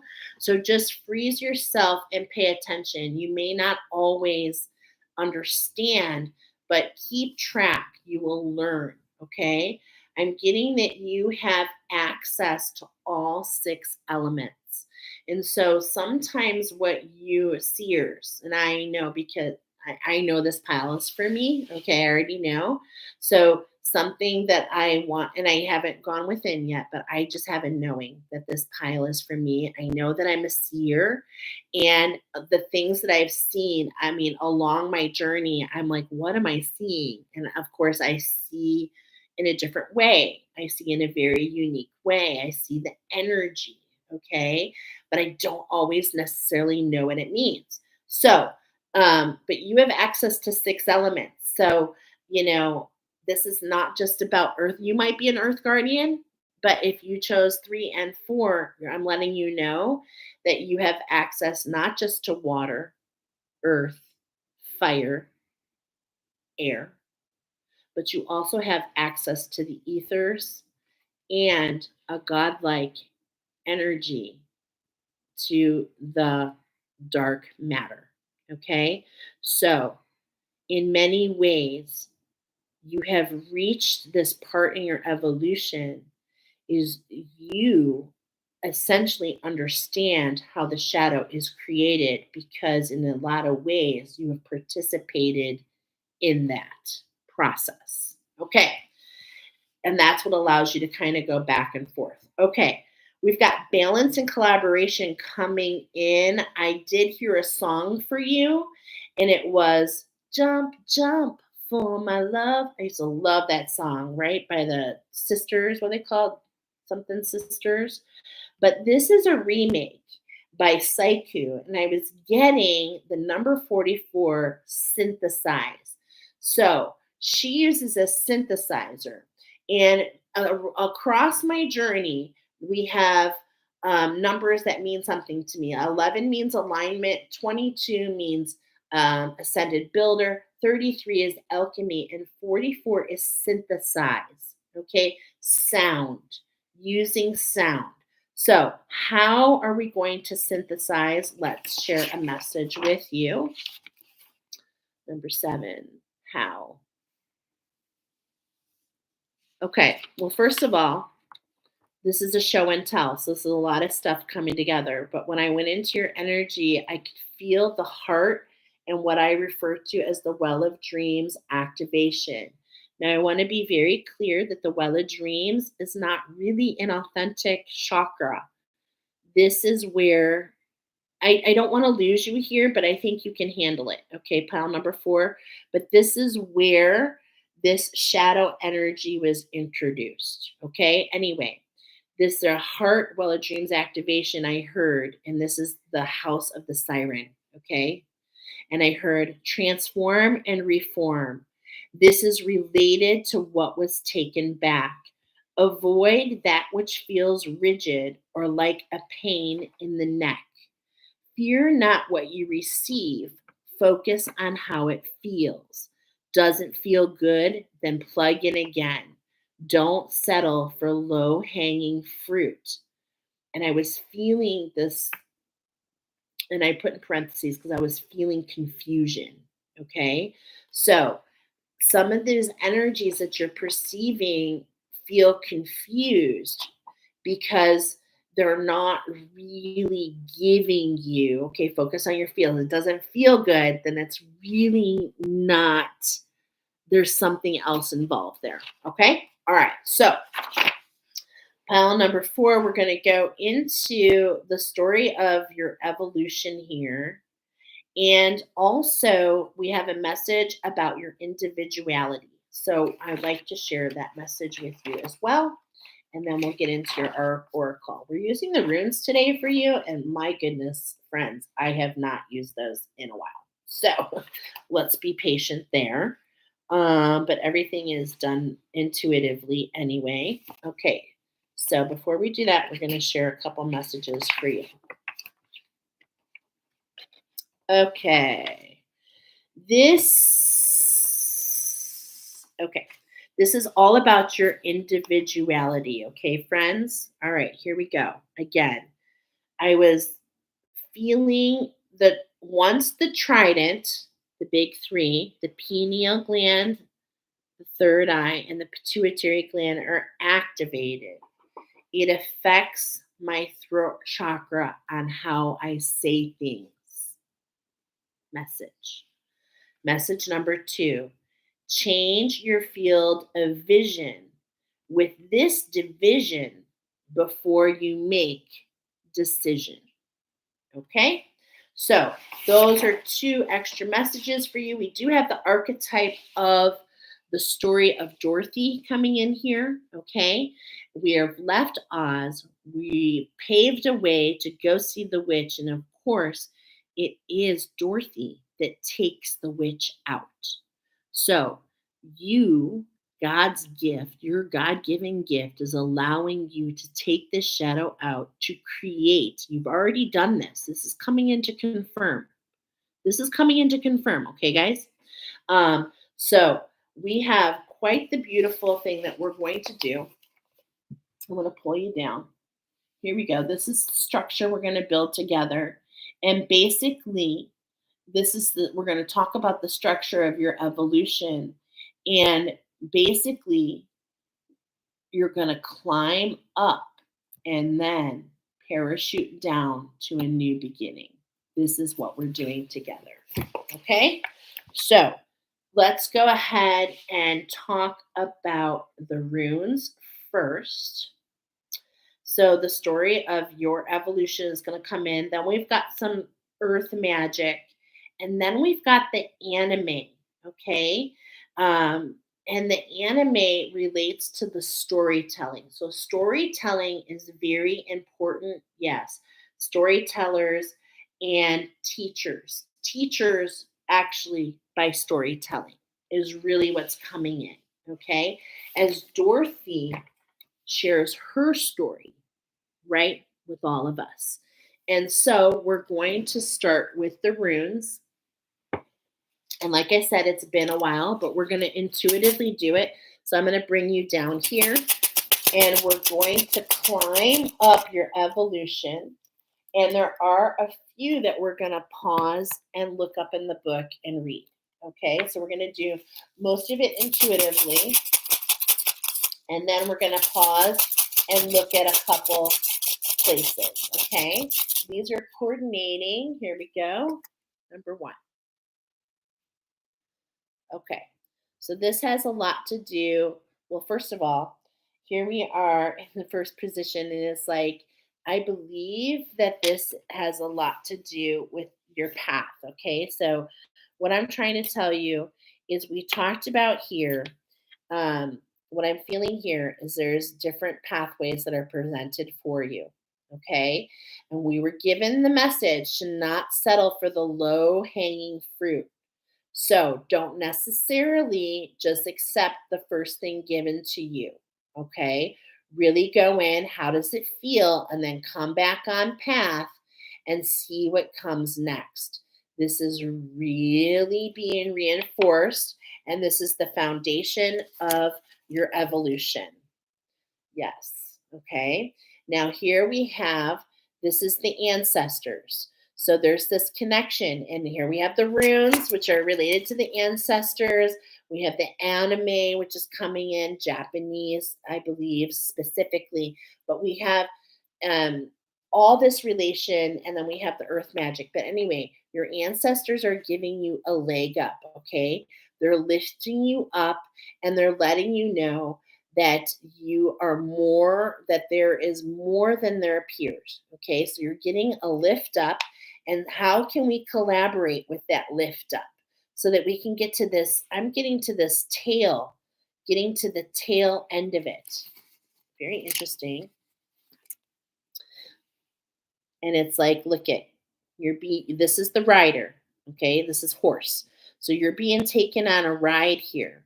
How can we just observe our surroundings and learn from that? Okay, so it's like there's many. So are you hearing the story here of our evolution? Now this is really interesting because we've referred to the horse several times, but this is actually just letting you know that you are in a seat of observation, that you don't have to worry about the movement. The movement is already being created for you. Okay. This fourth one we're going to read, and I already know it is the sun. Okay. So let's go ahead and read about this specific one for you. And like I said, bear with me for a moment. It's been a while. Okay. So this one I couldn't remember at the very beginning. This makes even more sense. But this is the mouth. Now, we did say, for those of you here, we're talking about, we have the color blue coming in on this actual particular parent because we are talking about a throat chakra. So, how can we foundationally use our mouth, but not necessarily for that low hanging fruit? How can we use what is of our highest good? Okay. So, that was the one I wasn't really so sure about, but I wanted to share that. And then we're going to go into, I'm just looking for it. Here it is, the sun, 148. Okay. So it's like spirit is going out of the way for you to be a little familiar with the story of your evolution. Okay. And because I'm Norwegian and I've always done this, I use the Norwegian rune poem. Sun is the light of the world. I bow to its holiness. Okay. So what you can visualize here is a long ship. Its billows filled by wind sails into the golden orb of the rising sun. Okay. It stands for sun in a supremely positive rune, apart from being the greatest celestial body in the sky in the center of our solar system. The sun has been worshipped across many cultures as the embodiment of divine cosmic energy. Okay. We could use this to describe our higher self, the spark of the divine, right? And really to think about the sun, what is the center of your universe? And that's what we were getting.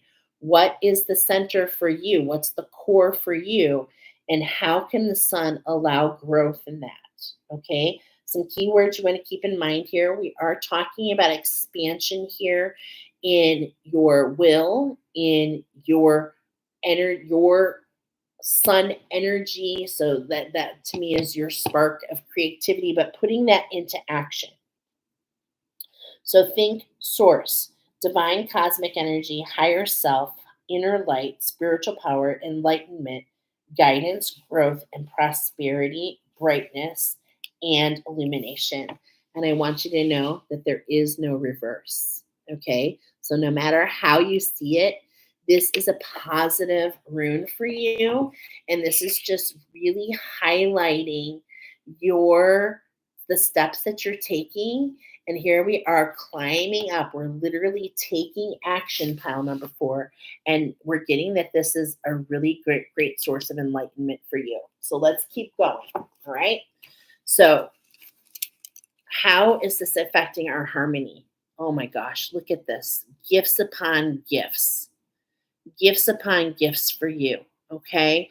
So it's like we're receiving all this abundance, and it allows you to really feel, like we said, you're in your sweet spot. You're in your sweet spot. It allows you to see that individuality for itself, okay? And loving it. It's like you see that you are rare, and at the same point in time, you feel, because of your journey and the steps in your evolution, you feel that that individuality is really allowed you. I mean, it allows all this expansion. It allows you your special gift, okay? Because Dorothy is all about God's gift, the gift that you have been given to God, your individuality, and integrating that individuality and having unconditional love for that, it just expands everything for you, okay? And what we feel is only ascension. Everything is perceived in a different light. You perceive yourself in a different light. You see things in a different light. You see a higher purpose. You see the higher perspective, if you will. And this wants to be read. Okay, this wants to be read. But yes, everything is increasing. Okay, that's how I see that. This is, and look at that. This is actually called the warrior. Okay, so let's read about the warrior rune on page 154. Okay.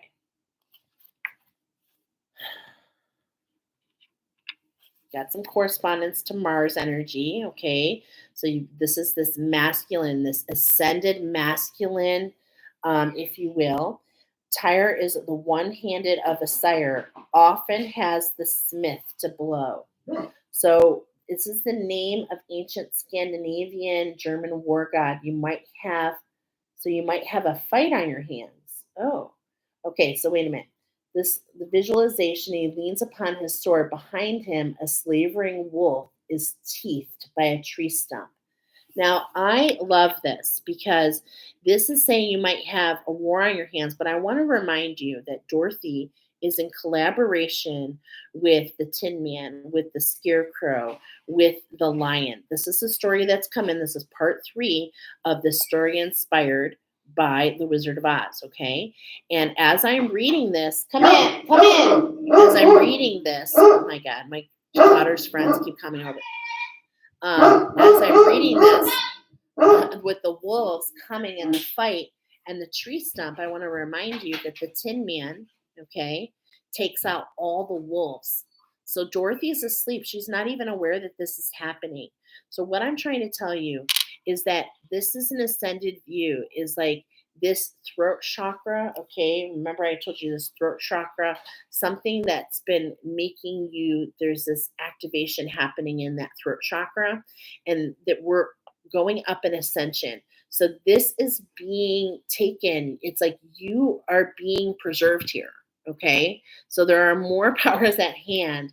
And it's like, it's, that's the first thing that I'm feeling. So even though that this is signifying, okay, because this says that this rune generally signifies opposition, and that must be faced squarely with and with courage. But like I just told you, is no worries, okay? Because in collaboration, I already feel it with pile number 3, these wolves are taken out. You don't even have to worry about them, okay? But issues covering the stodge range from personal to social, legal, and political. So you might have all these things happening, but what I'm trying to tell you is you don't have any predators anymore. So this is all just being taken care of. It's all coming out in the wash. And that is why your team has led you here.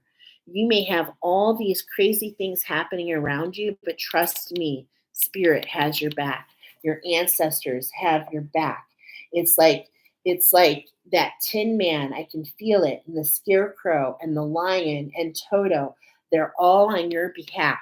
Okay? They all assist Dorothy in different ways.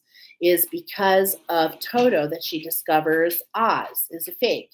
It is because of her instinct to throw water. She remembers something, and she's the one that takes out the witch. God's gift is what takes out the shadow. And this shadow that's keeping you from being authentic, no worries. You're in a land where you have no more predators. Okay? So really keep that in mind. All right, let's keep going. In the house of the siren. This is your year. This is your year.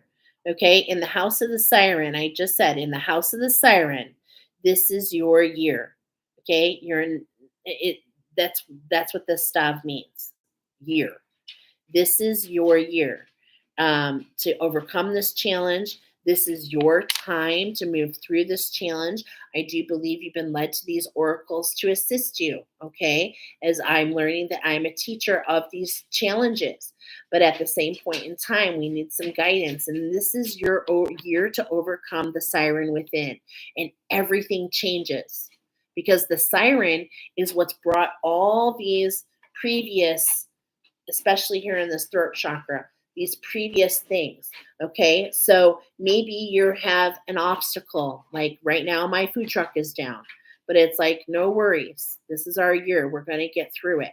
So it's like you've got all these things trying to tell you opposite, but remember, you're in the land of milk and honey. Okay, you have no predators. Nothing can take you out. It's all just perceived. It's all just to show you that you can overcome everything and anything. Okay, anything and everything.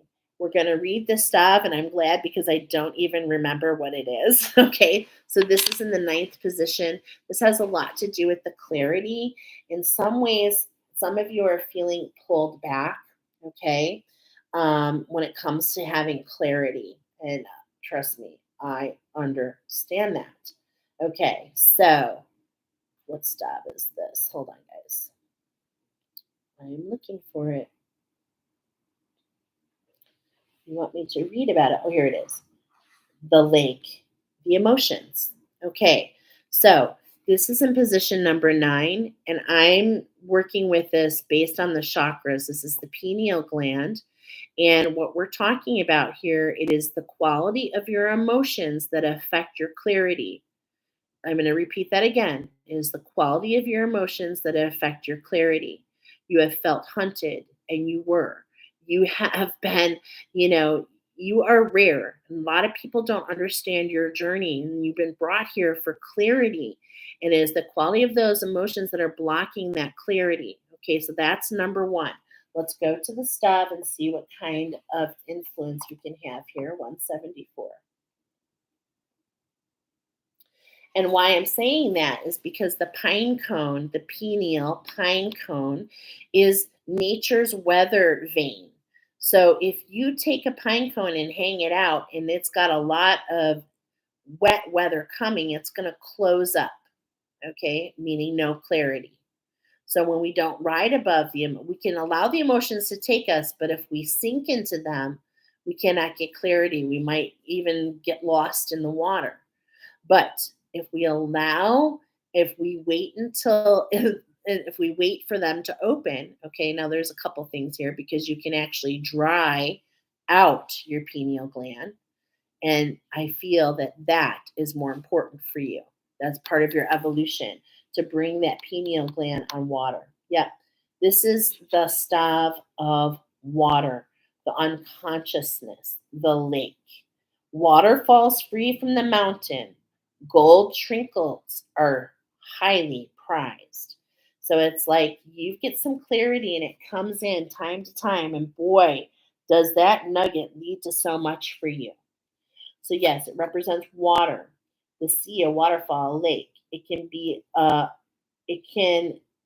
be token a journey by water, water going voyages. Okay, and this meant a lot to the Vikings, of course. Now, some of the words that you want to keep in mind here: journey by water, travel overseas. And some of you, I did channel. This is a special message for you. If you got the pile where I flip flop vacation, this might want you to know. Maybe you're meant to go on a cruise, travel overseas. For some of you, another pile, journey inward, going within the depths of yourself, metaphysical insight. Okay, so these are all the things that are coming in.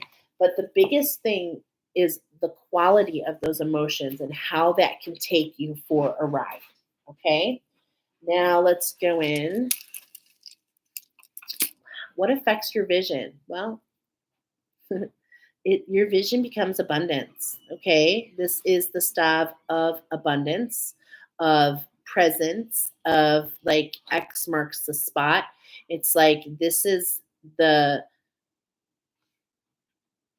prize, if you will, in the challenge. And so, with that coming up here, that is part of your story. I'm going to have to, part of your story is that you've had challenges in your vision. I feel like it's changed a lot for you. But now that you're in the land of milk and honey, you don't have to play it small. You don't have to shape shift. You don't have to bend the rules. There's nothing there to take you out. Okay, so I feel like you've had lots of beginnings, okay, and lots of endings. And this is to let you know that you have nothing but beautiful. Look at this. I love this. And look at right in that pituitary gland, um, the ancestors. Okay, that means I had something off. Remember, I told you it's been a while. So let me look at this. Okay, and we're meant to read number 11. That's probably because I want to fix back down here. So I want to look down here real quick because I thought this was the ancestor, but now I know seeing this that this is, oh, human, man. Okay. Okay, so that was the ancestors. Okay, thank you for that. Okay, but you have a gift in your vision coming here. That's what this one was all about. And here in the pituitary gland chakra, okay, it's like you got a leg up. All right, you've got a leg up, and look at that gift gives you that leg up. So a change in your vision, using God's gift, using your gift and how it plays in the interconnection with all the other archetypes, the Tin Man, the Scarecrow, this is why story is coming in. It's like your gift gives you a leg up in the actual functioning of the body. Okay. So I do feel that those of you in pile number 4, it's like you're large and in charge because you understand a lot of how energy works. You have access to all the elements. So, what I mean by that is you've got this leg up in this actual changing in the chemicals of your body, actual changing of your like recoding is definitely a strong suit for you. And that is for sure a part of who you are as a human. But let's go ahead. It's like this new man. That's what I'm feeling. Human, new man. Recoding, not being stuck in what was, okay, that your ancestors felt. It's like you're recoding, and in fact, you're creating a new ancestry. That's why you're in this land of milk and honey, so that you can recreate and teach what it means and to thrive without being predator, without feeling hunted anymore. Okay, do you see the beauty of this beautiful story? Okay, but let's go ahead and go over here because it wants to be read. And so obviously there's something else. Okay, humanity, man, as I said. Man is the waxing of dust. Mighty is the hawk's talon span.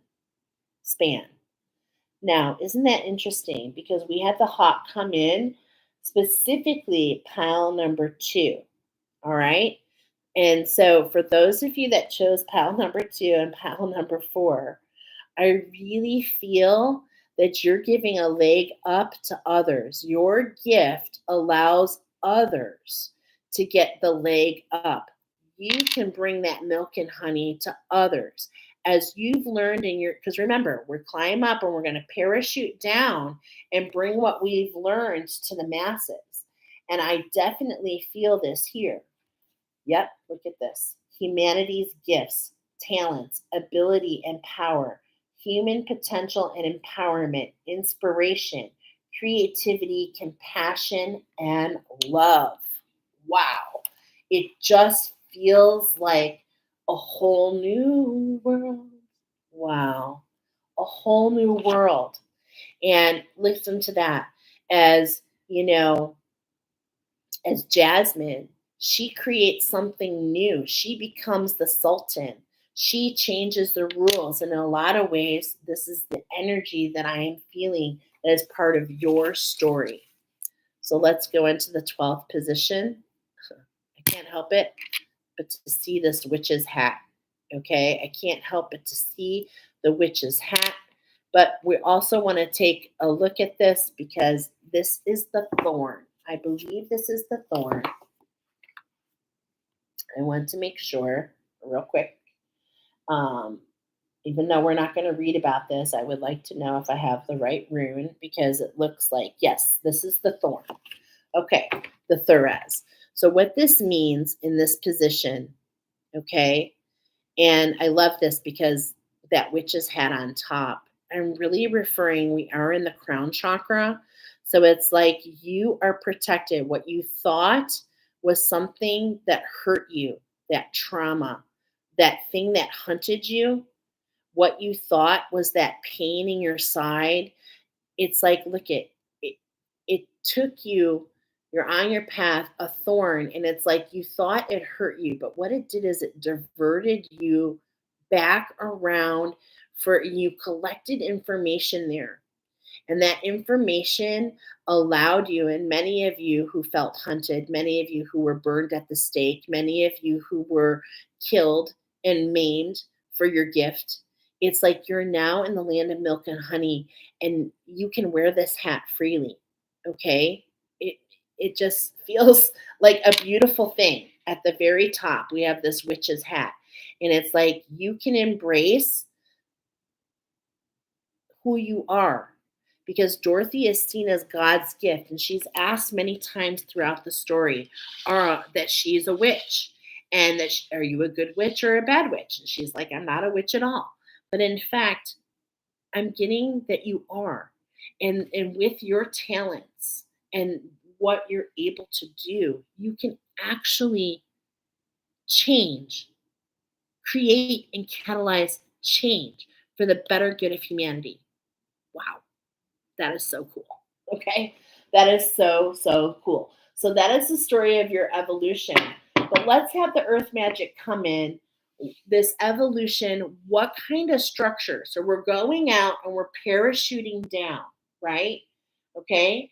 And now we're parachuting down to this new structure. And that's what I'm going to take you back down here. Okay. So what is this? Oh, look at that. The lake. Remember how we had the lake? The quality of your emotions. Remember how that came in? I'm coordinating those two together. How can we take, and that's what that's talking about, the stillness. How can we find ourselves above the emotions? How can we have rescue there, okay? How can we create a whole new world based in this stillness? All right. So this is the structure we're going to come down to. We're actually going to read the very last card, okay? But we're going to do a couple shuffles first. I'm going to count them out. It's going to feel effortless. There's nothing you're going to have to do. It's going to automatically happen for you, okay? And it's like interesting as I get this winter solstice. There's going to be a lot of reflection, and the lake in itself, the water in itself shows the reflection. Interesting that I'm getting a lot of like narcissistic energies. Okay, that is so interesting. Are you going to be able to heal? Are you going to be able to give humanity a leg up? Is that they can be removed from that narcissist, okay, that reflection where all they see is their own reflection. That is super interesting and super dope. Number 3, yeah, music, tuners. You are here to use all the elements to attune others beyond, we started this, beyond the siren, beyond what is made in the shadow energies. We've gotten ourselves to a place where we focus on the shadow rather than on what's beyond. Okay, we've become complacent. We twist in the shadow, twist in the shadow, twist in the shadow. No, we want to not twist in the shadow. We want to alleviate this shadow so that it can do what? So it can come out of black and white and we can live in color. Okay, we can live in color, that we can get what is underneath, what feels blocked. So the things that seemed like they were blocked are no longer blocked. Okay, this is the purpose of, this is really related to your purpose. Okay, number 5. Oh, I love this. And breach, look at all this water. Breach the surface. We're literally going to do an activation for the humpback whale tomorrow, August 4th. Please join me. I will promote it. You will know when it's happening. We're taking a little change. And I love that because this whale, you ascended Lemurians, right? Those of you divine teachers, those of you who have been blocked from before are coming to the surface to share your knowledge. There is a breach happening here. There is a huge change. And this is allowing you to live in a life where you no longer feel hunted, chased after, blocked. Okay. It's like all green lights are coming your way. It is such a beautiful thing. Okay. Including your communication with the divine. All right. Allowing that to be expanded. Okay. And this is being integrated. There's actually a new way that you're communicating. Some of you are still deciphering what that is, and that's okay. That's part of this challenge. Know that you're protected. Ooh. And know that it's meant to feel effortless. So if it feels weird, go back in, okay, and discern, send away, go back in, because it should feel like it just flows. It should feel like it just flows. That's the special magic number here. Okay, number 8. Now this is the second time. As soon as I pulled this card, I saw the turkey. So we had that in pile 2. I feel a lot of connection to pile 2. Double confirmation that there'll be a huge release in the fall time. Okay, in the fall time, and also that I'm really getting like to help release these energies. Get out into nature. Okay, get out into nature and allow, like, feel like I feel the leaf falling. Okay, remember we're parachuting down. Allow yourself to parachute down. Allow yourself to fall as you do. I hope that makes sense, because that definitely feels like it makes sense on this side. Okay, now, yeah, okay. I was feeling like be strong when it comes to that clarity. Okay, so it's like hazy at the bottom, but I really want to reemphasize that you're going to climb and parachute down. So even though it seems a little hazy here at the beginning, be patient, because on the way down, you will be able to look about better and see spaces that you haven't before. Wow, that is really cool. So be patient, have strength. Okay, this is part of all this new structure. The wind is going to guide you. Okay, and in fact, in this position that I'm feeling, okay, is like the what I feel more than anything. This is number 10, and the wind is like blowing in this ending for you so that you can be in this land of milk and honey. And I immediately, again, this has happened. I don't know when this happened, but it just happened recently. I can feel Mary Poppins. Like the wind comes in, and it's like, and until the wind change, right? She stays. And so there is this really big change here. It feels magical. It feels light and really like fun. Okay. And look at, there's that activation coming in with the whale. Oh my gosh. So definitely make sure you come in. Um, Now you have access to all the elements. So make sure you ask, do I have, am I at the frequency to activate my humpback whale? And if you are, great. Activate your humpback whale because the humpback whale is here for the next 40 days to assist us. All right. So, what are we aligning to? Okay. We're aligning to this vigilance. I mean, the stone people, it's like this was cut out in stone for you. God's gift. It's like, this story Dorothy was meant to meet. It's like everything in this story, everything that's been carved out in this story. It's like as Dorothy, you're going to meet a Tin Man and a Scarecrow and Toto and have an Auntie M. Do you see? All these parts are part of us. And this story comes in to let you understand your gift and how it connects you to everyone. And it's already here for you. Okay. But notice it happens with the stillness of the lake. So that I just cannot let you know it's in that stillness. It's in that it's in that awareness. Okay. And and look at music coming in again. You are a tuner. You are here to help others find the harmony in their hearts. You are here to lead others to the land of milk and honey. And you know it. You were brought here just why? So that you can understand the structure that's developing for you. Okay. We're only 6 months into this. Look at this. It's going to start. I really feel that autumn coming up again. All right. I feel it so strongly.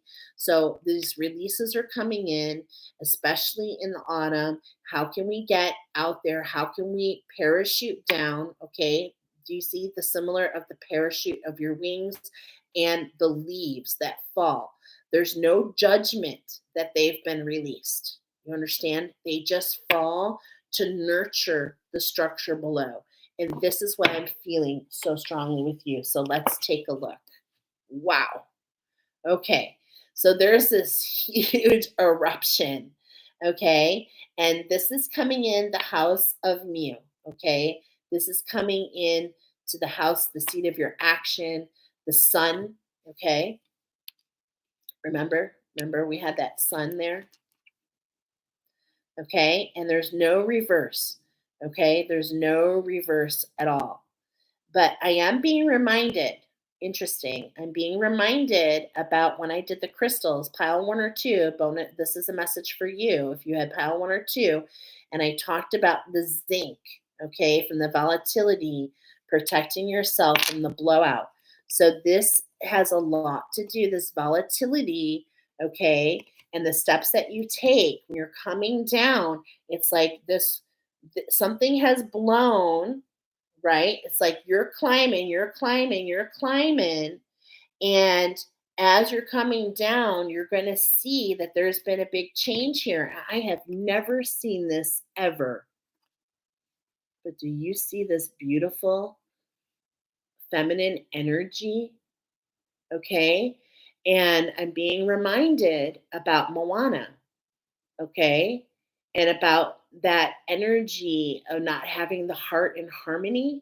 Remember how that's in Moana? If you haven't seen Moana, you should watch it because Ka is the enemy, right? And it's like there's this, and this is how this is coming in. But if you can just give the gift, you can calm that volatility for others. There's two there. You see that? You can help calm the volatility that affects others. Oh my gosh. I have never seen that before, and I have used these cards a million times. It feels so special. It really, really does. So if you already don't know, you're meant to assist others. You are. I mean, we saw that. You have a leg up to man. You can help man get a leg up. Okay? And now here we come. You can bring people back into their childlike. Okay? You can take them this is coming in this like what I'm trying to communicate. Oh, I see what I did. Okay, I kind of misshuffled. I'm sorry, guys, but there's no mistakes. I was supposed to shuffle three and then do it. But hey, what I feel here is that you can help people balance their inner child. You can help them reclaim those who are lost. There are definitely lost boys. Okay, think of the story of Peter Pan, and it's like you don't want to be. There's no benefit in being lost, even though it seems like it's a good place to be. It's not. So you can actually reconnect people to their inner child, okay, which is a beautiful ability to have. And look at that whale. You're breaching into something so amazing. So part of the structure is you're breaching the rules, you're breaking through, breaching breakthrough energy, you're allowing breakthroughs. Okay. Wow. This is just so beautiful. By you singing your song, following the harmony of your heart, embracing the gift that you have been given, you can make so many changes to the universal tapestry. It's all about embracing it, my friends. Embracing, who you are, breaching those waters, coming in from the depths, collecting the information and coming in and sharing that information from the depths. It can be life changing. And this is the one we're going to read about, this fire, okay, this passion. We've talked a lot about how this volatility, look at that fire, and about how that volatility of the volcano, how you can actually work with this, how you can work and mold it into this passion. I'm so excited to read this actually because it just feels so intangible what I'm trying to share. So let's go ahead and go into the oracle and let them share the meaning. Okay. I know this has been long, 40 days, guys. So let's see. I mean, we've been through a lot of this energy in 40 days. We're in the last 2 weeks. I wanted to really kind of let you know of this energy last 3 weeks. So, sorry, I'm losing myself here. Here we go. Since the dawn of mankind, humankind, we've been fascinated by fire. And it's so crazy because Maui, I couldn't think of his name, stole the fire. Remember that? Anyway, so since the dawn of mankind, and he was perceived as a god. This is all very interesting. I'm sorry. It's just like little things that are sticking out. Since the dawn of humankind, we've been fascinated by fire. As soon as early humans were able to make fire, it changed our lifestyle dramatically. Through its capacity to generate heat and light, fire made it possible to cook food, stay warm in cooler climates, and keep predators away at night. And what do we tell you? You are moving into this fire because you have no predators anymore. You are large and in charge. You are coming into this new structure and it is gorgeous.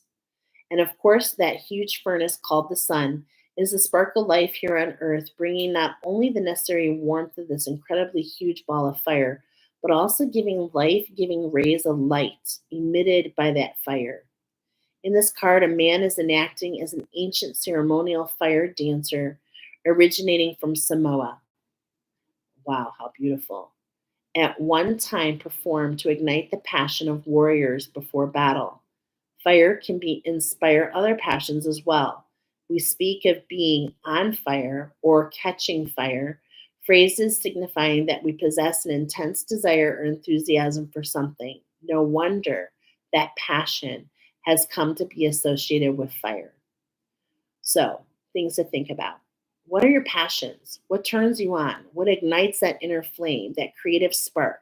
When you feel devoid of passion, consider what is missing in your life. Is it most likely the absence of fire in your belly? Something that makes your heart beat a little faster and quickens your breathing? Passion is something that comes from outside to you. Although some events and circumstances can trigger it, it is an intensity of feeling, whether quietly experienced or enthusiastically expressed. Passion can simply be a strong feeling, or a sensation itself can be so powerful that it motivates you to act. This is too often associated exclusively with sexuality, which it pertains one way of experiencing it, yet it limits the meaning and demeans the broader possibilities. Open yourself to the truth of what you are passionate about and find a way to express it. You, pile number 4, are here to harness the volatility, the emotions that hurt others, harness the fire, and teach others how to do so. Oh my gosh, I got goosebumps all over. This is a beautiful structure that is coming down. Okay, you're coming down into this structure, but we're not done because you are a climber by just that. That's just what you do. So we climbed up the story of your evolution. We're dropped down into your current structure. Now we're going to climb out. Okay, we're going to climb out into the storytelling. This is the shift of how you are a teacher through storyteller. This is where your new beginning starts. Okay, so let's go ahead and climb out. We're going to read. Here we got the 7 of Pentacles. This is very abundant for you, very magical for you. Let's take that first step. Okay. Actually, I'm supposed to, okay, 5 and 5. I'm sorry. This is an ending of that sword energy. And remember, we got that new beginning. You're going to collect the ace. You're going to take the wisdom. This is the ending of strife for you. No longer are you hunted, right? And instead, you are the magician. You harness the elements. You have access to all 6 elements. And so, therefore, you are able to take and learn and express magic through the use of those elements, and storytelling is how you're going to do it. Okay, storytelling, teaching by storytelling, being able to understand where others are. Look at this energy, high priestess energy, collaborating with others, listening to guides, the wind, all the elements, okay, putting that together and being able to step into this high priestess energy. This is your sweet spot. This is the land of milk and honey for you, friends. Okay. So where do we start? We start with the tower. And why were you brought here, friends? I believe you were brought here so that you can let that tower fall. So we climbed up the tower of our evolution, let it fall so we can parachute down, See the structure that we are immersed in. Where are we starting with? Let the tower fall and let's climb up. Are you ready? Step number 1. The Ace of Cups.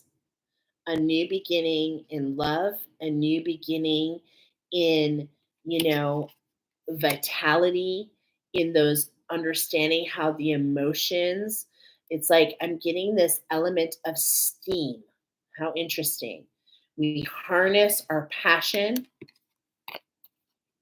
by harnessing the fire and applying that to our emotions. We create this steam. And from this steam, it's interesting, I'm seeing different pictures, okay? And we can use those to create story. The second step is this King of Cups energy, okay? So we have the Ace of Cups. We have this new way. How are we climbing out of this structure so that we can climb into our milk and honey, okay? I hope this is coming. I hope this is understanding. Is we really have this kingship. And what's interesting about God's gift, about Dorothy, is she sees all her friends become kings. It is not about her. She is the priestess. She's the facilitator. And because of her walk, she allows others to be kinged, to be able to move about without restriction. Wow. To hold their sword, to be above their emotions. Wow. To always have the sun and to feel in balance. How perfect. How beautiful. The third step, the Ace of Wands. Are you seeing all these aces? And look at this. I saw these as I was shuffling. The Ace of what? Of this mermaid, siren energy, a new beginning to the sire within. It is not about me being a king. It is about you creating kings in others. And this is the difference. It's like if you think about, like, I don't even know, like that show, Game of Thrones. It's like all the wars we've been in, these self-appointed kings. This is different.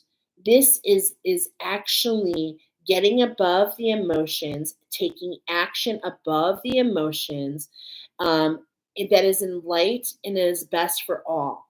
Okay? And so as we get past this siren energy, we have this new way that we weave magic, pile number 4, and the chariot comes flying. Wow, this is amazing. Magic is all around. So gorgeous. We've got this alignment of these horses within, okay? And I'm really talking about these gods too. I don't know why, but Apollo's coming in like, so interesting actually. But there's this alignment, and it's like this was meant in the stars. This chariot, this fast moving energy comes in to really kind of take all those worries away, all those worries away. And we're going to read that card in just a moment.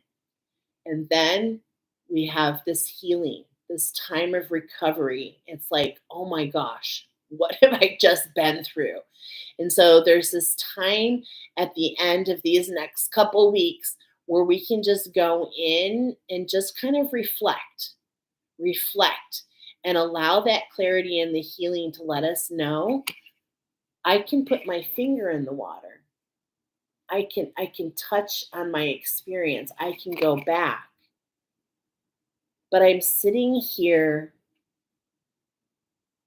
in a new land. Look at this pizza where I'm being provided for. I'm listening. I'm not listening to the thought, to what others are saying. I'm within. And it's this reflection time. And this reflection really is coming in a lot about what you see on the parachute on the way down. So really kind of like really harnessing interesting word. Really harnessing. We're going to read this card and really journaling your experience over these next 3 weeks. Okay, specifically is what I'm getting. So let's look at the Chariot.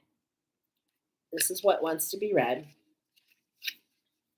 Now, this is a new oracle for me, okay? But it is a beautiful oracle. We're getting familiar with it. So we've got we've got the big brother, okay? This is so tiny. I'm gonna have to like maybe set this down. I can't really see it. Okay. Attributes. We're talking about willpower, success, assurance, action, and momentum. The Chariot takes what the lovers teach about self knowledge and understanding and forges it into a tool of courageous success. The Chariot charges forward with determination.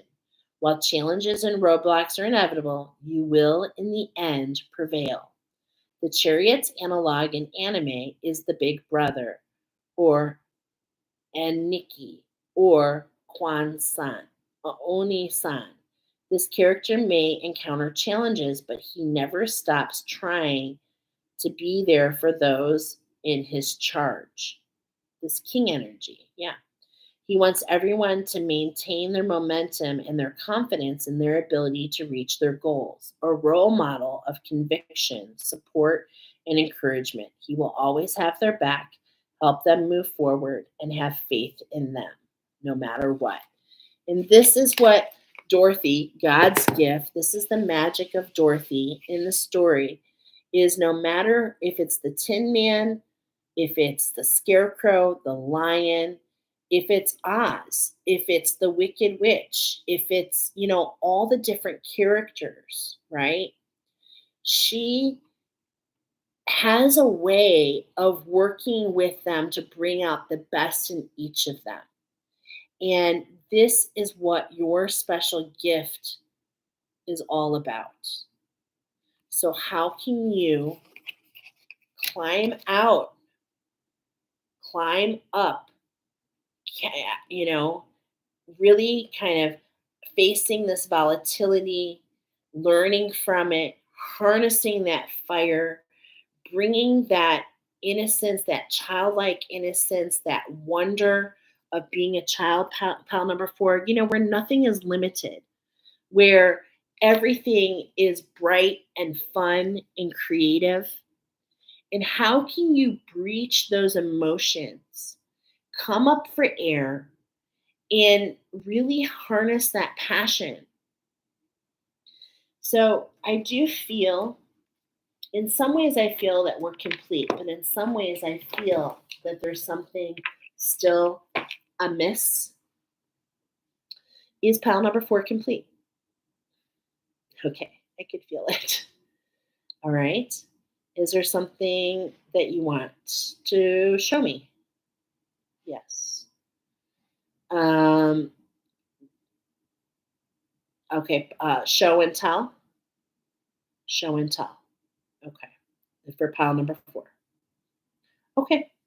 So what I'm going to do, show and tell, guys, this means I'm going to go within and I'm going to have everything. I'm going to explain what I'm feeling, seeing, what I'm hearing, what I'm touching, all the things. Okay. Okay. Here we go.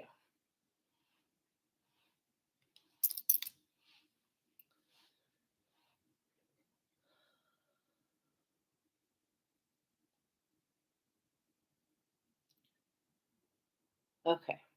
So I feel an energy here and here. Okay. So first of all,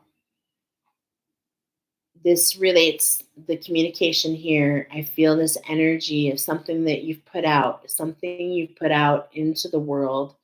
It's kind of like making you feel sick. It's kind of like making you feel heavy hearted. And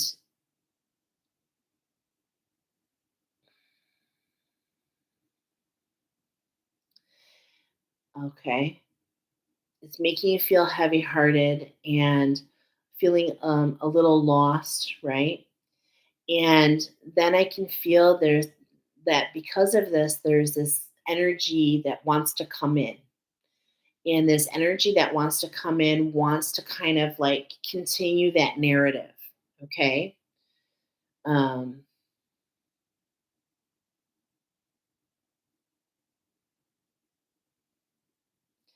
and this has a lot, and we're talking about God's gift. So it's like you've put something out there and you're feeling like it's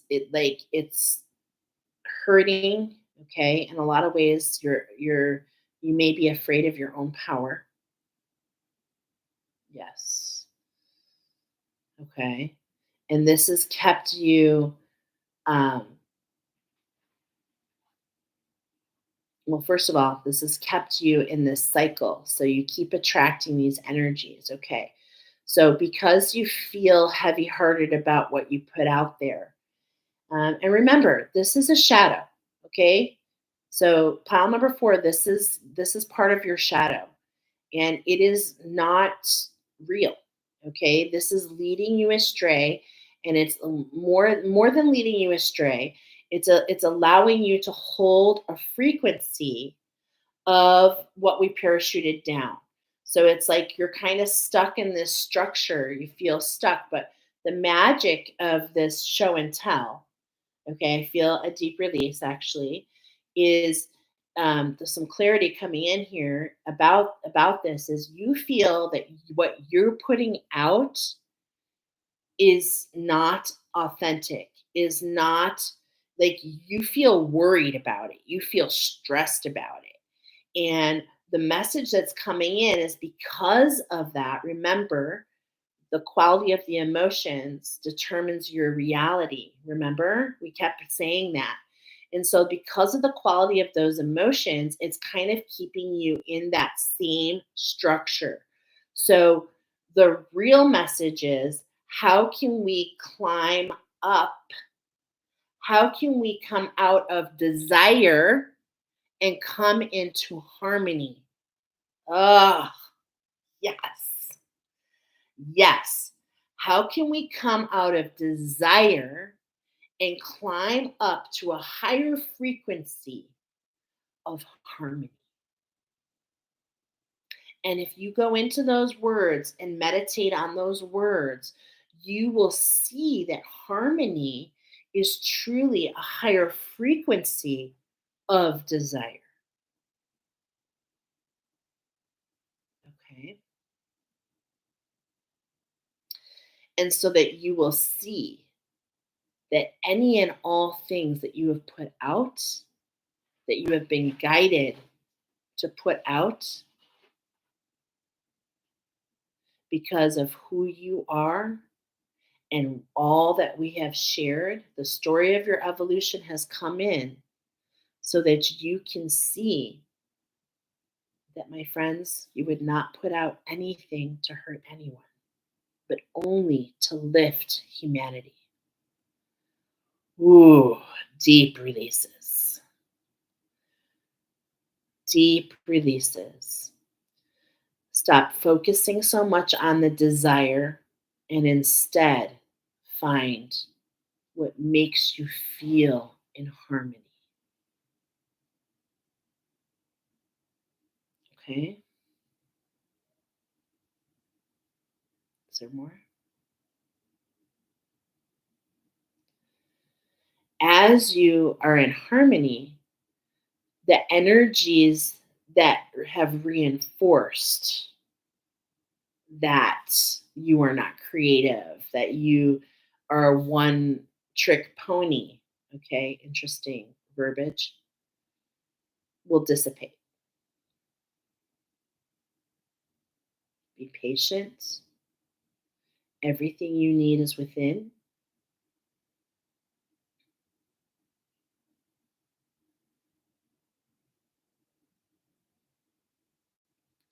You are not alone.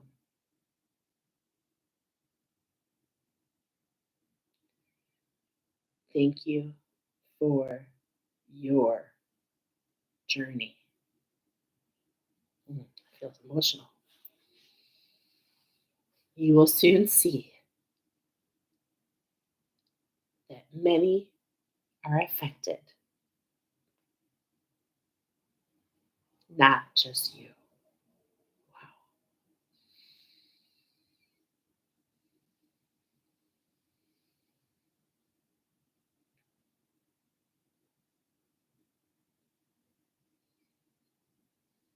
I'm asking, is there more? And I'm getting yes. So, as this fire builds, interesting, as this fire builds, it's referring to this desire. It lifts you up. Allow your passion to guide you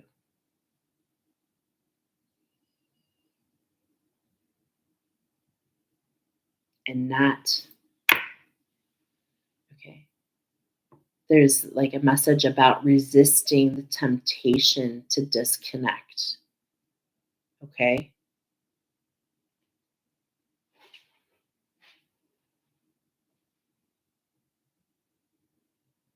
You are a light bearer, bearer, and through you, others will see, and through you, others will see. So you have the ability to transmit. You're like a transmitter, and with that transmission of light, others will see, hear, they'll have expansion in their gifts.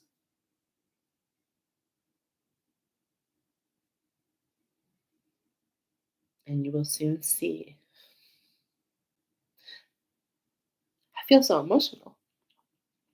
And you will soon see that the world was not ready for your magic previously.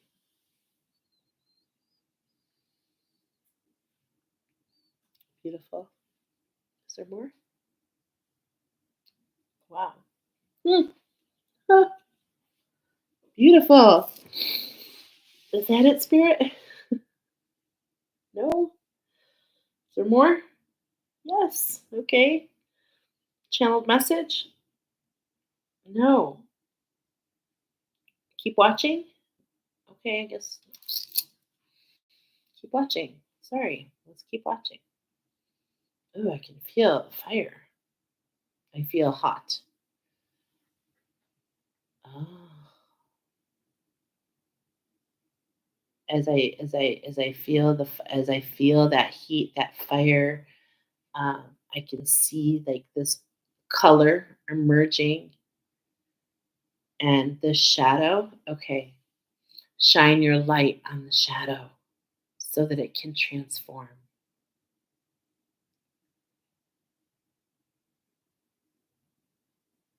And you have the ability to shine the light on other shadows so that they can see the path.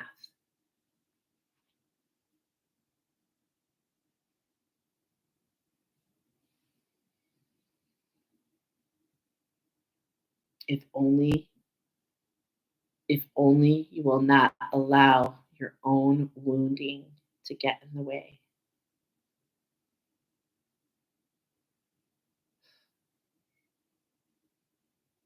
Wow. You are capable of moving mountains. Deep chills.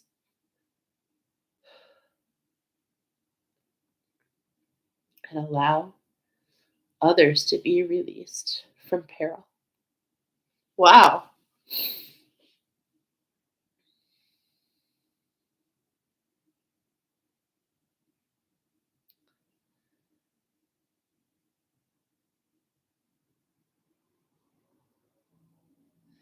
But it starts within yourself. It starts with your own voyage. And it's like that's the thing you do. You climb, you explore, you come back down, you reassess, and then you climb again. And that is like your gift, your gift. And it develops into a story.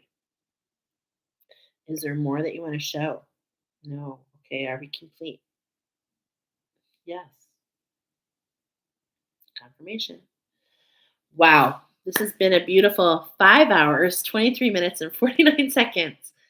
Um, for those of you that wonder how long can Michelle go, it's just easier for me to be in the energy all at once than to go back and forth. So I hope that you found what you needed here. Of course, I would never expect you to be on live. If you're new to me, listen at your leisure. This is here for the next 3 weeks. Remember, use your body pendulum. And if you feel guided, please come back for the activation of the hump whale. We'll see you soon. We'll catch you on the flip. Peace out.